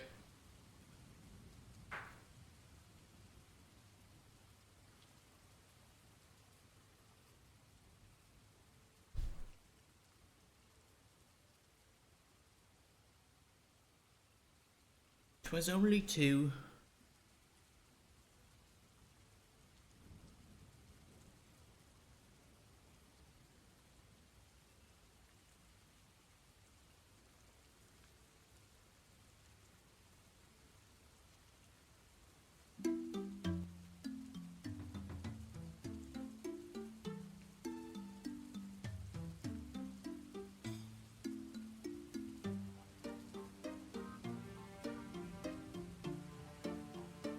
Yeah, we got a chest back here.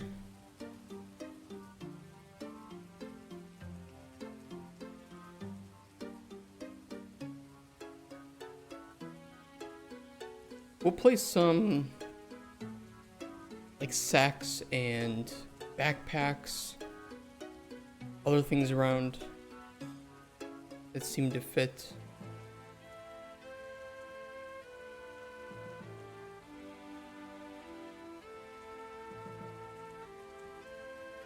And we'll definitely place some like raw potions and ingredients and junk up here in the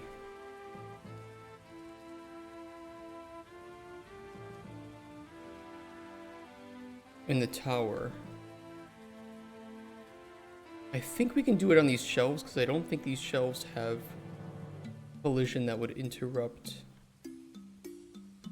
the visibility trace, but I could be wrong.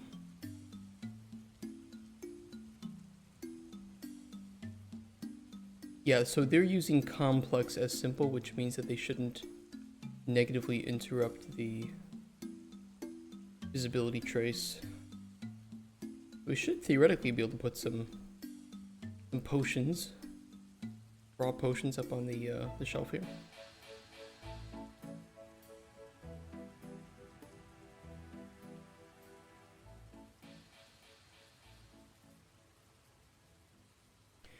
Ooh, what I could do... I got an idea on how to make these potions better.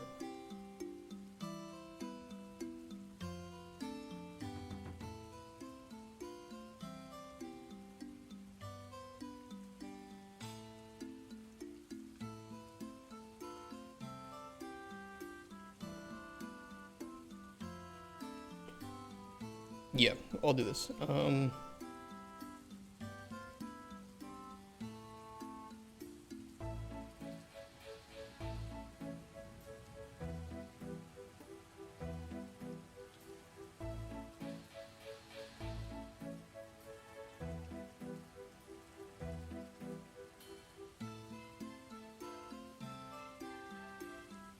If generate potion is true,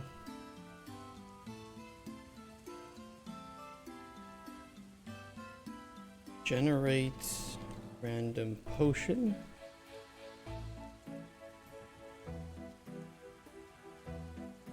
And then we can set potion data equal to that. So I'm just like Unreal Engine source code more and more with every day. You having trouble? Are you winning, son?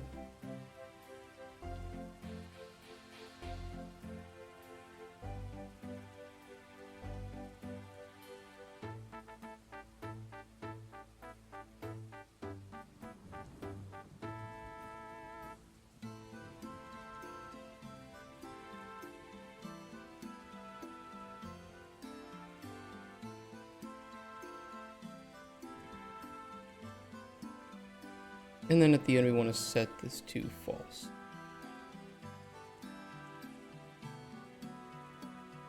That should allow you to put a potion down like this and just click generate potion. And it'll generate a new random potion.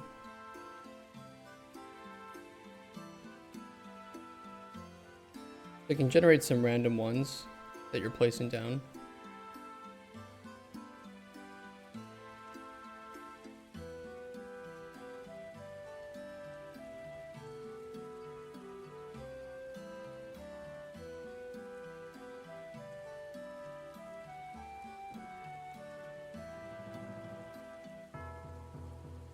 This probably would fall down though, wouldn't it? It's not one of the flat bottom ones. I don't know, it kind of holds up. I wonder if it came with a holder for potions though, because that could be kind of cool.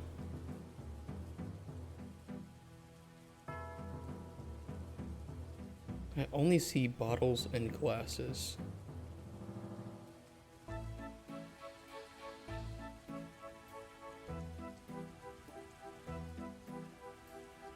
I could make a small potion holder. Let me do that.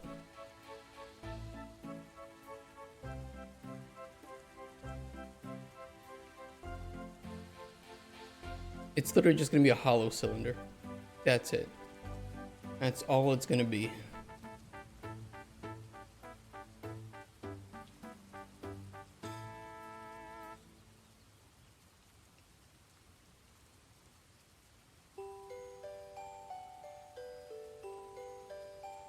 What's 3D? We fixed your problem.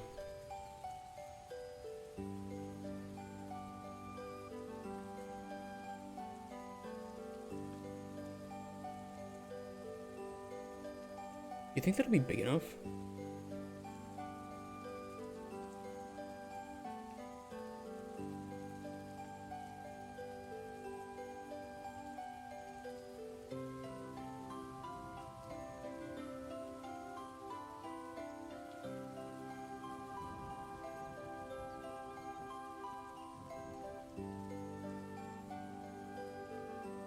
I have it right here. You make the curve here, and then you just on update animation, you just get curve value. You set that to a float, and then the state, you can bind the play rate to that float.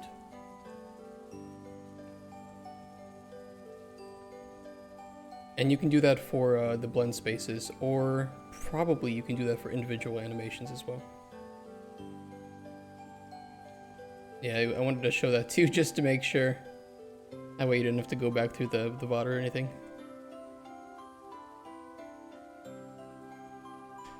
You could probably also grab a curve asset in the animation blueprint, so if you want to make external curves, You could probably grab it. All you need to do is tie a float to it, so it's like, if you wanted, you could just make the curve on the animation instance 0 to 1 from start to finish, and then just use a separate curve and lerp between in that curve asset to grab the value, and then set that to the float. So either way works. You either just set it up in the specific animation, or you set it up in the an external curve asset. Yeah, give it a shot. Hopefully it works. We shall see. Or we won't, and you will come back angry and then unfollow the channel. I would understand. Oh yeah, I need the potion stand.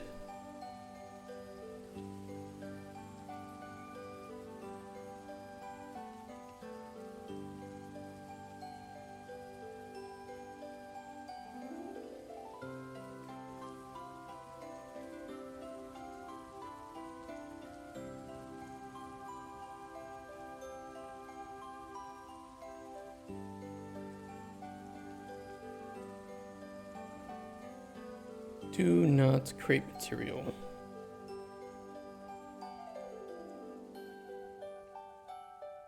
Thank you for not making the proper...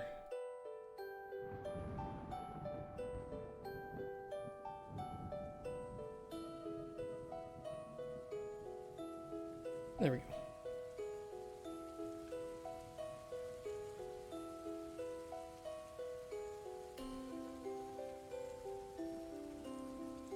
It's a bit big. I gotta admit, it is a little bit large.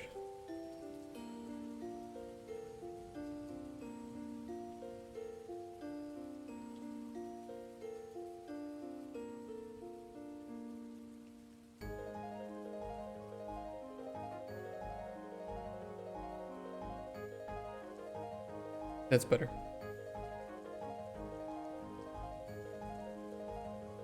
And by default, I'm just gonna give it proto brown material.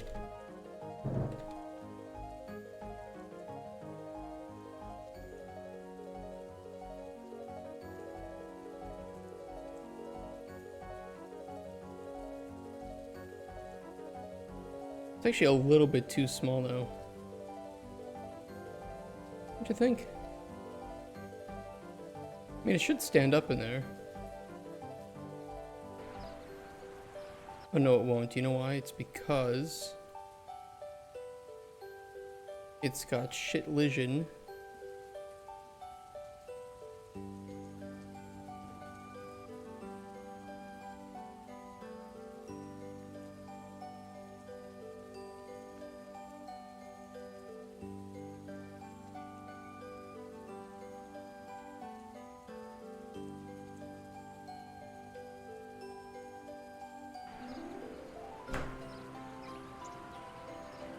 I'm down.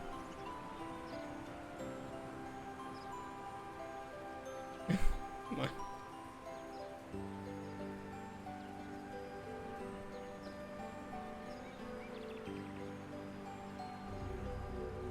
It kind of sits in there.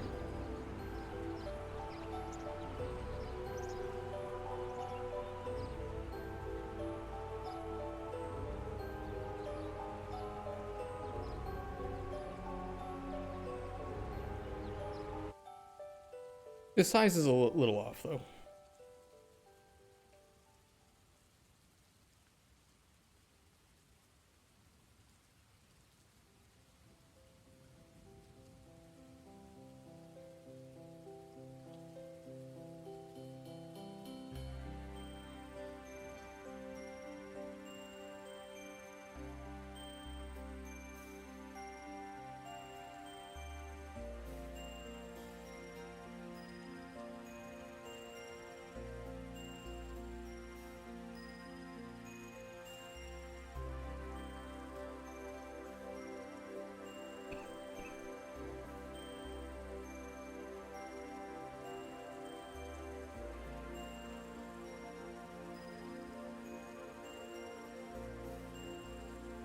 Width is okay.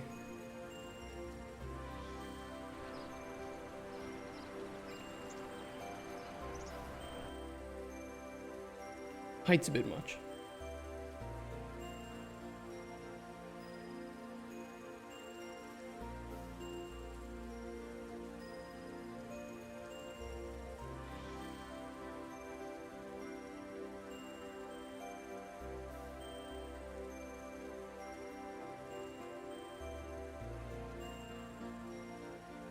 Man, it is crazy how much time that wasted on something that didn't really need to be made.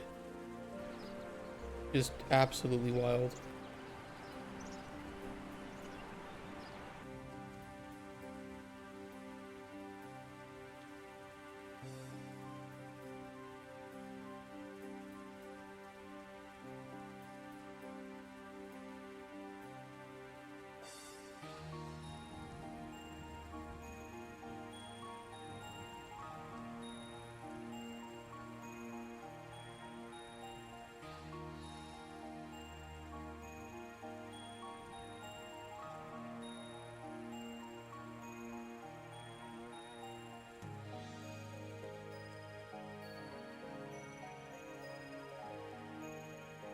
That's not gonna bork on simulate, will it?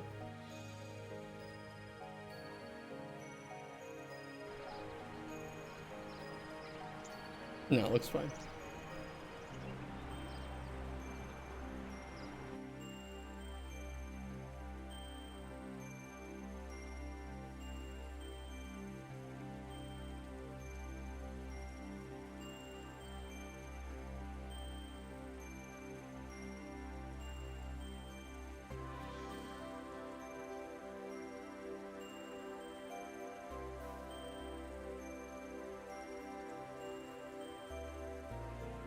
Alright, let's generate some new potions here.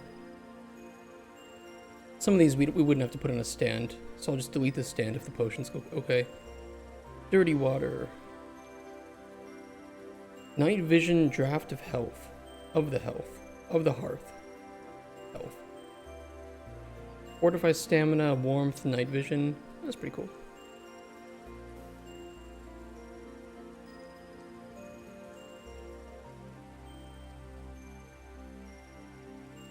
Deafening potion of magic resistance.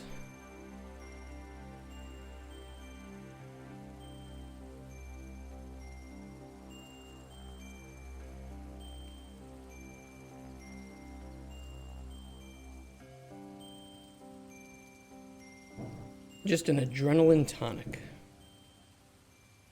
Sure.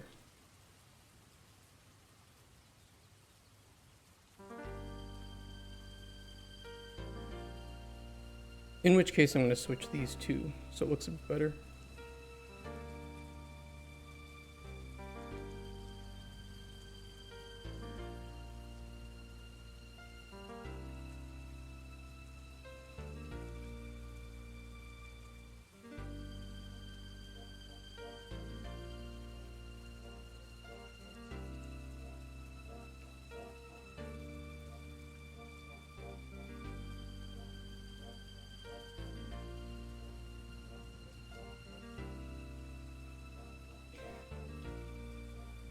I think that looks nice.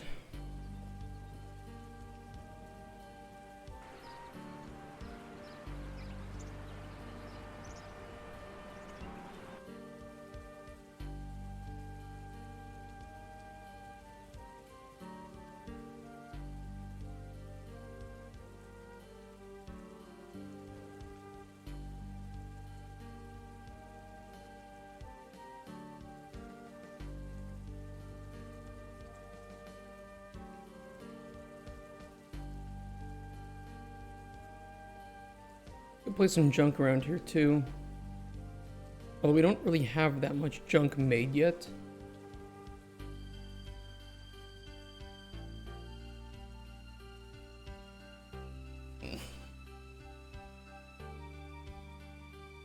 We do have a lot of static meshes for junk that we could use, so we can always try to replace some things, or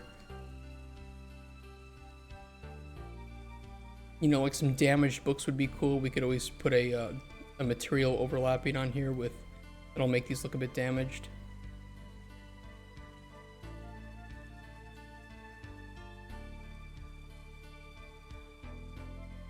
Any good tables?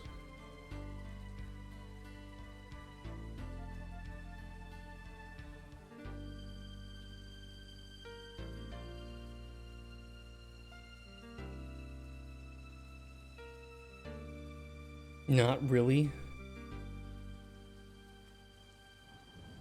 We don't actually have a whole lot of like internal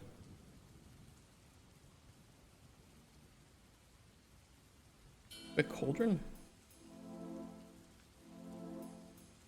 Oh. We don't really have a whole lot of like internal props. Could do with more of those.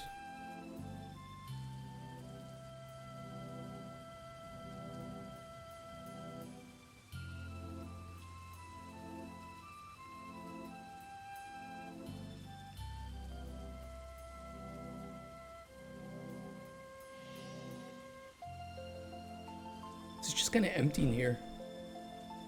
Empty and boring.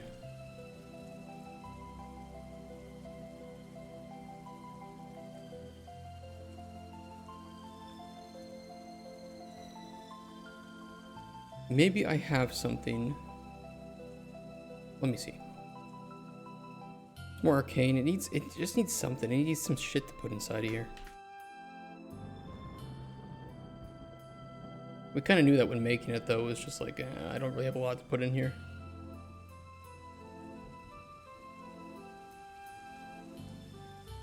Ah, yes. AK-74M. That's what I'll put in there. How does the wizard get the resources for his spells? Essence. Jars of... Yeah, but jars of stuff requires me to have jars of stuff. It all depends on what I have. I don't really want to spend money. I got something that'll work kind of well.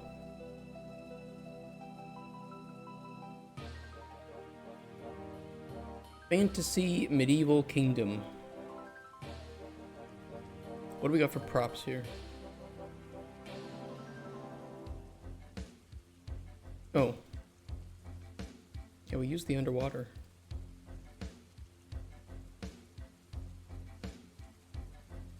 Barrels and chests. We have more than enough of those.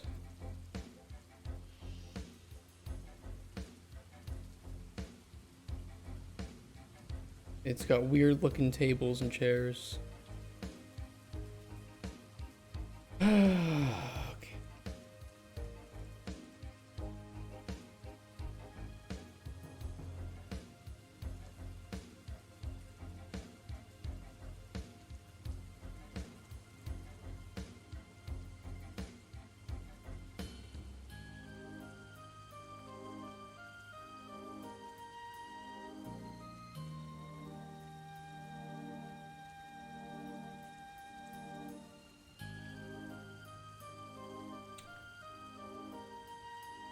It's not the worst thing in the world.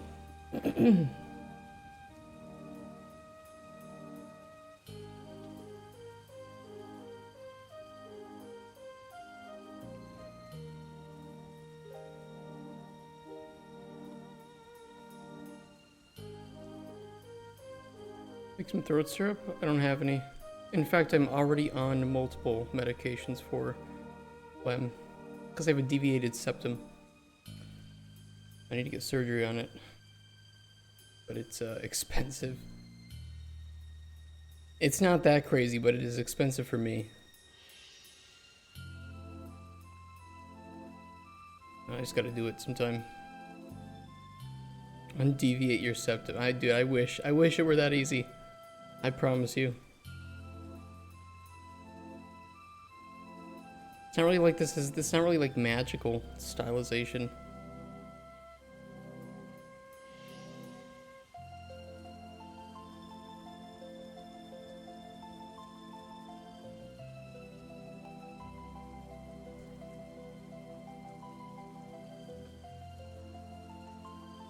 Wow, the Epic Games launcher being really slow? Never happened in my whole life.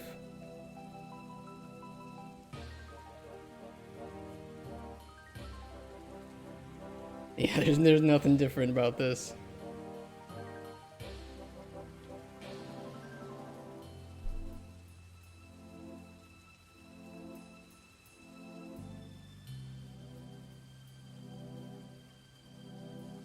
I mean, realistically, I would just spend the money and buy the I'd buy this, because there are actually assets I could use here. How much I pay for plastic? It is free for up to 3 users and 5 gigabytes. But then, right now, I think our cloud is probably 10 to 15 gigabytes, and I'm paying like $5 a month. I think.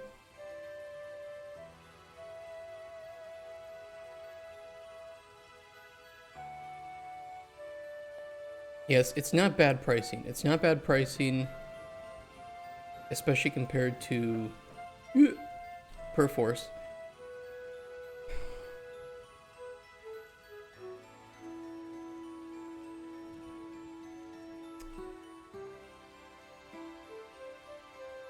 You know, I shit on the price tag of this pack.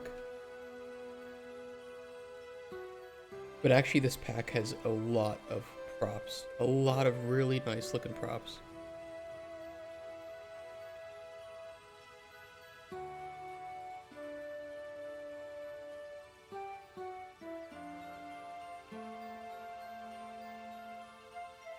It's actually really good. This pack is actually really good. Yeah, this pack, there's nothing bad about this pack. Even the price. In fact, it's quite a steal for what you get, considering that it's all, as far as I know, it's all interior and exterior. Let me watch this on the Tube. Shut up.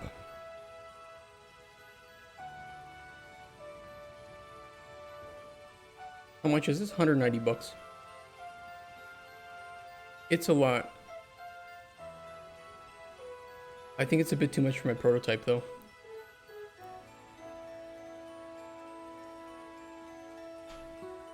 Do you have a company budget to buy these assets? Define budget.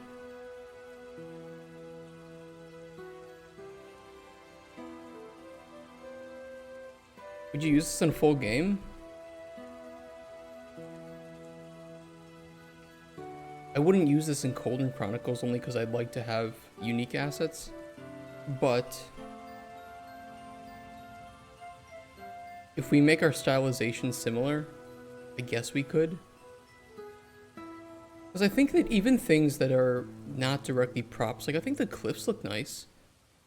You know, I think that the lilies in the water are okay. It's, you know, this is all great. This is all nice.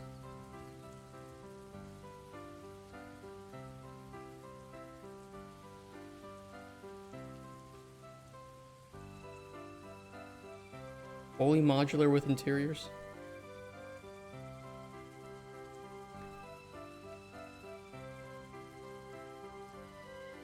What do you think they did for the floor here with the...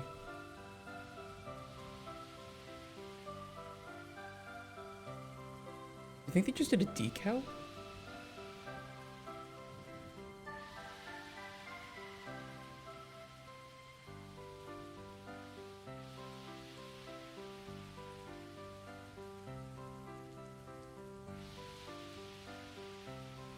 I think it's you. I think you're right. I think it's Lumen because I'm looking at here, and this is the decal being applied, or you know, the texture being applied or the light being applied, but it's not stretched, so I don't think it's a decal. Looks nice though.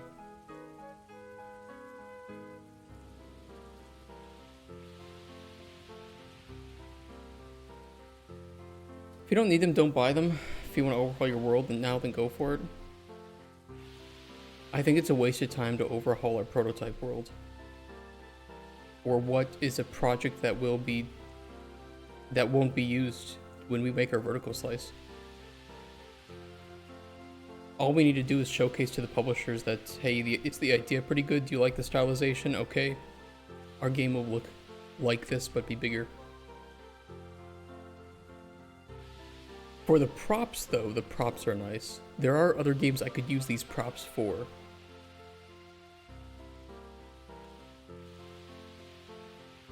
I just don't know if it's worth buying that now when there's every possibility that this would go on sale.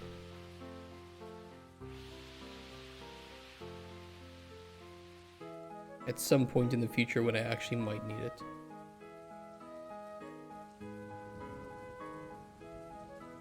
It's a very nice pack, though.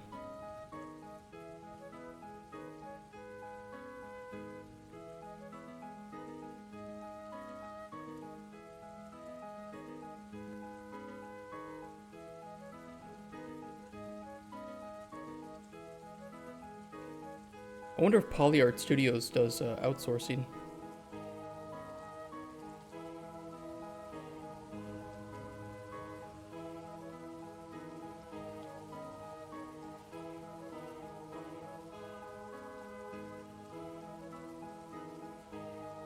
Because when I saw these packs, I'm like, oh yeah, this is the stylization that I want. It's vibrant, but it's not so pastel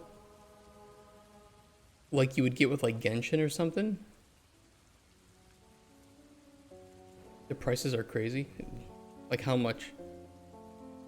How much did they offer? Because I've heard prices from other outsourcing companies. $200-300 a day for one artist, US dollars.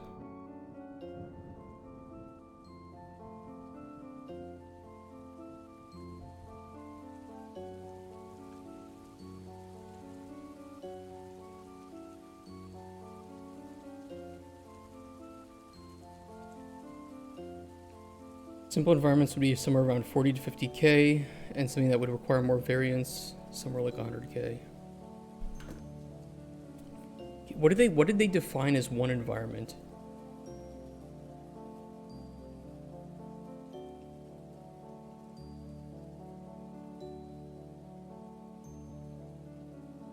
The packs are absolutely, the prices are absolutely crazy for indie or for like solo devs. Some rocks, trees, and some textures maybe. I'm gonna contact them. I want to know for sure. I want to see it too. Not that I don't believe you, but that I don't know. It just I want to see it. Yeah, see, like these shops would be really nice. I could definitely use some of these props in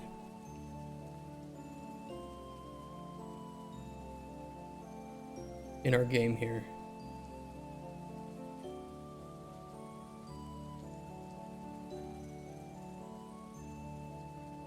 But I'd probably just try to find some freelance or in-house.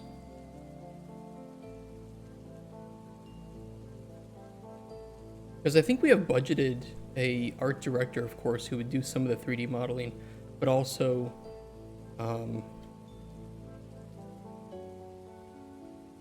we have budgeted another 3D artist too that I'd like to hire, specifically somebody who has experience with stylization.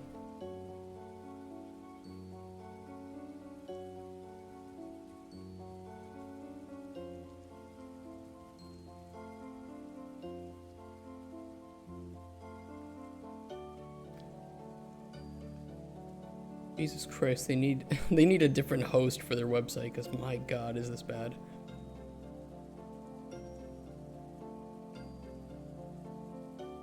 My internet's good.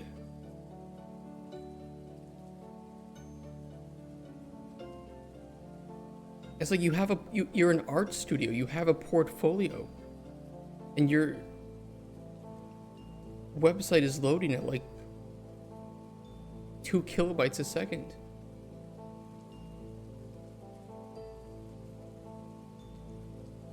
What are we doing?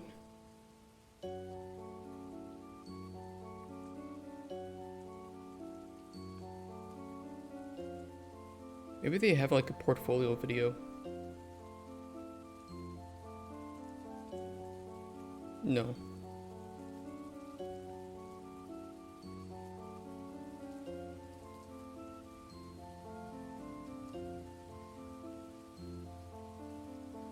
Wait, infinite item generator for Unreal Engine? From 7 years ago?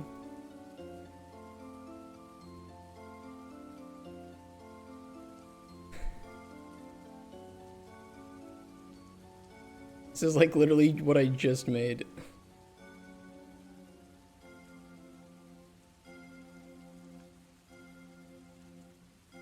This is pretty much what I just made.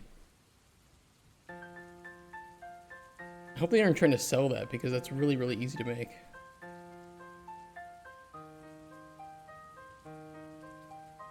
They were selling it. Oh, see a screenshot of the reply? No, I'll just get in contact with them. Because then I can tell them specifically what my idea for the game is. Just so I can get like an accurate estimation.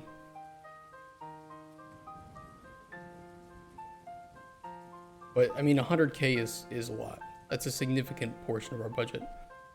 And I'm in contact with some Asian art outsourcing companies that I think could do just as good of a job, if not better, and are probably much cheaper.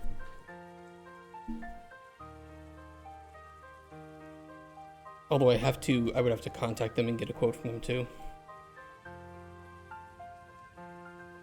So you asked us for quite a lot of those scam Web3 games. Oof. Oof, oof, oof.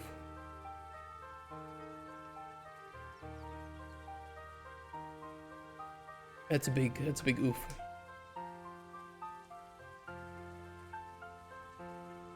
Well, I can always pull in some shitty stuff that we have, or we can just say fuck it for now and not worry about it. And I'm inclined to go with the fuck it, let's not worry about it for now, because it has very little to do with the gameplay.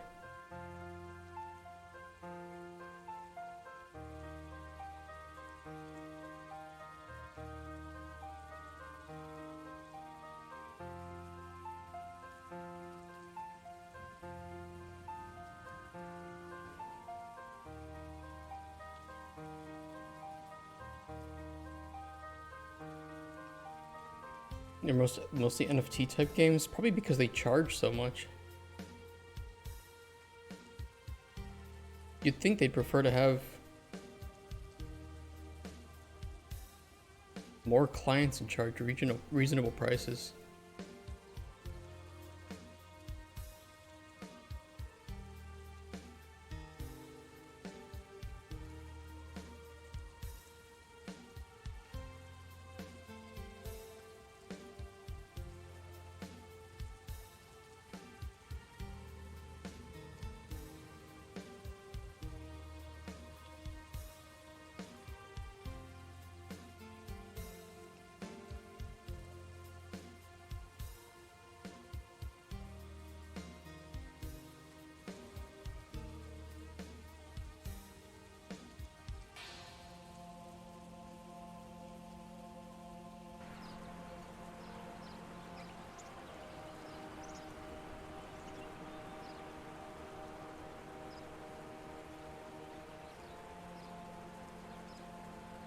How did we keep simulation changes? Yeah.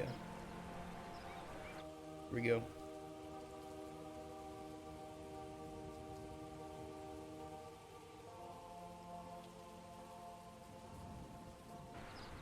Oh, that didn't really work. Never mind. Kinda weird.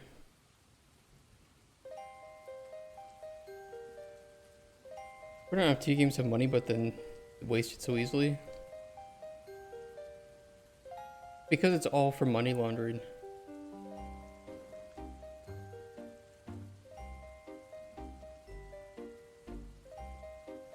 Call me crazy, but even the people who think that they make money with NFT style stuff and blockchain shit are then losing that money to somebody else who is just trying to launder money.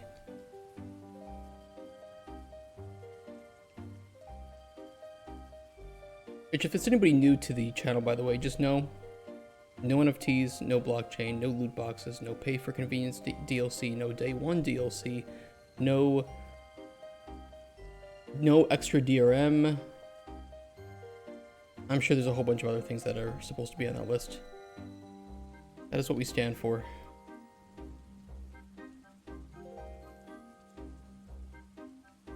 No fuckery. None of that. No premium currencies. No microtransactions. No cash shops.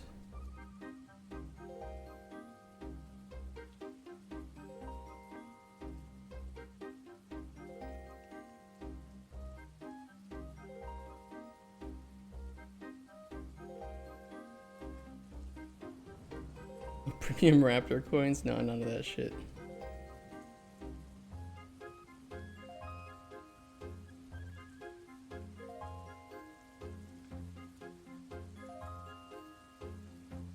I respect what Devolver did with Lootbox Coin and their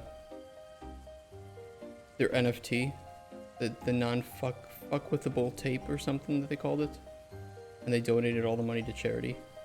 I respect that a lot.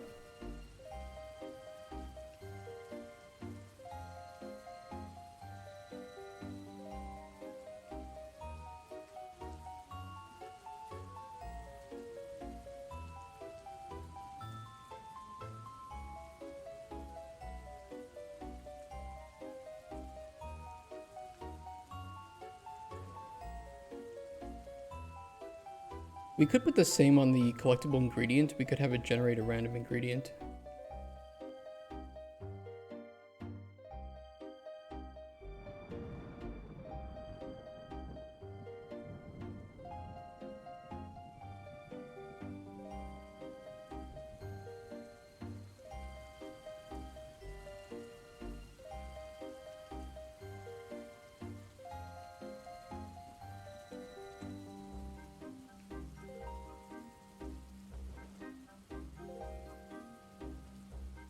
Generate random ingredient.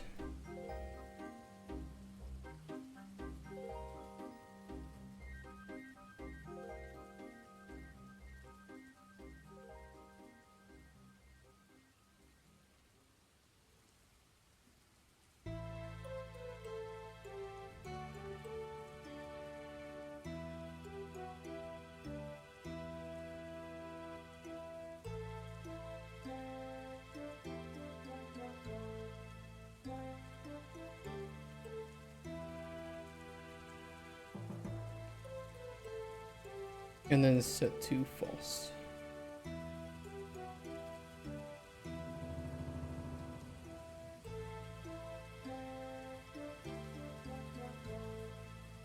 And expose to instant.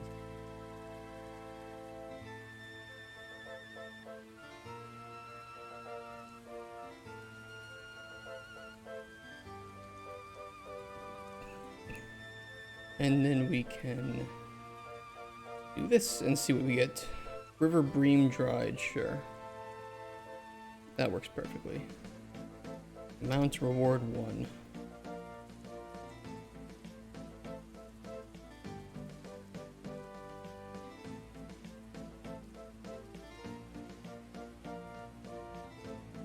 Ground freshwater pearls, I like it.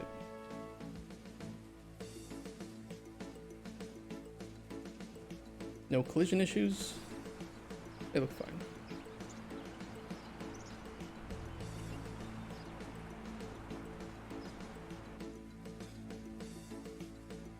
It'll just save me a lot of time when trying to place these randomly around the world.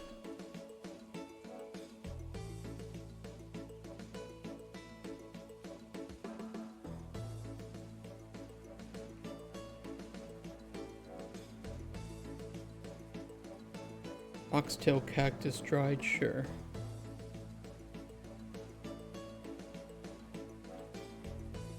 Red teacup normal, sure, that works.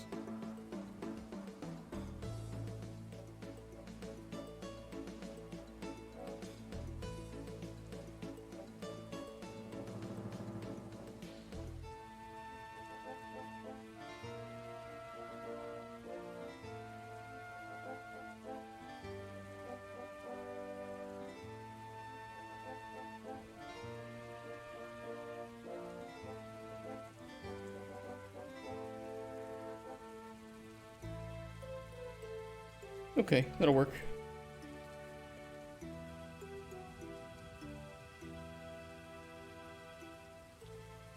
And I'll put some potions up here, but I will put them in the air. This is kind of meant to be a little decrepit. And that way they fall.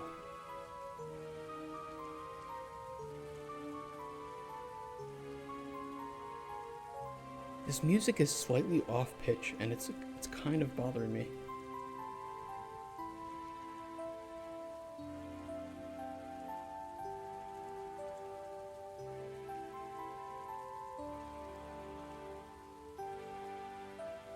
Tincture of debilitation for paralyzed. That's pretty cool.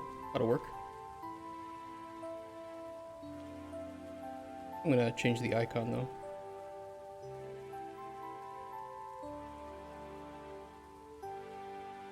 When those spawn, those should fall and settle.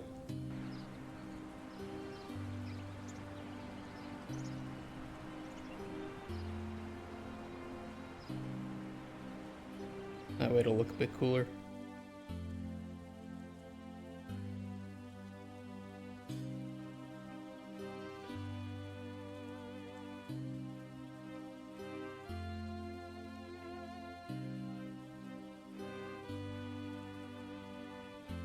Raven skull normal? Sure, let's go for it.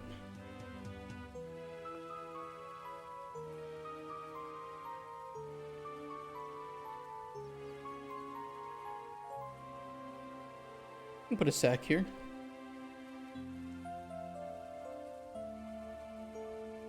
It'd be cool if there's like a hidden secret stash somewhere.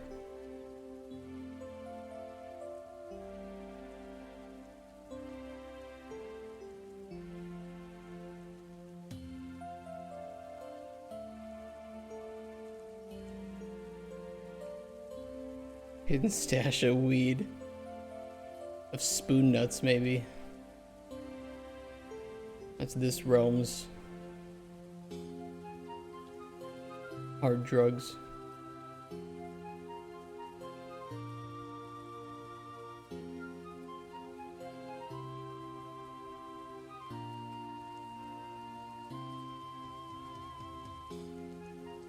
Need to let players be weed weavers.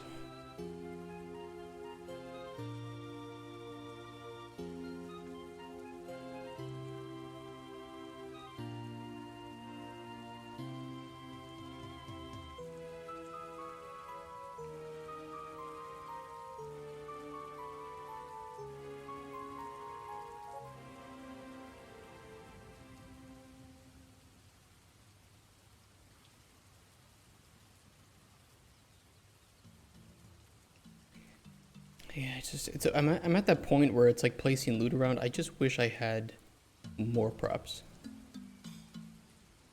But I also need to remind myself that it's just not fucking important. Did you buy that pack? What, the 191?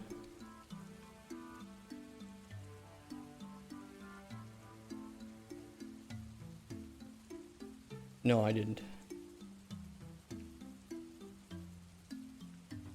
I think that one is nice.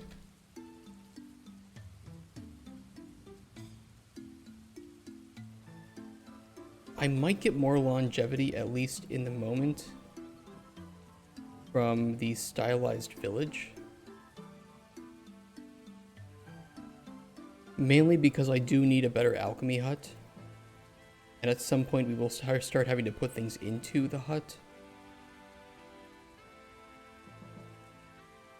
And this does come with good props that I could use.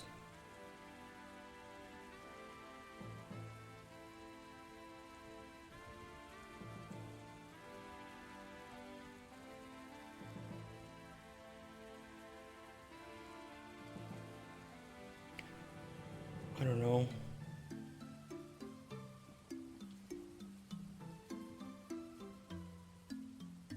It is fully modular. Like, I would be able to make the hut exactly the way that I want it.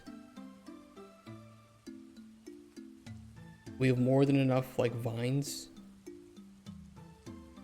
Get some extra trees.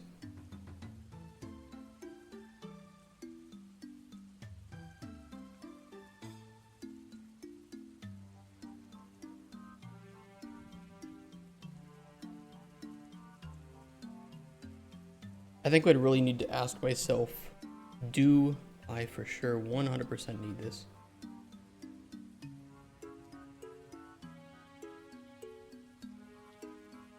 We can try the demo though.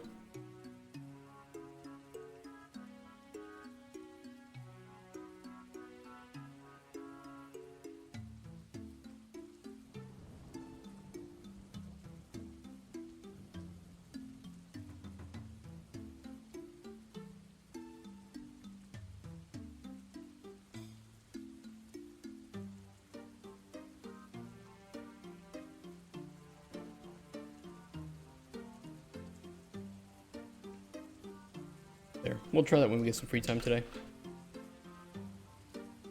Let's keep placing stuff around.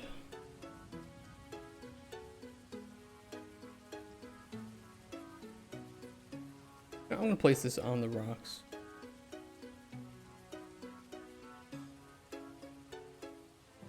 Along with a potion or something. I think that'll look nice.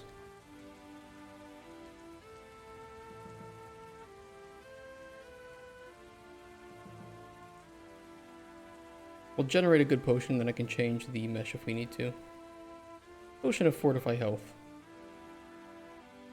You know what? That works perfectly.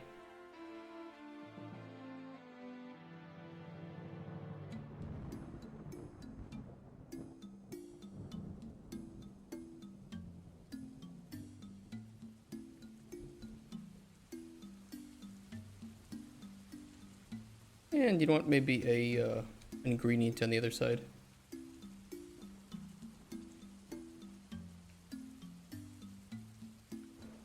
Collectibles are, these potions are collectible and usable by the player, yes. Same with the ingredients. We don't yet have the player being able to drink them, and not really anything would happen anyway. We don't have the stats set up. But the player will also be able to drink them.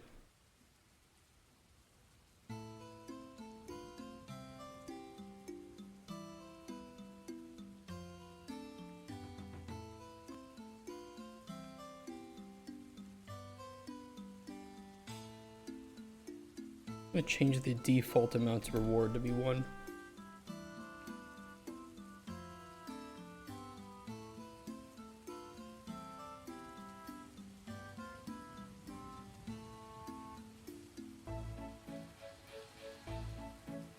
Okay, we do have a chest over here.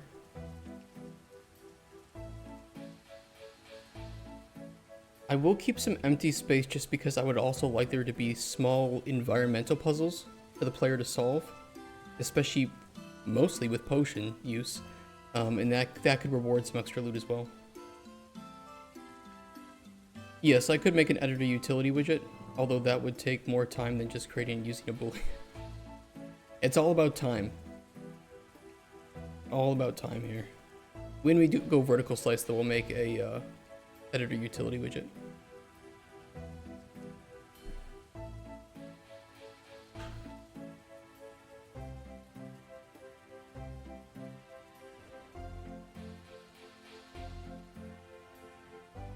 If I spent all the time developing things the way they should be developed, I would be half as complete as we are now. Well, you mean an editor utility widget is what you mean. Which I've made before. No?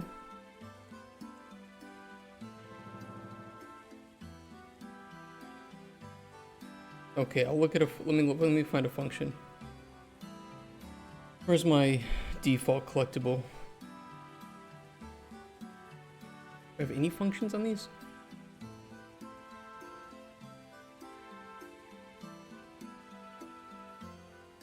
That's kind of cool. Unsafe during actor construction. I like that. Fallen editor? What you mean? Eh.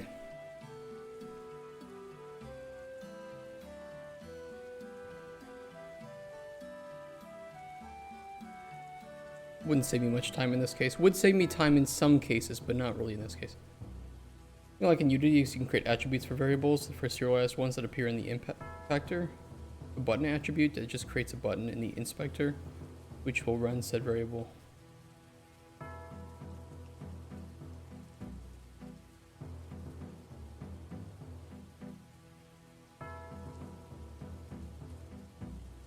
I don't know what that means. Explain that one to me. Give me a use case. I don't know Unity terms.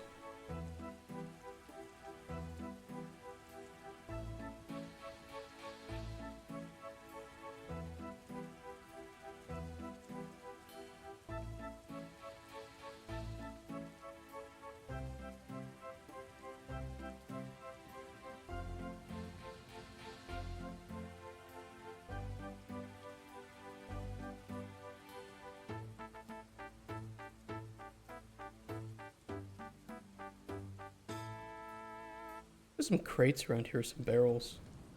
I feel like some barrels that washed up. Be kinda cool.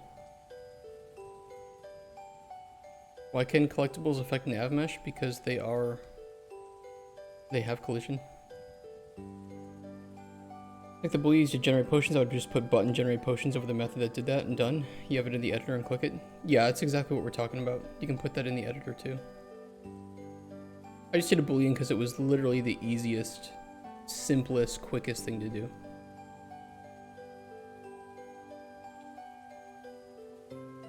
No, I do want them to affect navigation. It's not going to be that big anyway, but it'll just be safer that way. Because they have collision with NPCs.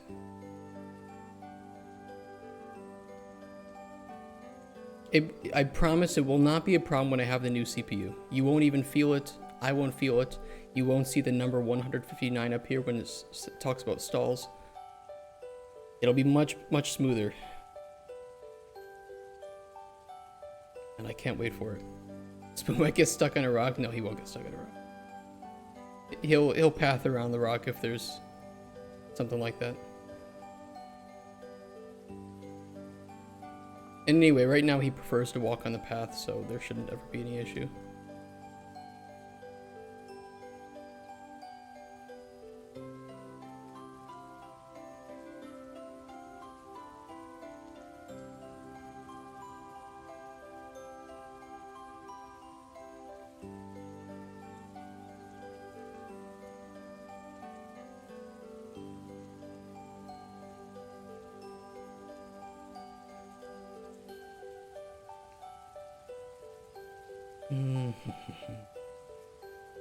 Why did I set the default to say Dwarven Barrel?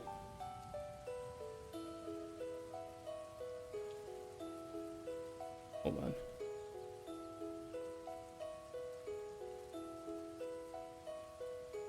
Well, you know what? Fuck it. It's fine. Whatever.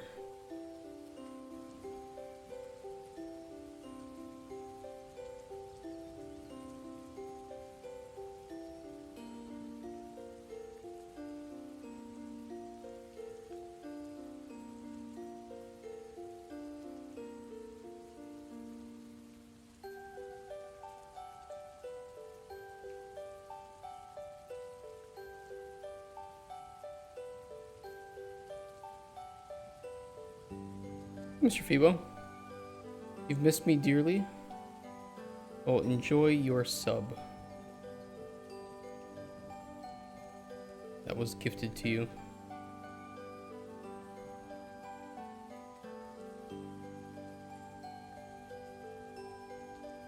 You won that yesterday.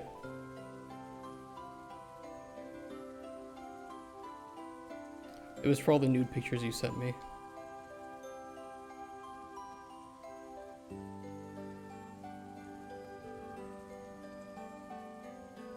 A recurring on one for me? Do you?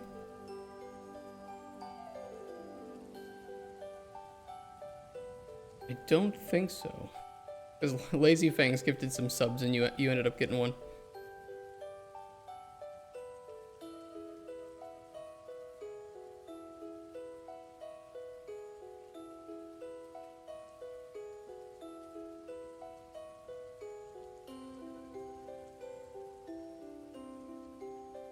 You know what? Let me just do this. Make my life easy.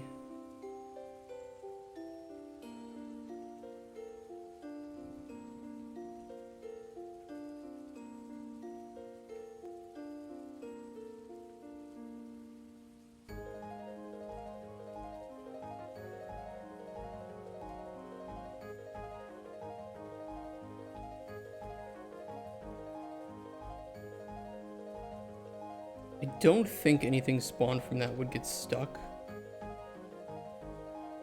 in the ground, but it might.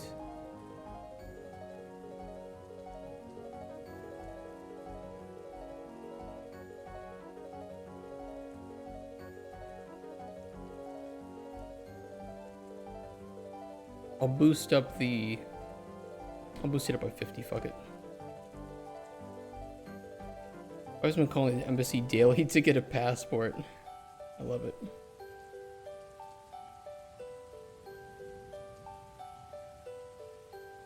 Bill come over just after Christmas for New Year's, which is sick. That is pretty cool.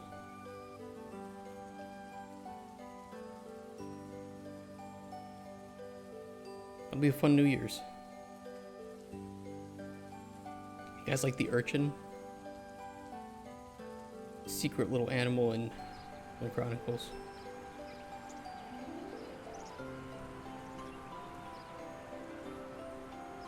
And the nav mesh hates this. Look at this. Look at that. The landscape is not detailed enough for that.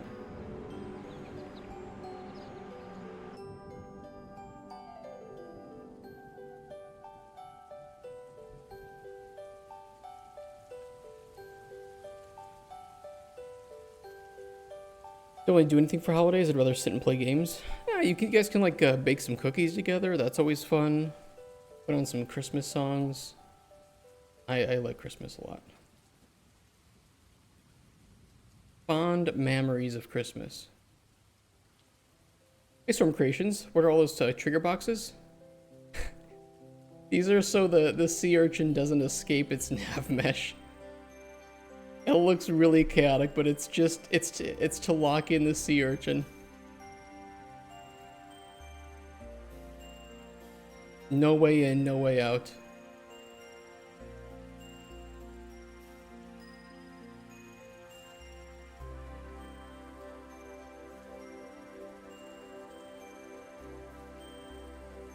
So it looks like they're trigger boxes, but it's just they're just nav mesh modifiers.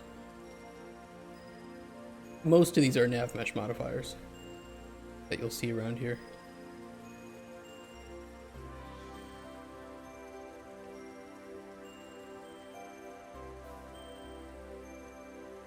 Triggers, triggers, always triggers.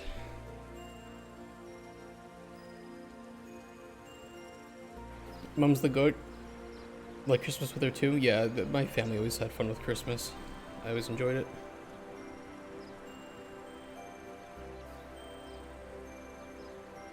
Go see how these barrels work.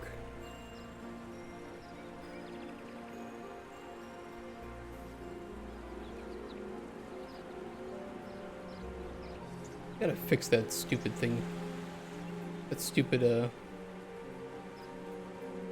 hotbar having issues. We'll work on that.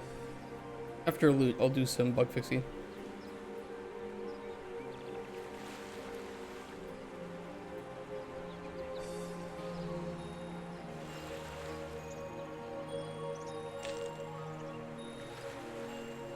Yeah, I think I need to boost it up a little bit.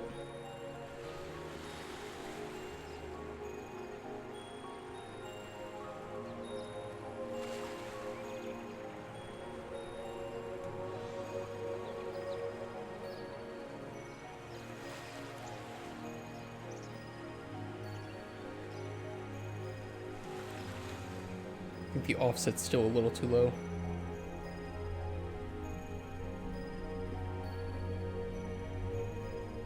Alright, what will the chest contain this time?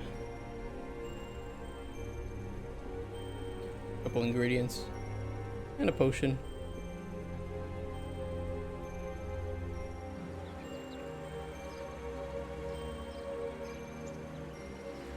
I'm king of the world!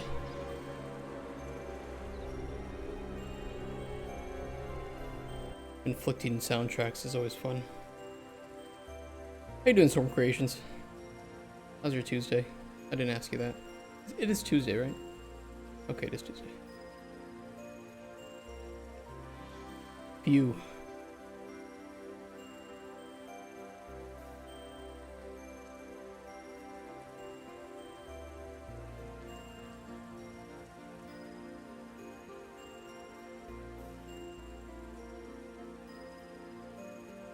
Yeah, I'll just boost it up by 50. And I think 50 here should be fine too. With this barrel. Gonna go make lunch. Make me something too. Thanks. Yummy, yummy. I need to make sack loot. Let's add a loot table in for sack. Loot. Sack. What's in your sack, chat?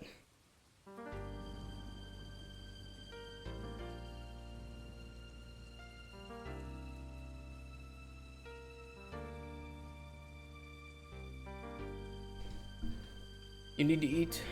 I need to eat too. I'm getting hungry.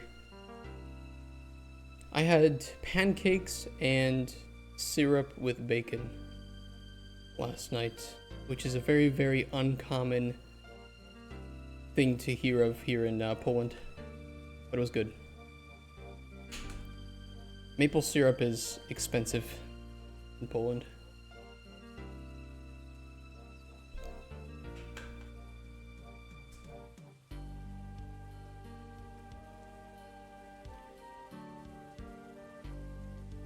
Yeah, we'll do a small chance at nothing, but most of the time we'll say that it gives random ingredient, random potion.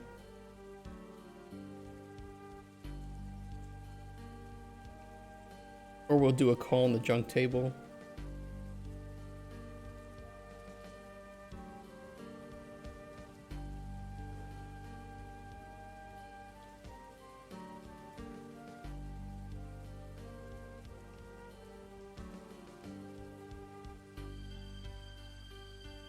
And they'll all be equal chance. And we'll do 2 calls for the sack by default.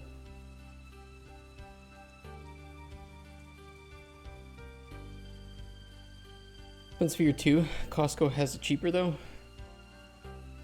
That's one thing I miss about living in Wisconsin. Maple syrup is cheap as shit. Let's see what it is on Walmart. Oh, look at that costume. Maple syrup. I'm not in Sacramento though. Here, I'll do my hometown one.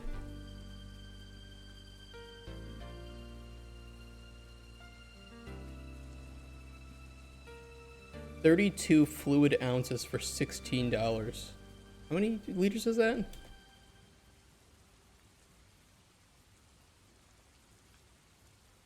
You can get 1 liter of maple syrup for 16 bucks. Isn't that crazy? Bro just gave you a jump scare. Yeah, dude, 1 liter is quite a lot. Pretty good though. Good price. 1 liter of maple syrup in Poland. Hold on. Maple syrup.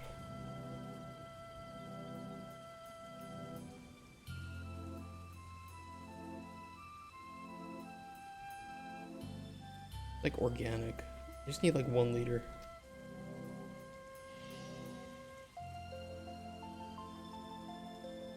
$100 zloty.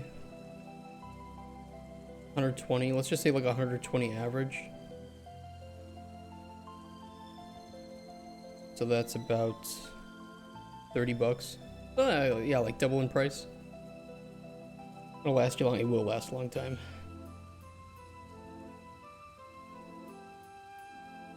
I miss Walmart. Walmart is the best. There's a gallon? I get a gallon of maple syrup? That's almost 4 liters. That's 3.8 liters. It's crazy. Diabetes in a bottle. Oh man, gallons.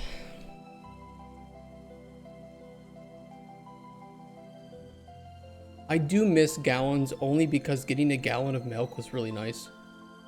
Like if you're a big cereal eater, which I can be. I love my Honey Nut Cheerios. Having a gallon of milk is so much nicer than having these little tiny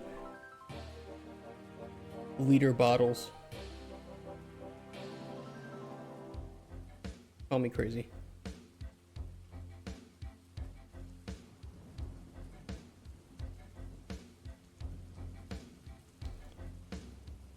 60s zloty in the UK for 1 liter. Jesus Christ. That's a lot cheaper there. Can't stand milk, makes you poopy. Milk makes you poop?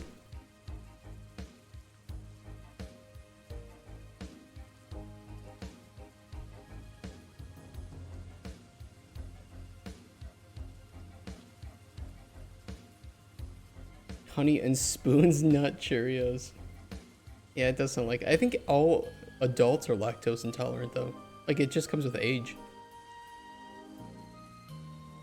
I know cats for sure have it with age.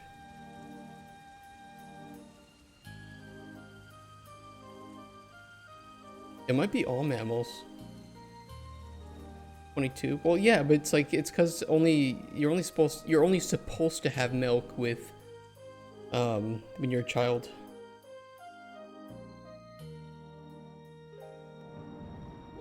Although I do wish you guys in chat wouldn't be so intolerant. I think that, you know, this is a safe space.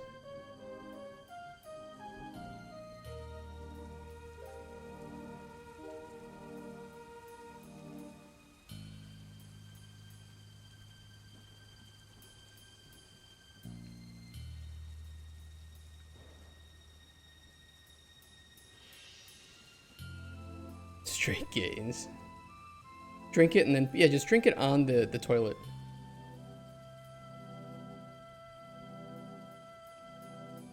Has anyone here ever eaten while on the toilet? And I mean like doing the dookie.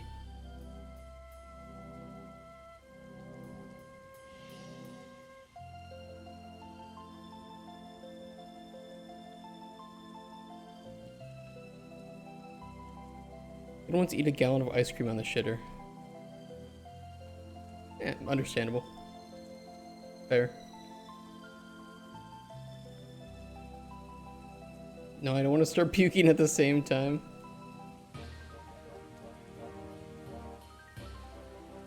I once ate a small pot pie while on the shitter. And I don't regret it. I'm not embarrassed and I don't regret it. I wouldn't change a damn thing.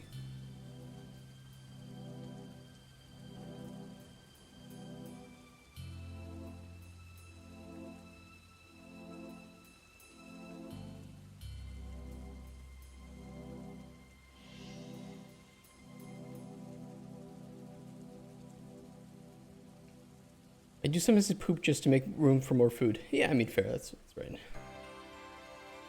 Digging the OSRS soundtrack? You a big player, Bashton?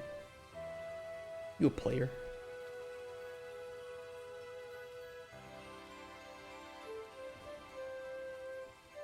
Playing RS since 2005. Me too. I'm an old player, an old geezer. I'm 6 points away from the elite tier of combat achievements. 6 points. I'm excited.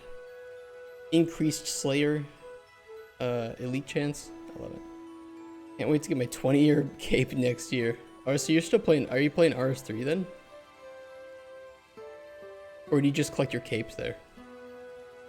Oh, you play both? That's pretty cool.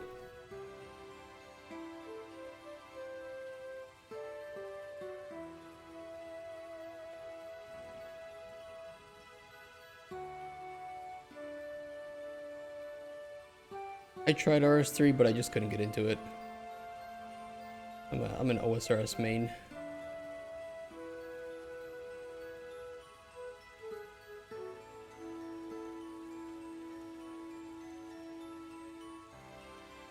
Curing brew, cure disease. That's pretty cool. Let's keep that one. I like that. Here's how Jagex RuneScape-based UE5 survival game is going to be. I am too. They don't have jobs open for that because I'm half tempted.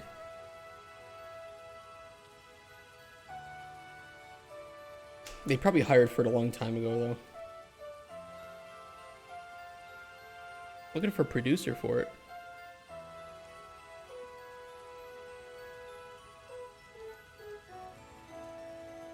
Environment artist for it.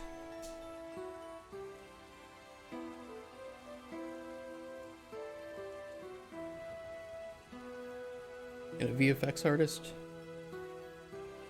We'll see. Why don't you make procedural loot spawning? I prefer to hand place everything.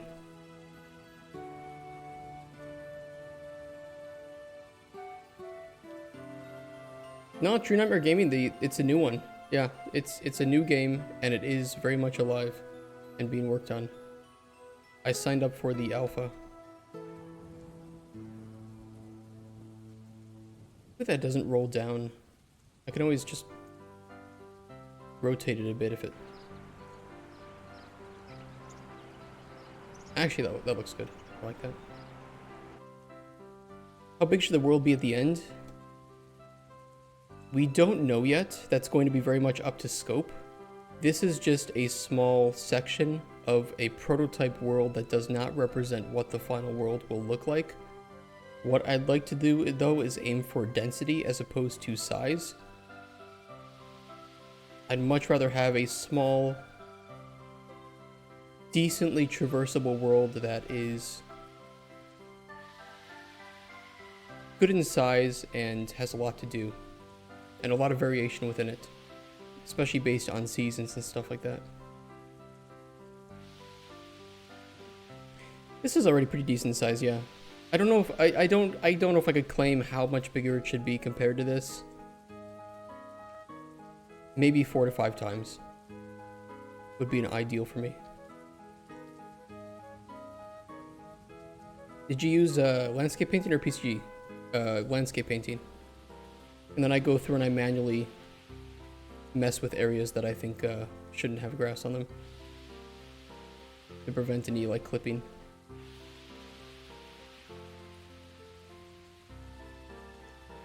I know what people get fooled when they hear massive open world. I think studios think most people care about that, and then you get some open world that's boring and empty. I agree. I 100% agree.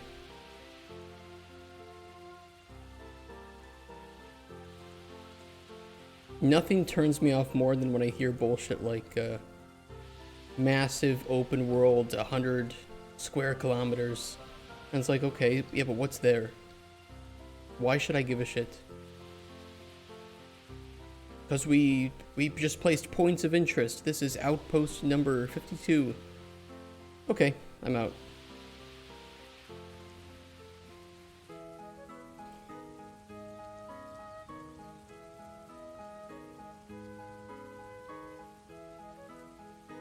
It's like worlds broken up into regions, but the regions mean nothing. The regions are only a way to make the numbers that they put on the map menu to show how much you've completed in that region make some sense. I would much rather have like regions in our game actually mean something different to the gameplay. When you enter the swampy region with a lot of like low-hanging fog and some creepy stuff, actually have some impact on how you approach it and the enemies that you find there. And a build a world where a player has to spend 3 hours road tripping. Sounds like fuel. Even MMORPGs struggle with large worlds and it's their entire business model. Throwing Liberty, you mean?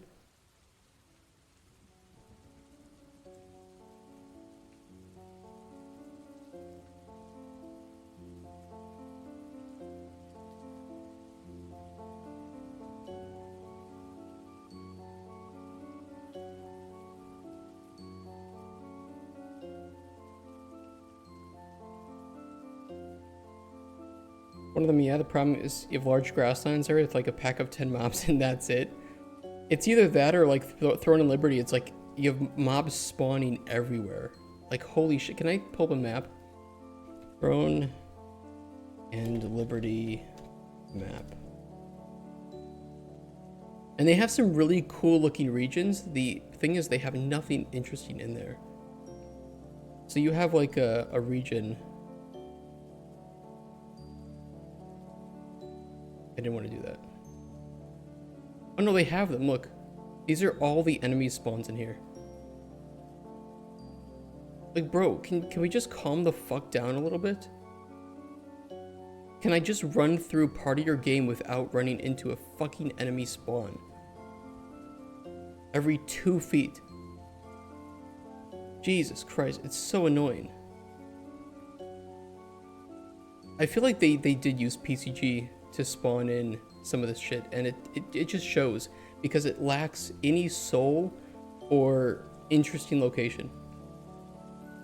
There's no easement zones. That's a really good way to put it. Fucking hell. Yeah, Throne of Liberty is so fucking boring to me.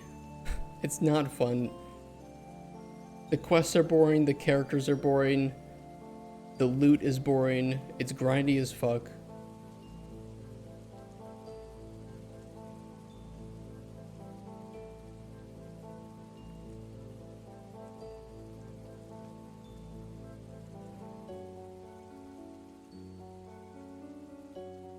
Need the mob spawns to make sense or be lore rather than just mobs for the sake of mobs. I agree. Like when you look at like a map of old school RuneScape, which I think does it pretty damn well.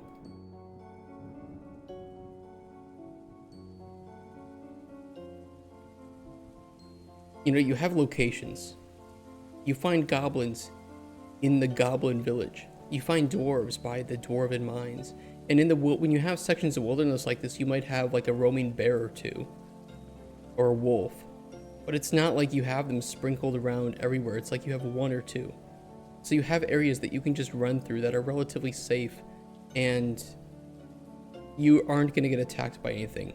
You know, a lot of the stuff around here is neutral anyway. It's not going to attack you unless you attack it. It just makes sense and it feels good. And when you do have like dungeons with things in them, and they do have those spawns that are set in groups, you're entering there because that's what you are expecting and wanting. You know, like about RS is the pseudo verticality as well. That their underground dungeons are part of the overworld, not an instance of a dungeon. Yeah, I like that too.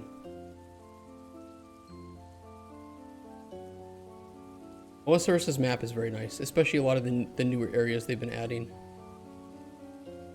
I think Varlamore is set up pretty well too, and that's their newest region.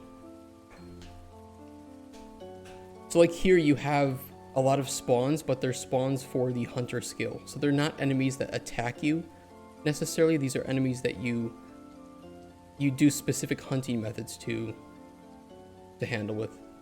And I like that. One thing Oldskip did, which was a little strange, is how close together everything is, but consider how it plays. It makes a lot of sense. Yeah. I think that's also with the old... The newer regions, I think, are better laid out than the older regions. Like, the new team is doing a really, really, really good job, in my opinion, with newer quests, newer areas. And the old team, it's like, it just kind of has that old school vibe to it. Which is nostalgic, but isn't the most sensible.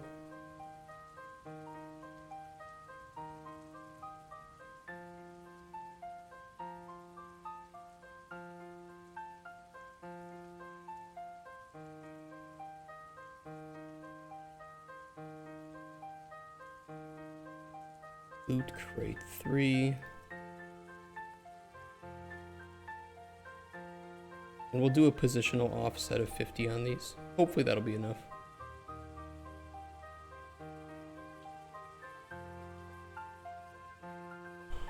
I think the older maps had to worry about RAM limits. Yeah, that's probably why they did the render limit, the old render limit with chunks and players. And now you can get away with a bit more space in that.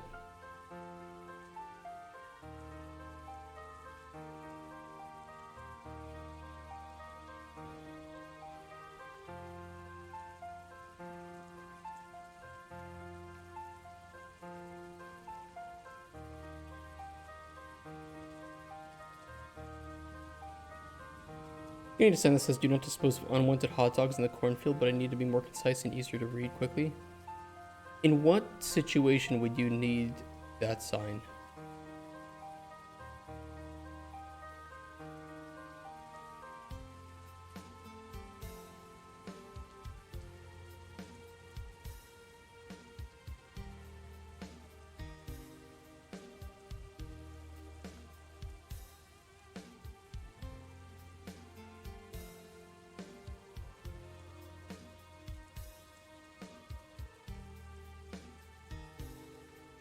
I know you guys like your PCG, but we will be hand placing all interactable items in Cauldron Chronicles.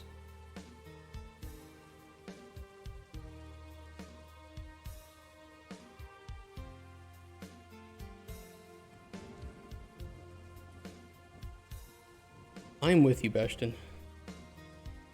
I'm going to be hiring level designers. I want them to design. I want them to actually do their job and have fun and be creative with it.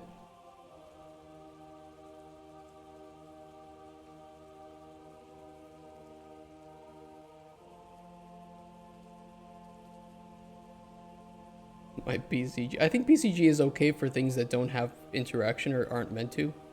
Like getting your world started, but at the same time, it's a tool. It's a tool, and if you use it improperly or you don't put enough effort into it, you know what you end up with? No Man's Sky. Chest in the ground be cool. I 100% agree. We are going to be going back through the entire world again when we have more interaction with the environment, which is set to be done probably early next year, and there will be things like that you can do with that. Like using your potion in the environment to solve mini puzzles and get some loot like that. Use Genshin as an example, because I think Genshin does a really good job with that.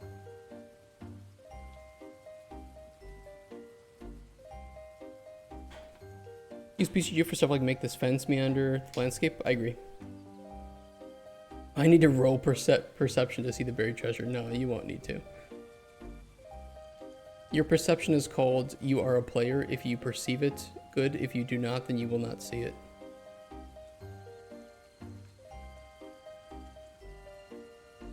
Levitation potion win. The potion of lightness can be used to increase your jump height.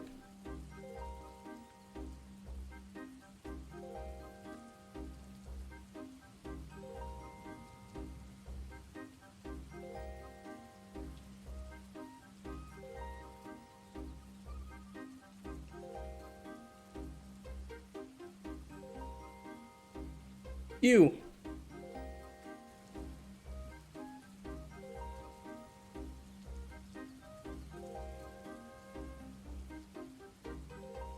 Need to learn how to create an auto landscape? Yes and no. You either need to learn how to create an auto landscape or you need to find an auto landscape you like in a pack and just copy and paste it. Now, I'm not going to name names on who might have done that, but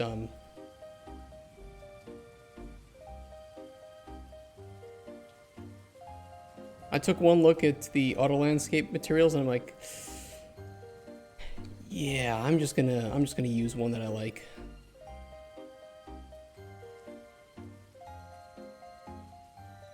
Like your dream's best pipeline for auto landscape? I need to check that project out. A chunk of nodes and logic, it's fun, gives me a headache.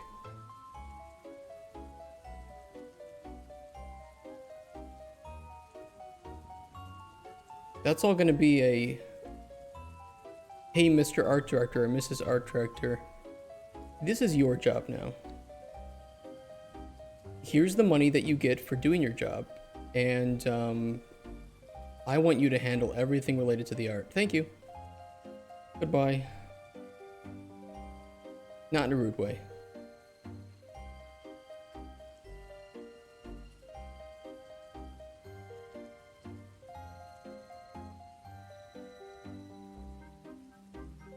How many people are on the Microraptor team? I am full-time. We have a programmer who is doing stuff in his spare time. But he's a bit busy, admittedly. And then we have a combat designer who's doing stuff in his free time too, but he's also quite busy. So about 90% of what you see here is done by me.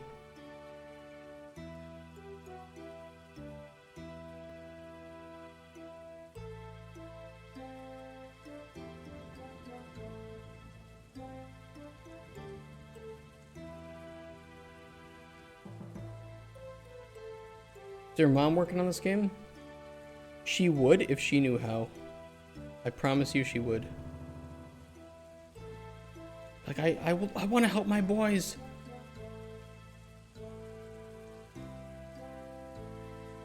She used to play TF2 with me. No cap.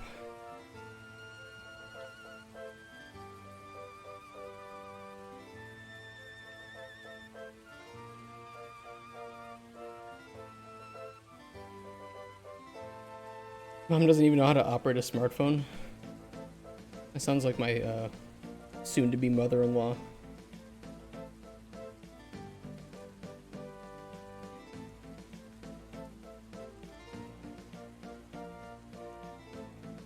We're gonna do some sneaky simulation.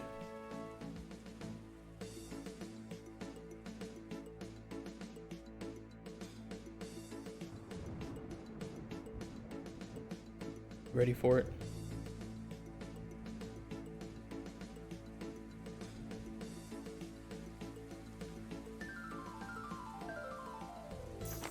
Bastion, thank you so much for the subscription.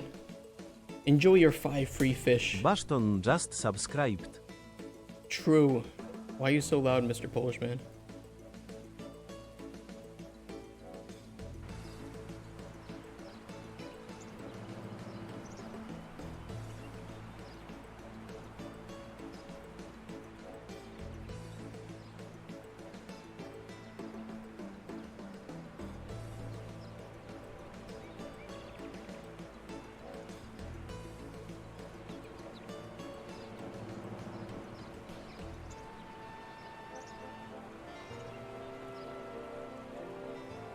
I like that.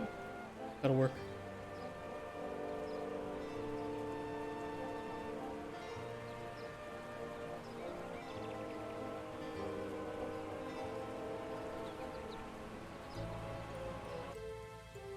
Well, I use simulate to get them to roll down the hill, and then I just save the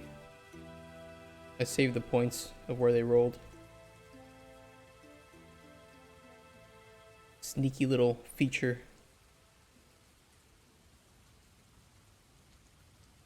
I will not claim to have been the one to find that, because of course I wasn't. Saw it on Twitter, I'm like, oh my god, I didn't know you could do that. That's amazing.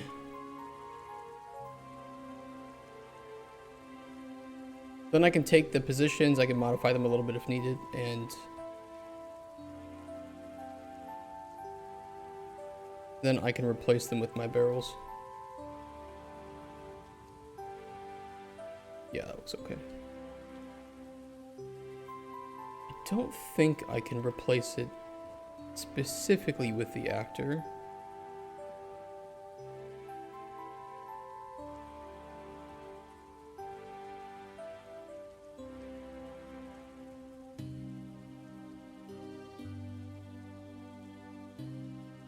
Hold on.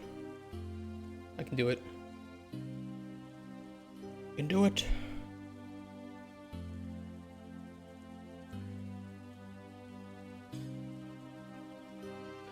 Perfect.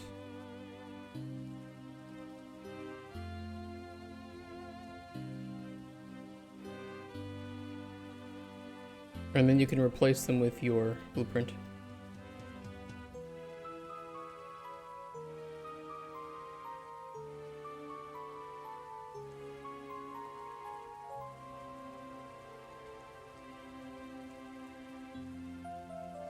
See, that's how I do my procedural generation.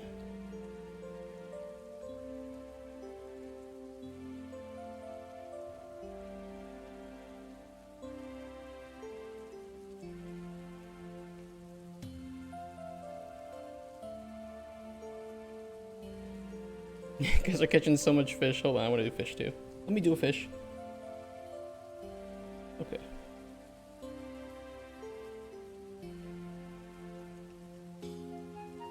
Thank you for all the support today, though, Bastion. I really appreciate it.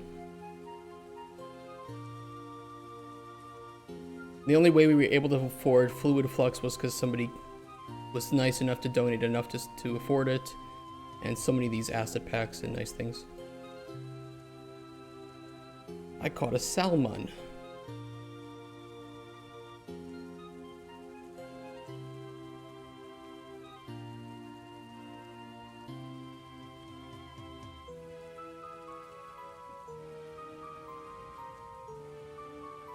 If we had...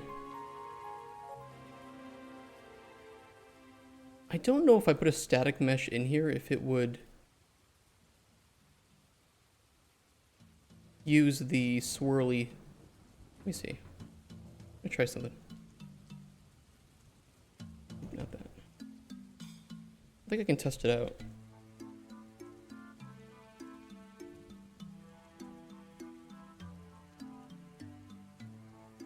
The struggle of cost with the game does, as I've been through it in the past, so I'm happy to help. I will make it my goal to pay that forward at some point in the future when we actually have some funding.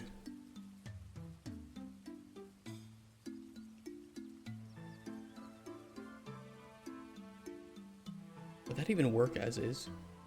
I don't know if the pontoon is large enough. Oop. Need to enable physics.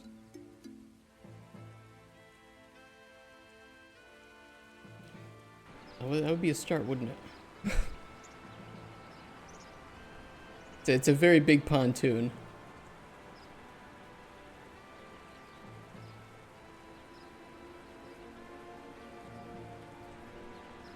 Don't forget us when you make it out of the hood. Don't worry. I won't forget you guys.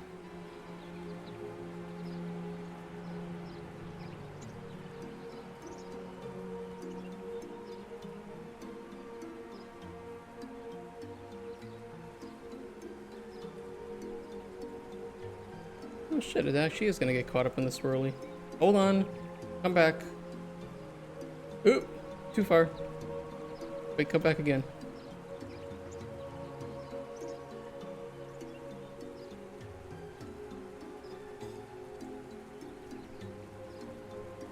I kind of want just a crate floating in the vortex.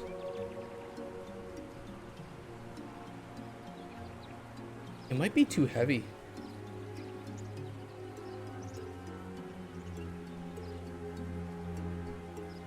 Or it's just pulling it out too much. Yeah.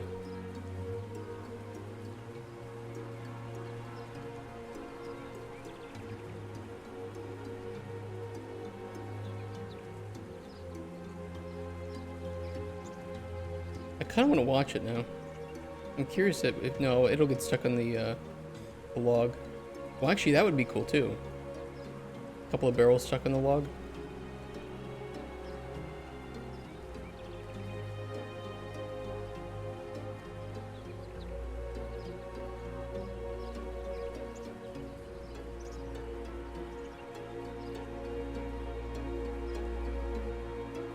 Not a lot of movement here, though.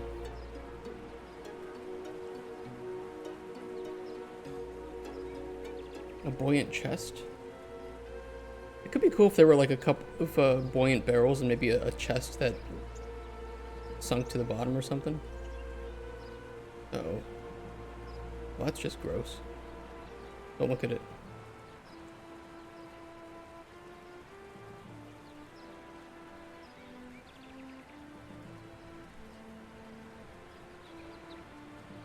I don't think it would get pulled under. I think the pontoon is too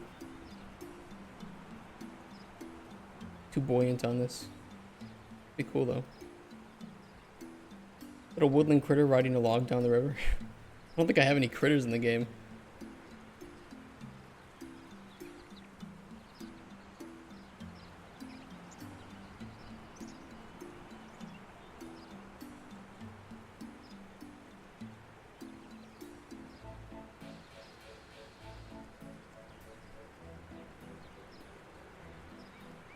Yeah, it is kind of cool. I do like that.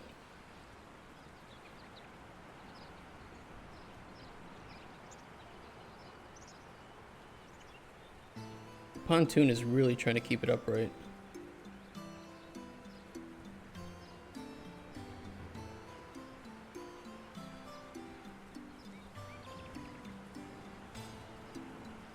I think though it's because it's based on the root, and the root of the barrel is the bottom. The pontoon is up here. Probably what it is. It wouldn't be so, bottom heavy if the pontoon was in the middle. I do like that though.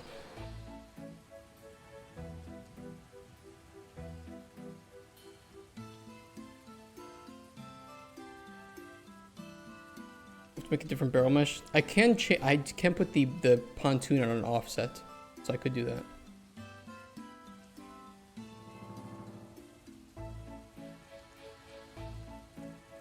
Just right now my barrels don't have flux data on them, and I don't want all of them to have flux data.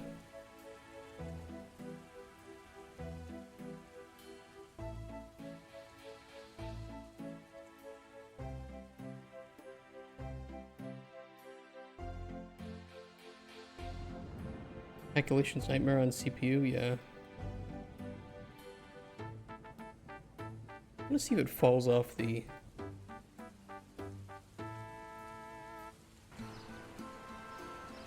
Ooh.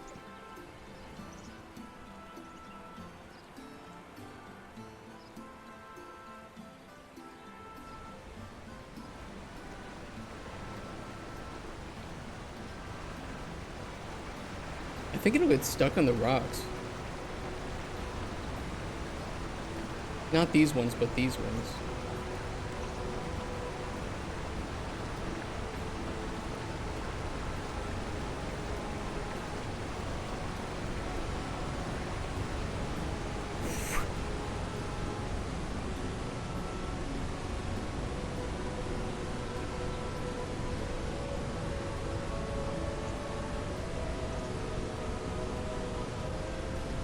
That was pretty funny. I like that.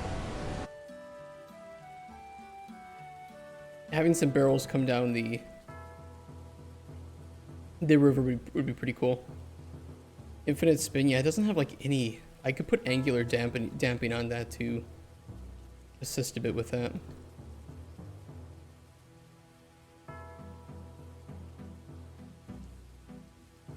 It would be cool if there was something that the player could bump into and push some barrels down the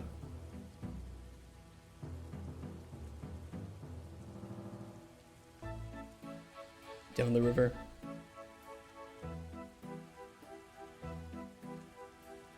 We can work on that though. Once we have more interactions with the environment, that would be good to open up.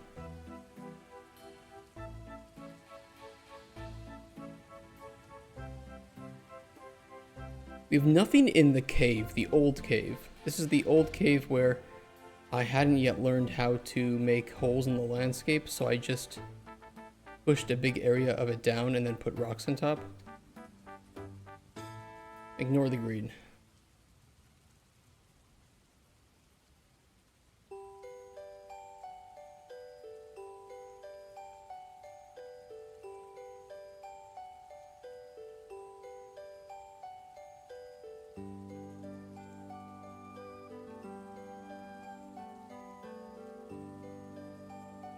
I don't really have any props down here.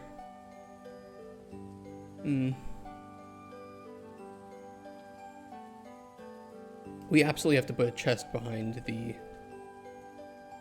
rock.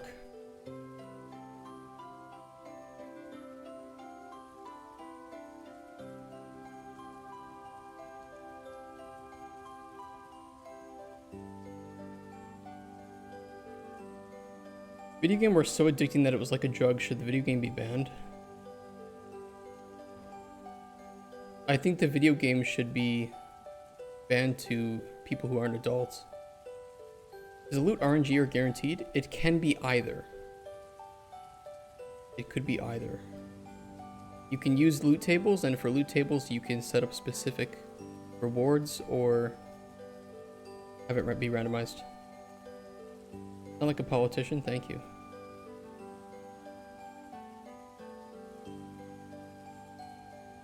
The water will be inside of that. And that's gonna look really weird. But I'm okay with it.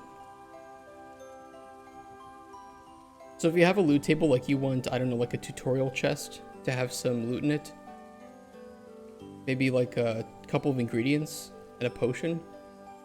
Just set up a loot table to be loot, chest, Tutorial.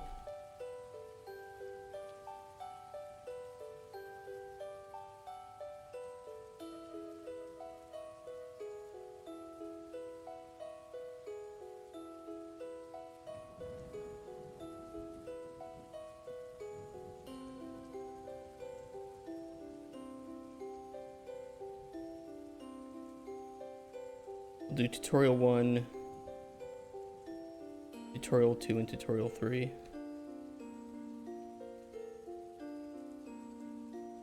Then you do like ingredient, ing, toadstool, and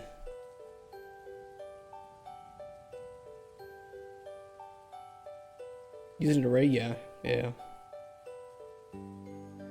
This is a specific loot table. I do have some that you can override and put your own loot inside of it. But if I wanted this chest, then I could just come down here and update the loot to call all 3 tables once, and then that would guarantee the loot every time. Right now it does loot chest 5 times, and loot chest has an equal chance to generate an ingredient, a potion, or a junk item.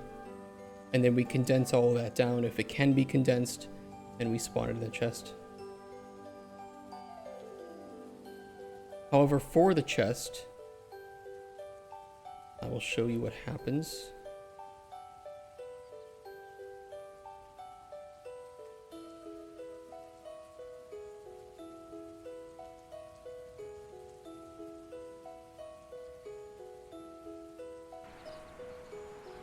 For any junk items, we spawn them in the sack, and then anything else we spawn over here on this like little side platform, so that you're not jumping on top and trying to reach inside.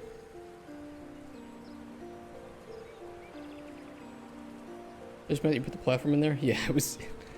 I didn't have it in there originally, and it was all just falling to the bottom. Like, this sucks. Will a junk item be useful for something?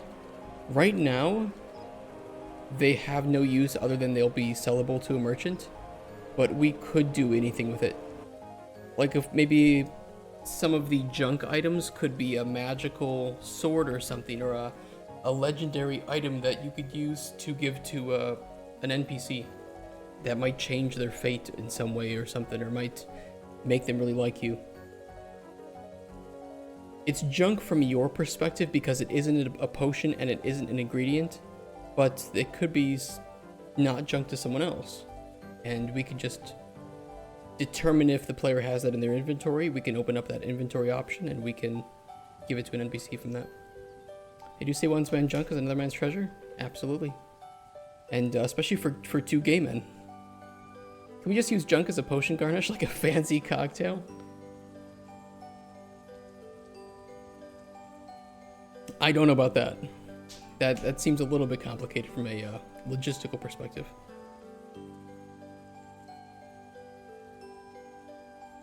The game was so fun that 100% of people who played it couldn't stop playing it. They wouldn't even go to the restroom. That already exists. There have been people who have died playing games. That is sadly very much already in existence.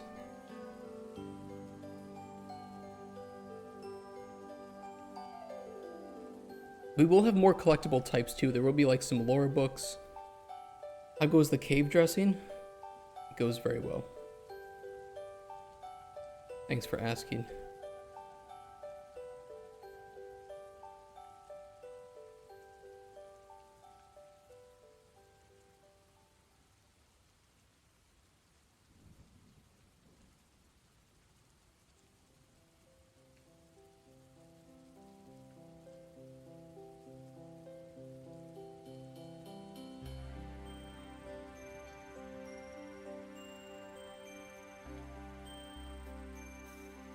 I will put a potion right here on this rock. Let's generate a random potion. We have an elixir of harmony with calm, mixture of obscuring with invisibility,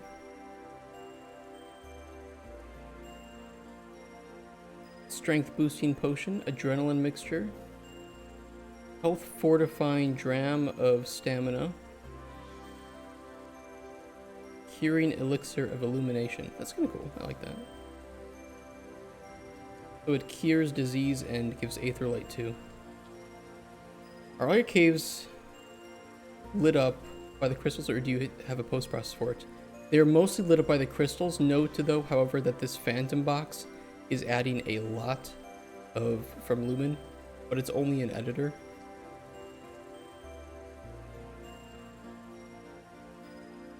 So it'll look a bit more, a little bit more dark when playing. We can run over by it. Or it won't look as green at least.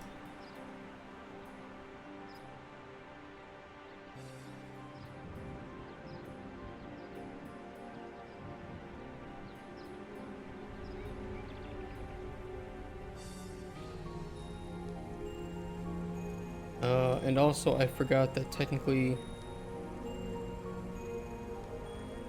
this is also considered part of the water, so everything will float. Shit.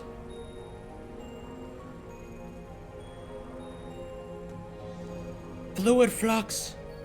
Why do you do this? I must die playing a yaoi visual novel then. I can fix that. I can fix that problem. Give me a second. What a bitch.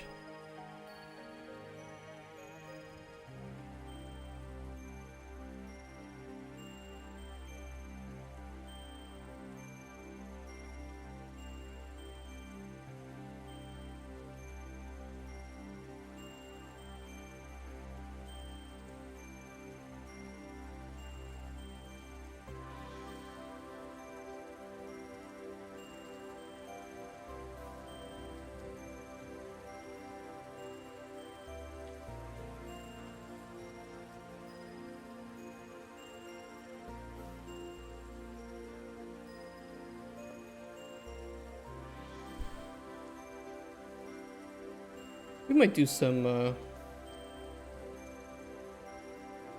interesting stuff with, I don't know. I think when you say that if, hey, you know, we could have a gay person in our game nowadays, you need to kind of caveat that. And I don't mean that like any bad way, but I don't want to stick people in our game, like NPCs in our game, with characteristics just because. I want to write something that actually feels unique if we do that.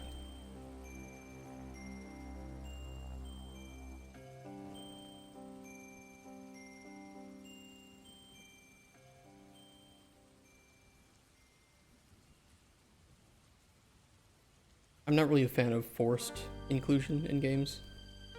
Like where it feels like somebody was like, oh, we don't have enough of insert blank person.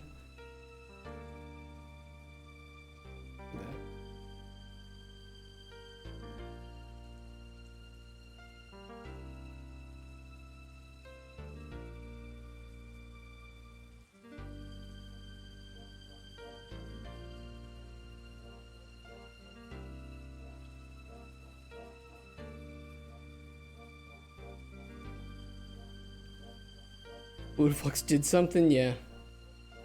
It we're technically underwater right now. I don't even want to explain. I don't know. It's just, I'm done. I'm done with Fluidflux. I've always been done with Fluidflux.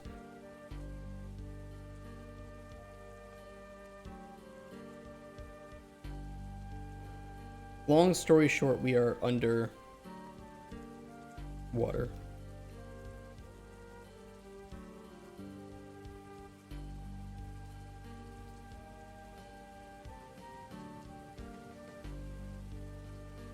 Fluidflux have documentation? Go ahead. Go ahead and look at the documentation. I'm not even...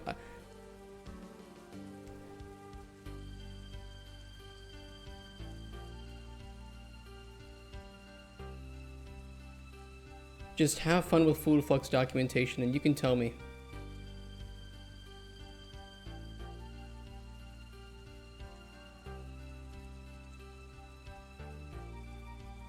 It's such bad documentation that barely ever goes and talks about how you need to fix the problems that it has.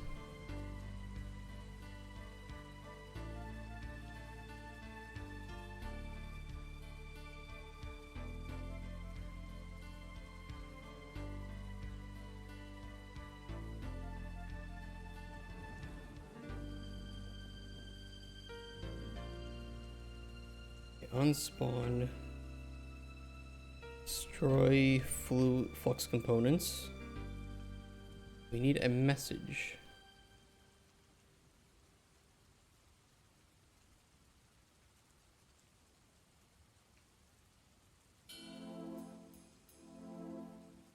The fluid flux documentation is just so bad. And it pretty much never gets updated. And it continues to be horrible. I promise it's not enough. You'd think, and I'm not making fun of you, I'm not blaming you. You can only have one in the entire surface. Only one.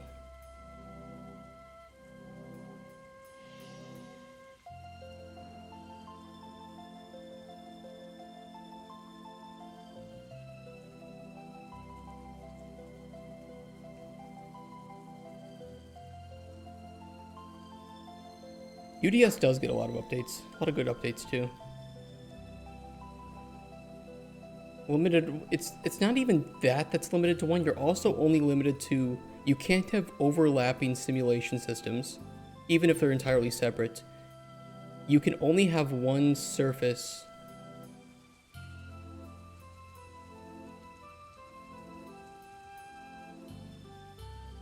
It's not necessarily true. But if you want to merge your systems together, you can only have one surface, and you can only combine one simulation data with one coastline.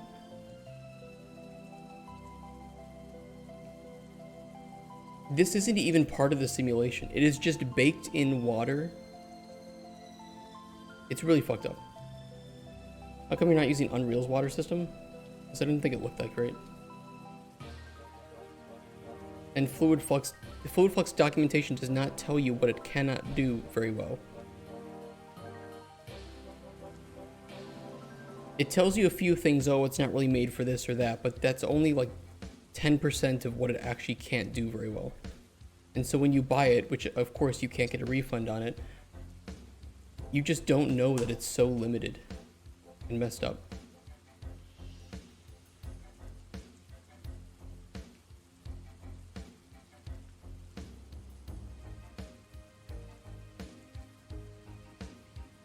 How much is the asset? $300.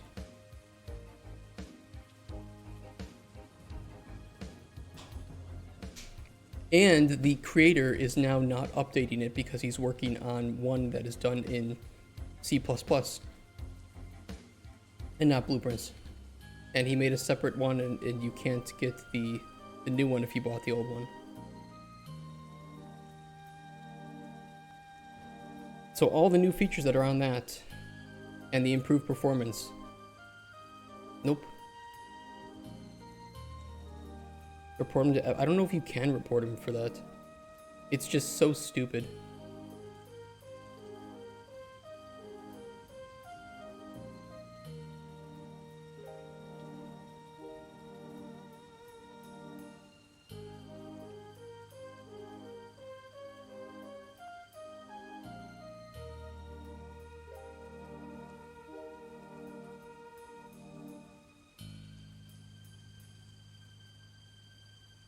You should have integrated the C++ one with the VP one. I agree. But he's not going to do that because it's not as much money. Even though if he just put the time and effort in, he could do what UDS has done, but I don't know. The UDS devs are the ones to look at.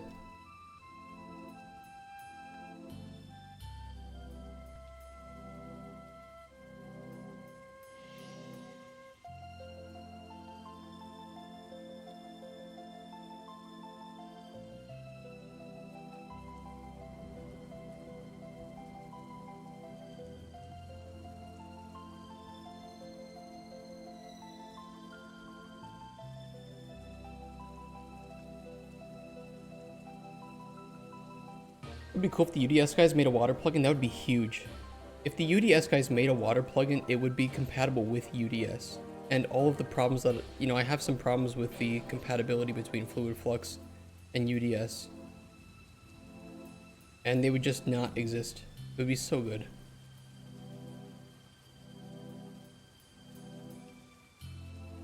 Yeah, UDS does have caustics. And their caustics look really nice, actually. Their caustics look really good, but they do need to be on that same level.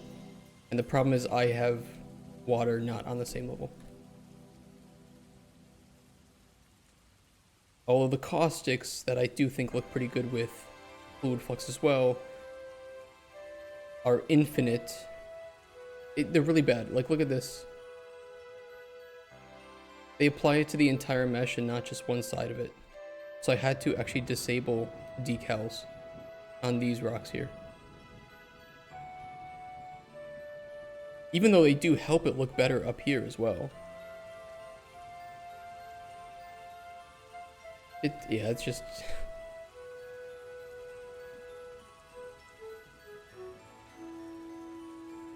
I've done what I can with it. And I think it does look good for, like, oceans. I will admit. Oceans and coastlines, I think it looks good, but if you're trying to use it for lakes or rivers, don't do it. Don't do it to yourself. I kind of got away with it. Well, it's tough. Games are just black. Yeah, pretty much. There's some weird stuff that happened with the, well, you can see it. And I hide it with particle effects. If you can't see it, it isn't there. When in doubt, hide it with rocks and particle effects.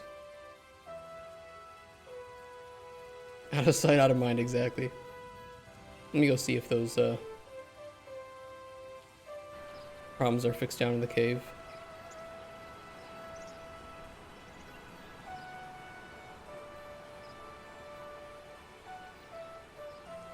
Narrative is also very expensive, but I do recommend narrative because it is very well set up. The documentation is pretty good, and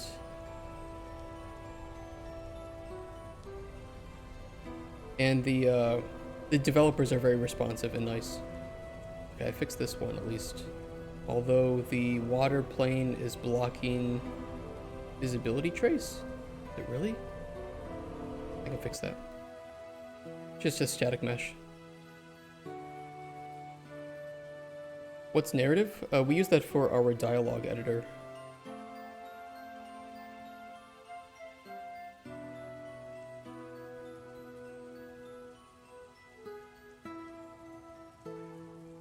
Like we have a node-based dialogue editor where we can set up custom conditions and events and whatnot.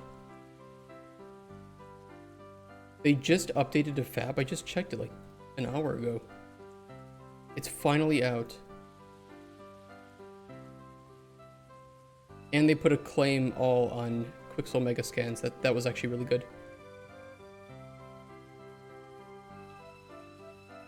So is there a new launcher now?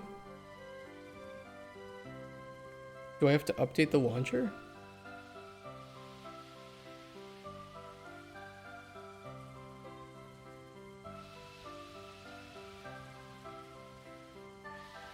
Yeah, there's a script, but there's also just a claim all now. It's pretty cool.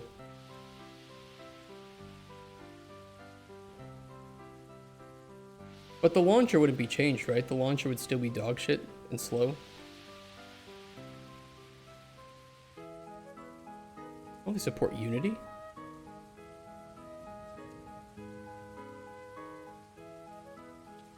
There's nothing there.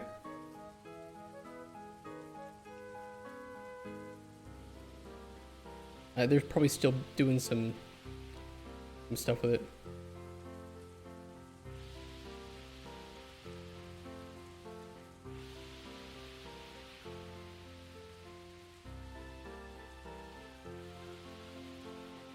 So does this say Fab now? Oh yeah, look at that. Fab. Overloaded? Yeah, I can imagine.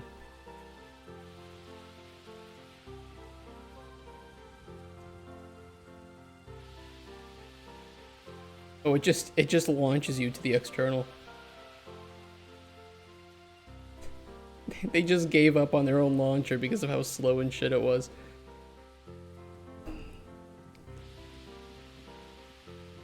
I mean, fair enough.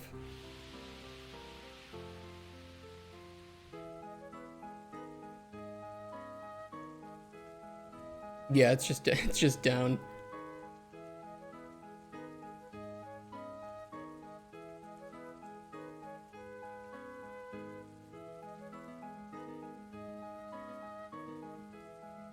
Oh well, we'll have to check it out tomorrow when hopefully the servers are a bit smoother.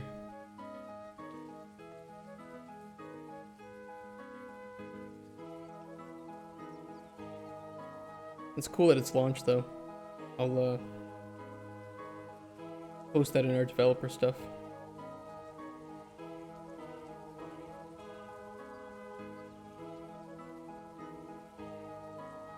Where's our developer channel? I want to add all developers? No, I won't. I'll just say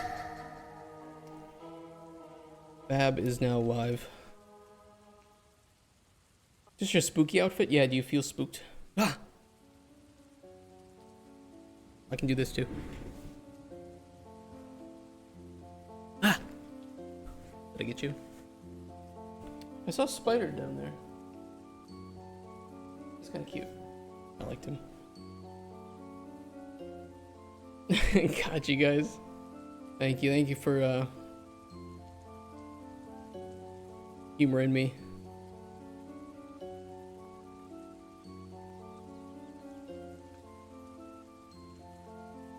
Destroy flux components on spawn.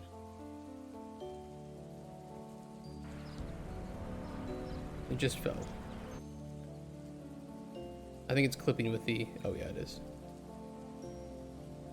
Just a wee bit.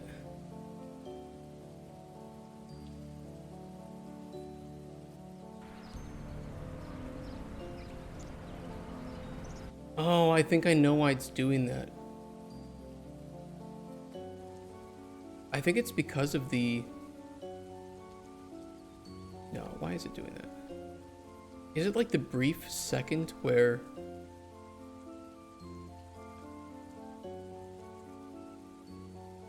There might be a brief frame or two where fluid flux is still doing its shit. And it might think that it's inside of a... Ignore that. I don't know. What if I change the bottle?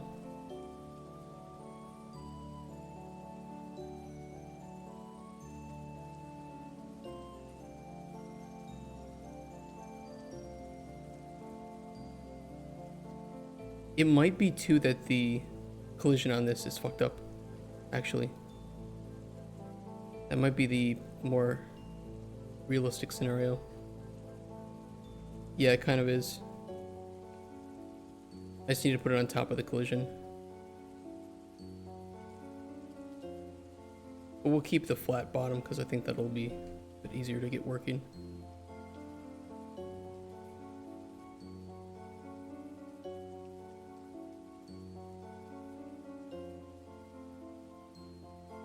The rock just kind of sucks.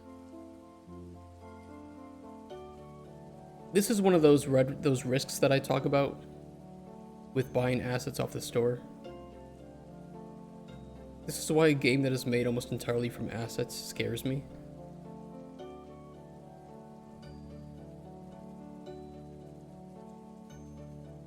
Because not every developer is going to fix problems like this. And it all adds up. I'm not saying it's a bad thing to use assets. Let me again clarify that. Just that problems like this do add up. And developers who are pretty new to the engine or who might be looking to scam won't know how to fix things like this. It could be something simple like just some bad collision, or it could be something worse like really bad performance, unoptimized materials. If it's a gameplay plugin, it could have issues with compatibility between other plugins, and the developers don't really know how to plug those in together. CP for RAM usage.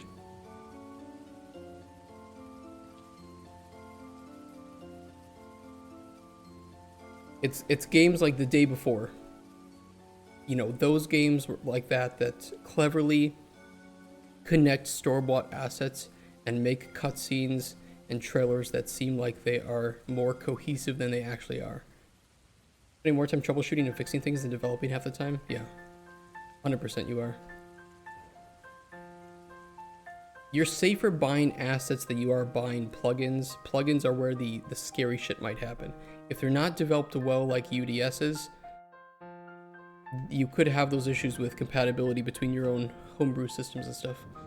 But even then, it's like UDS does not have any compatibility really with Fluid Flux because it was never meant to. Making those systems yourself, you can at least guarantee that there's going to be some compatibility. Day before saw it was fake from the get-go. Same. There's a new one too. There's Vampire Syndicate Gangs of Moonfall. And this one just got 112,000 in funding. And this is a entirely asset bought game. And it's not even put together in a very good way. Yeah, you guys have seen that already. I wonder if anyone has modified Fluid Flux to be compatible with UDS? Probably. I think the Fluid Flux blueprints are a bit spaghetti-ish and not the most versatile. I think the game is clearly more fake than Day Before was. I agree. The Day Before actually looks halfway decent. It's just, it's so bad. And you can tell that they didn't know how to make cohesion between their assets.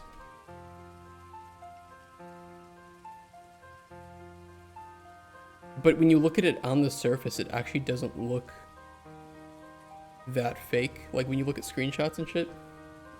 Yeah, you can see what people are fooled. I think that's a good way to put it. Like, this looks fine. Is it that crazy? No, but it looks fine. Yeah, you know, not crazy, but it's all at least something. And Vampire Syndicate is just so obviously fake. Or it's so obviously nothing.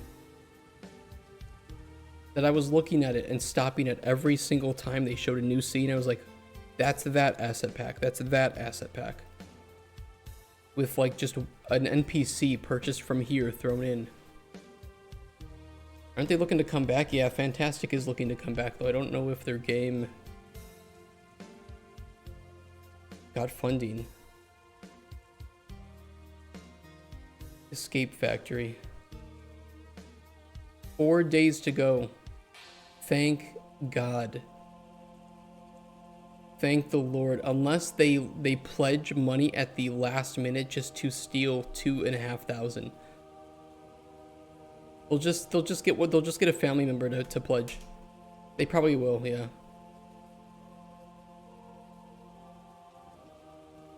It's so fucking funny to me. It's funny, but I'm also pissed.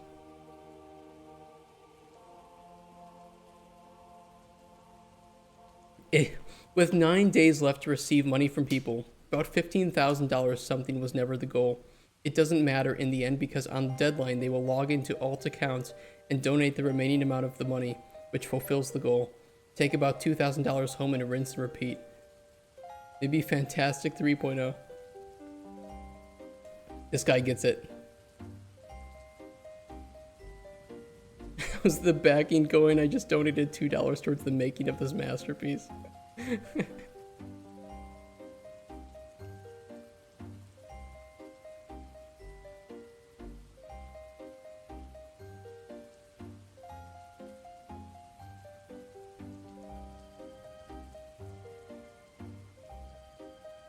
I love this shit.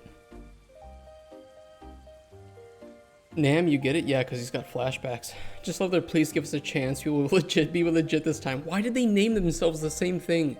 Even if this is actually legit and these are new people that don't want to make bullshit games, why did they go with the same name? And on their FAQs on their website they say, don't worry, this is the same people that have been bringing you the best games. Where's their website? I need their website.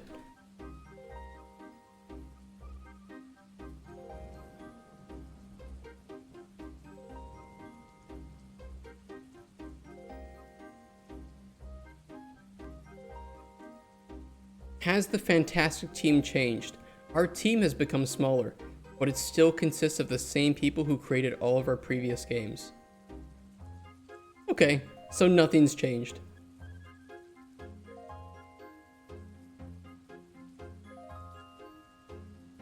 Why would you keep that there? How can you make good crowdfunding these days?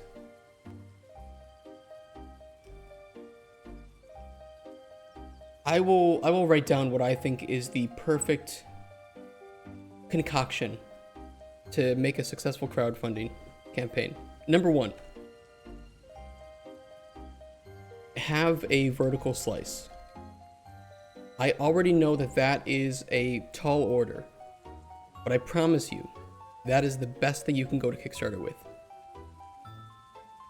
Make a demo, which should be your vertical slice. Make a Steam page.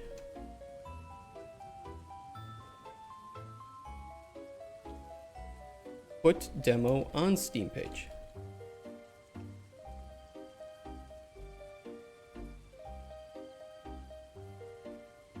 Spend 3 months on a pre-campaign. Go to Steam Next Fest with your demo. Concurrently run your Kickstarter campaign. Ask for about half the funds you actually need.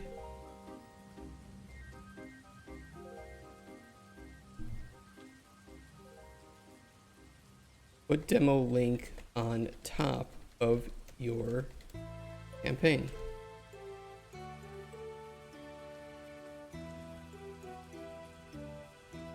Show about 2 to 3 minutes of gameplay right from the start.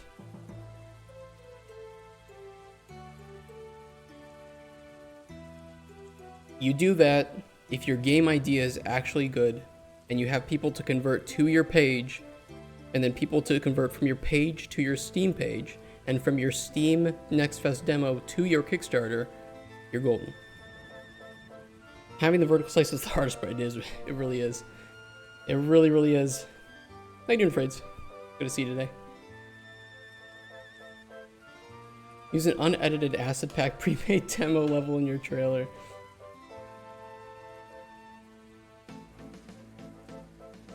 What is step 5? If you have nobody that knows that your campaign will be live on Kickstarter, it doesn't matter how good your game is, you run the risk of not getting funded. You need to have people that are ready to convert over to your Kickstarter ready when you run it. That's one of the reasons we're doing this stream personally. And it's one of the reasons that you want to have some sort of marketing happening before your campaign goes live. You want to make sure that there are people that can actually be converted to that page. And I think about 10 to 20% of your pre-campaign, so you should have a pre-page for your campaign, which is like we're going to launch soon, notify me on launch. About 10 to 20% of the people that sign up for that will be converted to backers. And then about 10 to 20% of the people that visit your page will be converted to backers. And going to Next Fest with your demo not only gives people a chance who only go on Steam and look at stuff. Holy shit, Factorial Space Age is available. When they click on your demo and they're like, oh, this was cool. They finish your demo, they're like, I really like that game. Also, we have a Kickstarter going live right now where you can grab the game for cheaper than what it will be on launch. Click the link and then they can get it converted to your Kickstarter page. And then people on your Kickstarter page who don't know about your Steam page, or might just be browsing Kickstarter, can be converted over to your demo by having your game's demo right on top. Let's go check out Kickstarter real quick. And I'm sure we can find a really good one here. Games. Show me video games. Live projects. My time at Evershine.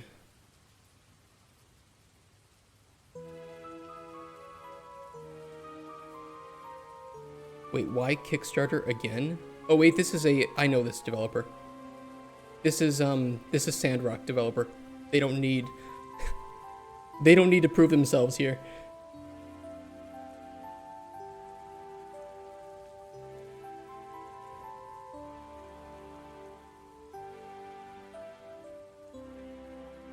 This one's pretty good, lots of visuals, and do they show gameplay? Yeah, it's right from the fucking start. Success. You can still be successful without a demo, but I promise if you have a demo, you will be more successful. This guy creates this page every single month, and it never gets funded. Every single month I see this. Look at this, 8 created. And guess what they are?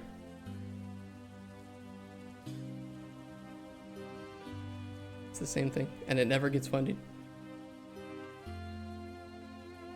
Metroidvania, those are good ones to have demos to. But most don't do it, they don't do it. Or they put it too low. I've seen that happen a lot too. You just need to prove to people that the gameplay is actually going to be realistic and not AI generated fresh desert themed survival game on a massive open world containing various different biomes and a fascinating ancient storyline with clearly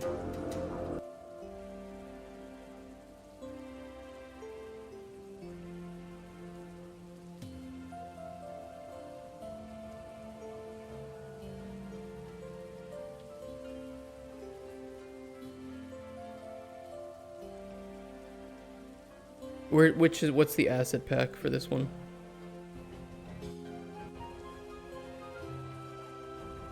Explore a huge world. Wow. You played an animation.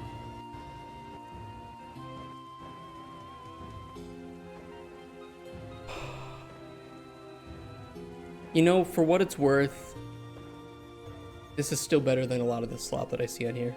I'm gonna be honest. I see a lot of shit on here. I backed Everspace 2, and Everspace 2 was one of the, very well made. Yeah, it's all the same shit though, I don't know, these are my 10 tips. And I know it's a lot of work, but if you do this, you can get your money. Depending on what you're asking for, what kind of game you have, you'll get it. There is a demand for them.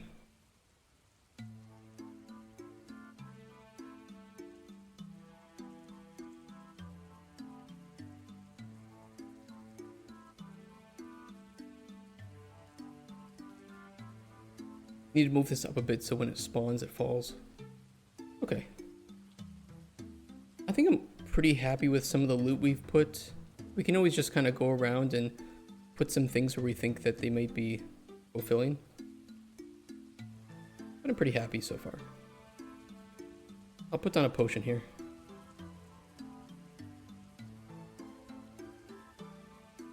They all want arc success.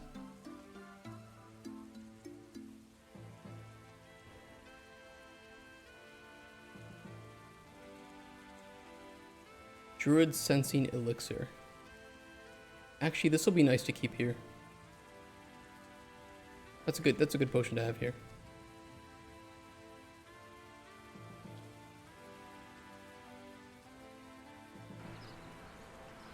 There is a... Oh, god damn it, not again. Every fucking time these stupid motherfucking flowers fall. Oh. I'm not fixing them today. They're just pissing me off. I'm not fixing them today. They don't deserve it.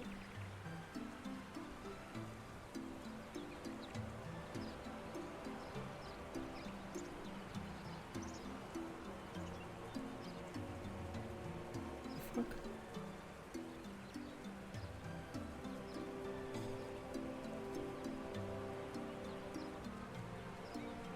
I have fixed all these trees before. I'm not even joking, I've fixed all of these trees. Something happens with like the landscape. Anybody who's watched my stream knows that I fixed these trees. They know because they know how angry I get when the trees are floating. Did I move the landscape foliage up on accident?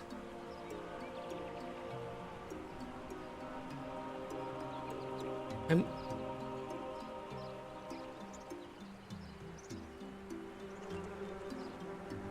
Why does it look like I did?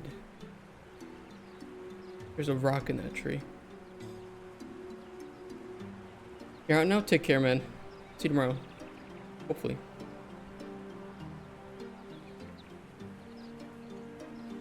But I can't have.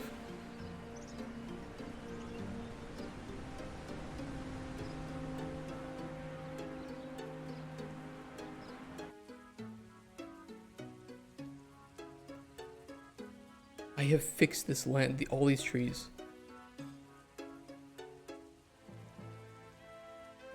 I will prove it. I will even prove it to you.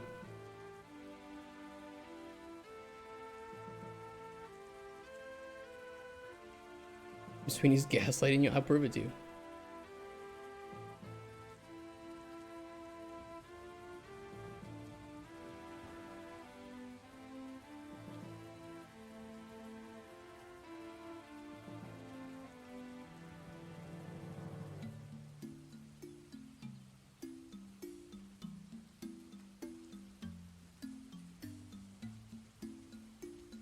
I'll load up yesterday. It does went along with the prank, just making the sphere get bigger. No.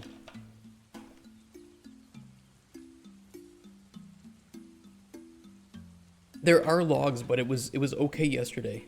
I know it was okay yesterday.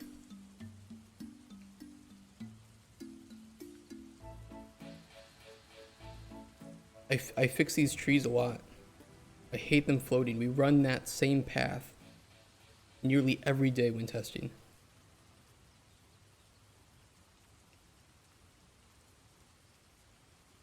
I would notice something like that.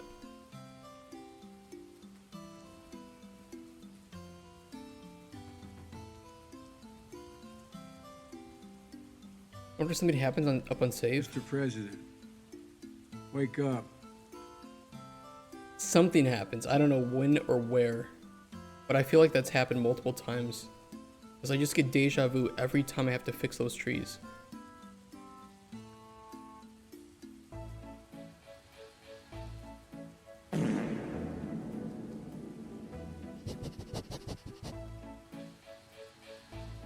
Look. Look.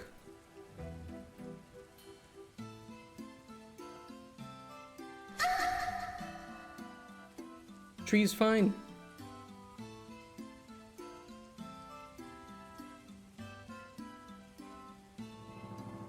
Because I've painstakingly fixed all the trees because I hate when they float.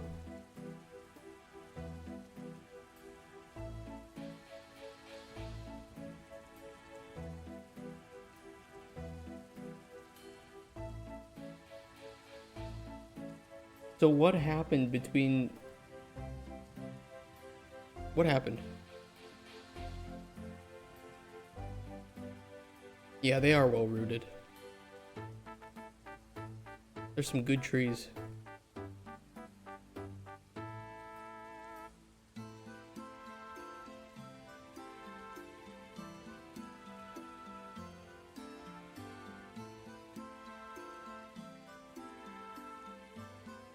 It's not updating my workspace. Therefore, when you open Unreal 5, you can try these steps: reduce high poly mesh, disable world position offset distance, disable virtual shadow map invalidations, check collision, and create custom collision in Blender. A lot of shit. But they're only floating now. They weren't floating before. What did I change today that might have done it?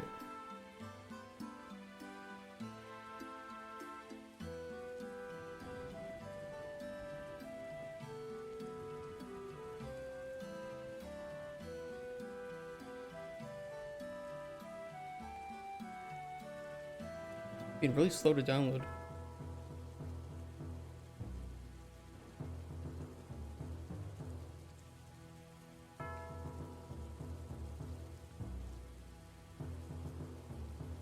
Like the offset that you did with the grass artifacting?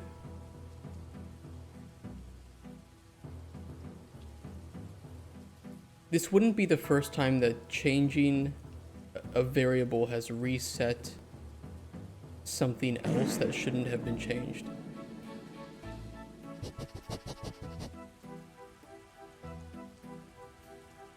when you paint trees, you can do a Z offset on them. Why is this taking so long? What is going on? The problem is then I went in and I adjusted ones that still weren't right. So something happened to the landscape foliage.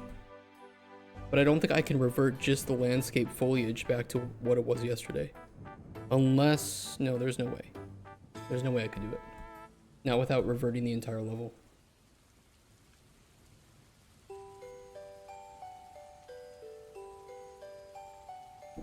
don't know why that took so long. Annoying.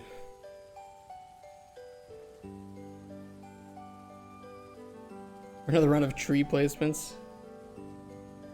It doesn't really matter, like, I'm not going to spend a whole bunch of time going back and fixing all the trees that I fixed, but I fixed quite a few trees. How much do you pay for your workplace? I think it's about $250 a month.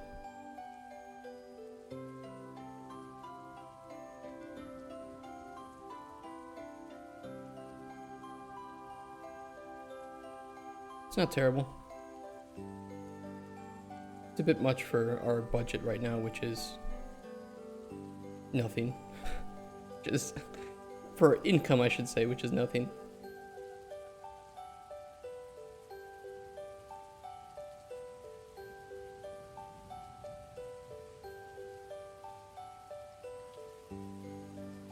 What does the rare fish boost do? It gives you a higher chance to collect rare fish. Yeah, something happened. God damn it, this was so obnoxious. But I don't think all the foliage got moved up. I think it was just... It's like they got reset. Like, positions got reset. In fact, I think every time the trees fall off indicates that positions of something has reset.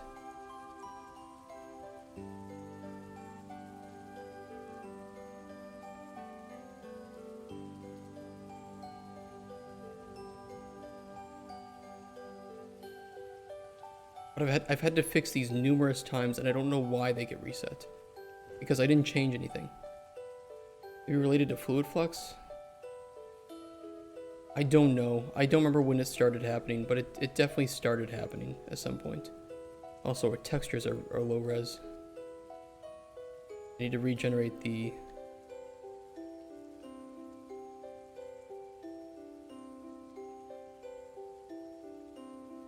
or cache. Or DDC.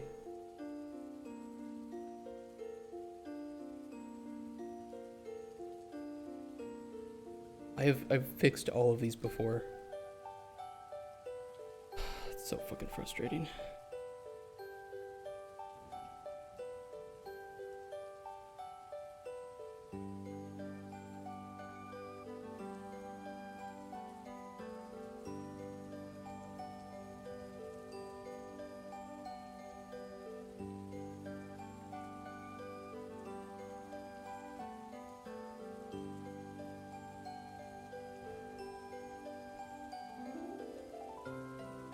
I do not know the cause. It could have been that I messed with the grass, but it's like it's gonna fuck up all these too, and I've gone through and I fixed all these before.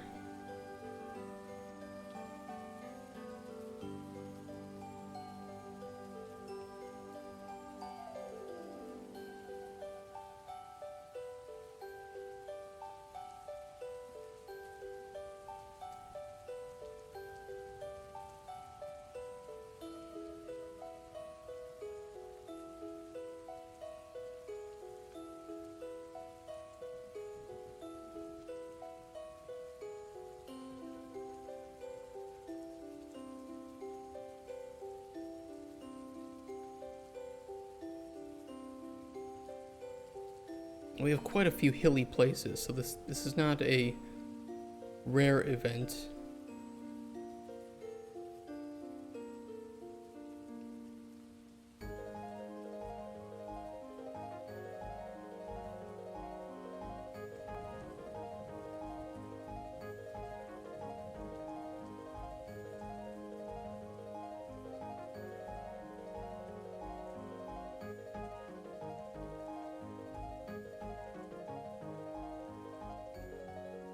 Whatever. The prototype. I know I shouldn't be so worried about it. If a publisher asks, I'll just be like, yeah, it won't do that when you give us money. You would be so surprised, Mr. Publisher, how quickly those sorts of issues go away when you start being able to pay people.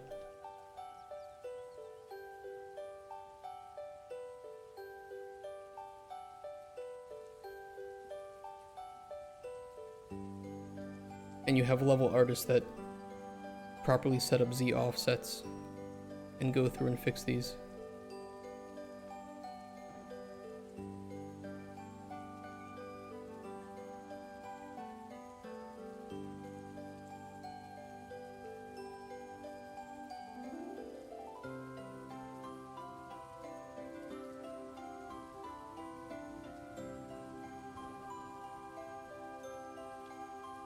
But I'm kind of a stickler about it, so I like to fix it.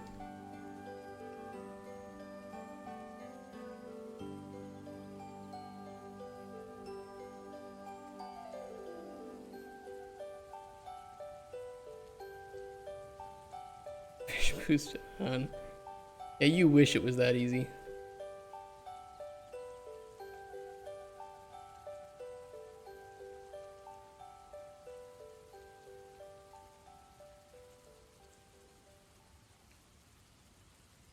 This was also my first time working with all the landscaping and foliage tools, so by the time I realized that that was happening, I had already painted a considerable portion of the level, and I didn't want to go back and fix it. I was like, whatever.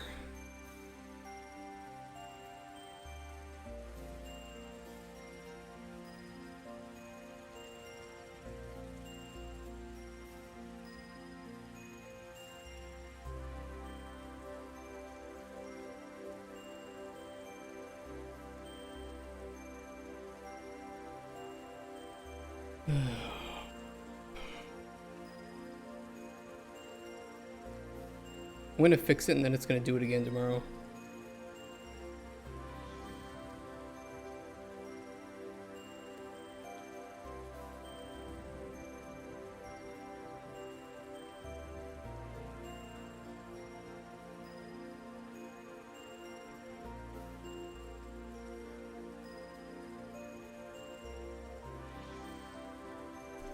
All of these, every single last one I have fixed.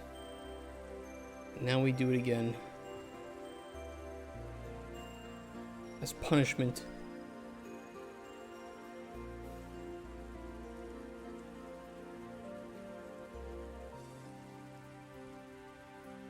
It's so dark. Oh, it's probably because of the box being a dick.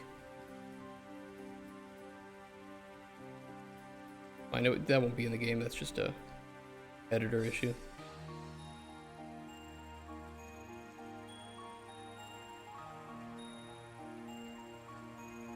I know there were a lot of floating trees up here as well, or not a lot, but they did exist. Maybe it's the ground that's falling. Actually, if the ground was falling, it still wouldn't happen, because they're part of the foliage and that would get snapped to the ground. So if I did accidentally lower the landscape, they would be fine.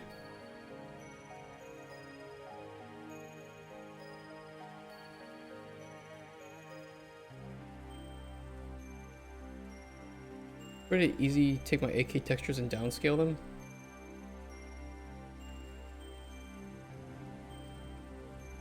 You can just open them up in like Photoshop and resize the canvas to half. Then you have 4K, half again, 2K. Probably a way to automate that.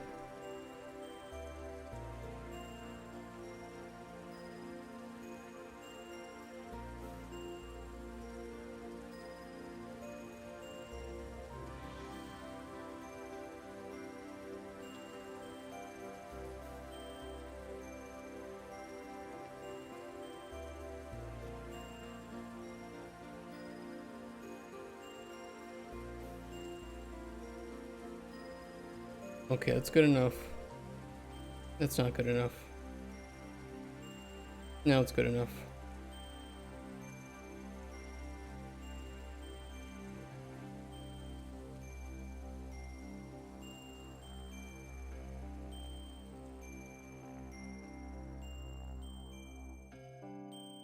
Well, now we know the warning sign that if the flowers fall off the side of the vines, it's very likely that the custom positions of all foliage assets have been messed with. Which is very scary that can actually happen. I do not like that. Sam, I am. I do not like green eggs and ham.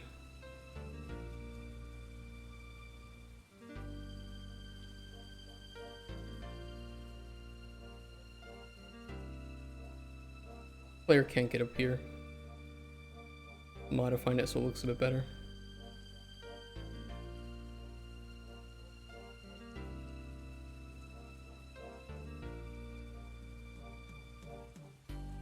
Don't know if there's a simple way in engine. Probably there is a way in engine, although I don't know if you'd want to have 8K textures in engine if you're going to downscale them anyway, since it'll bloat your game size considerably.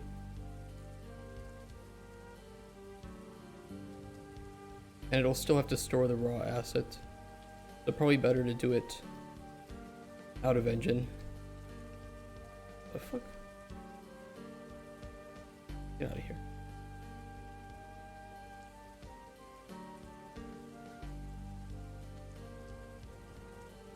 Ooh. There we go.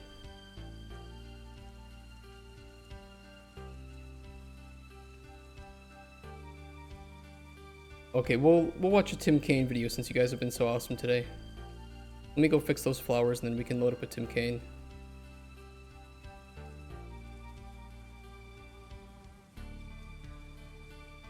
Tim Kaine is my cocaine.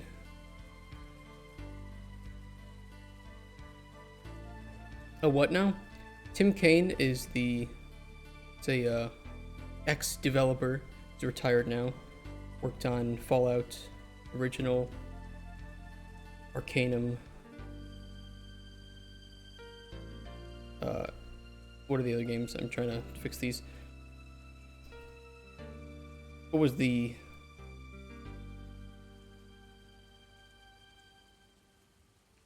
Outer Worlds, Temple of Elemental Evil. He makes some really good educational videos we like to watch. Haven't been awesome at all though. Well, we can still watch it. Are they famous? He is pretty well known, yeah. He makes really great, concise 10 to 15 minute videos that we turn into hour-long videos because I don't know how to shut the fuck up and just stop yapping.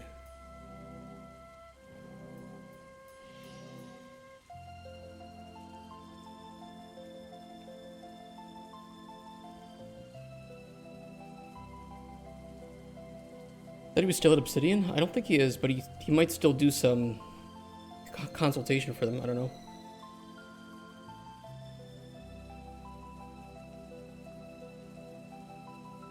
Alright, I'm saving it there. Saving it there. I'm done with this for today. I will end the YouTube recording for that. If you're watching on YouTube, thank you so much. And I'll catch you next time. Bye, YouTube.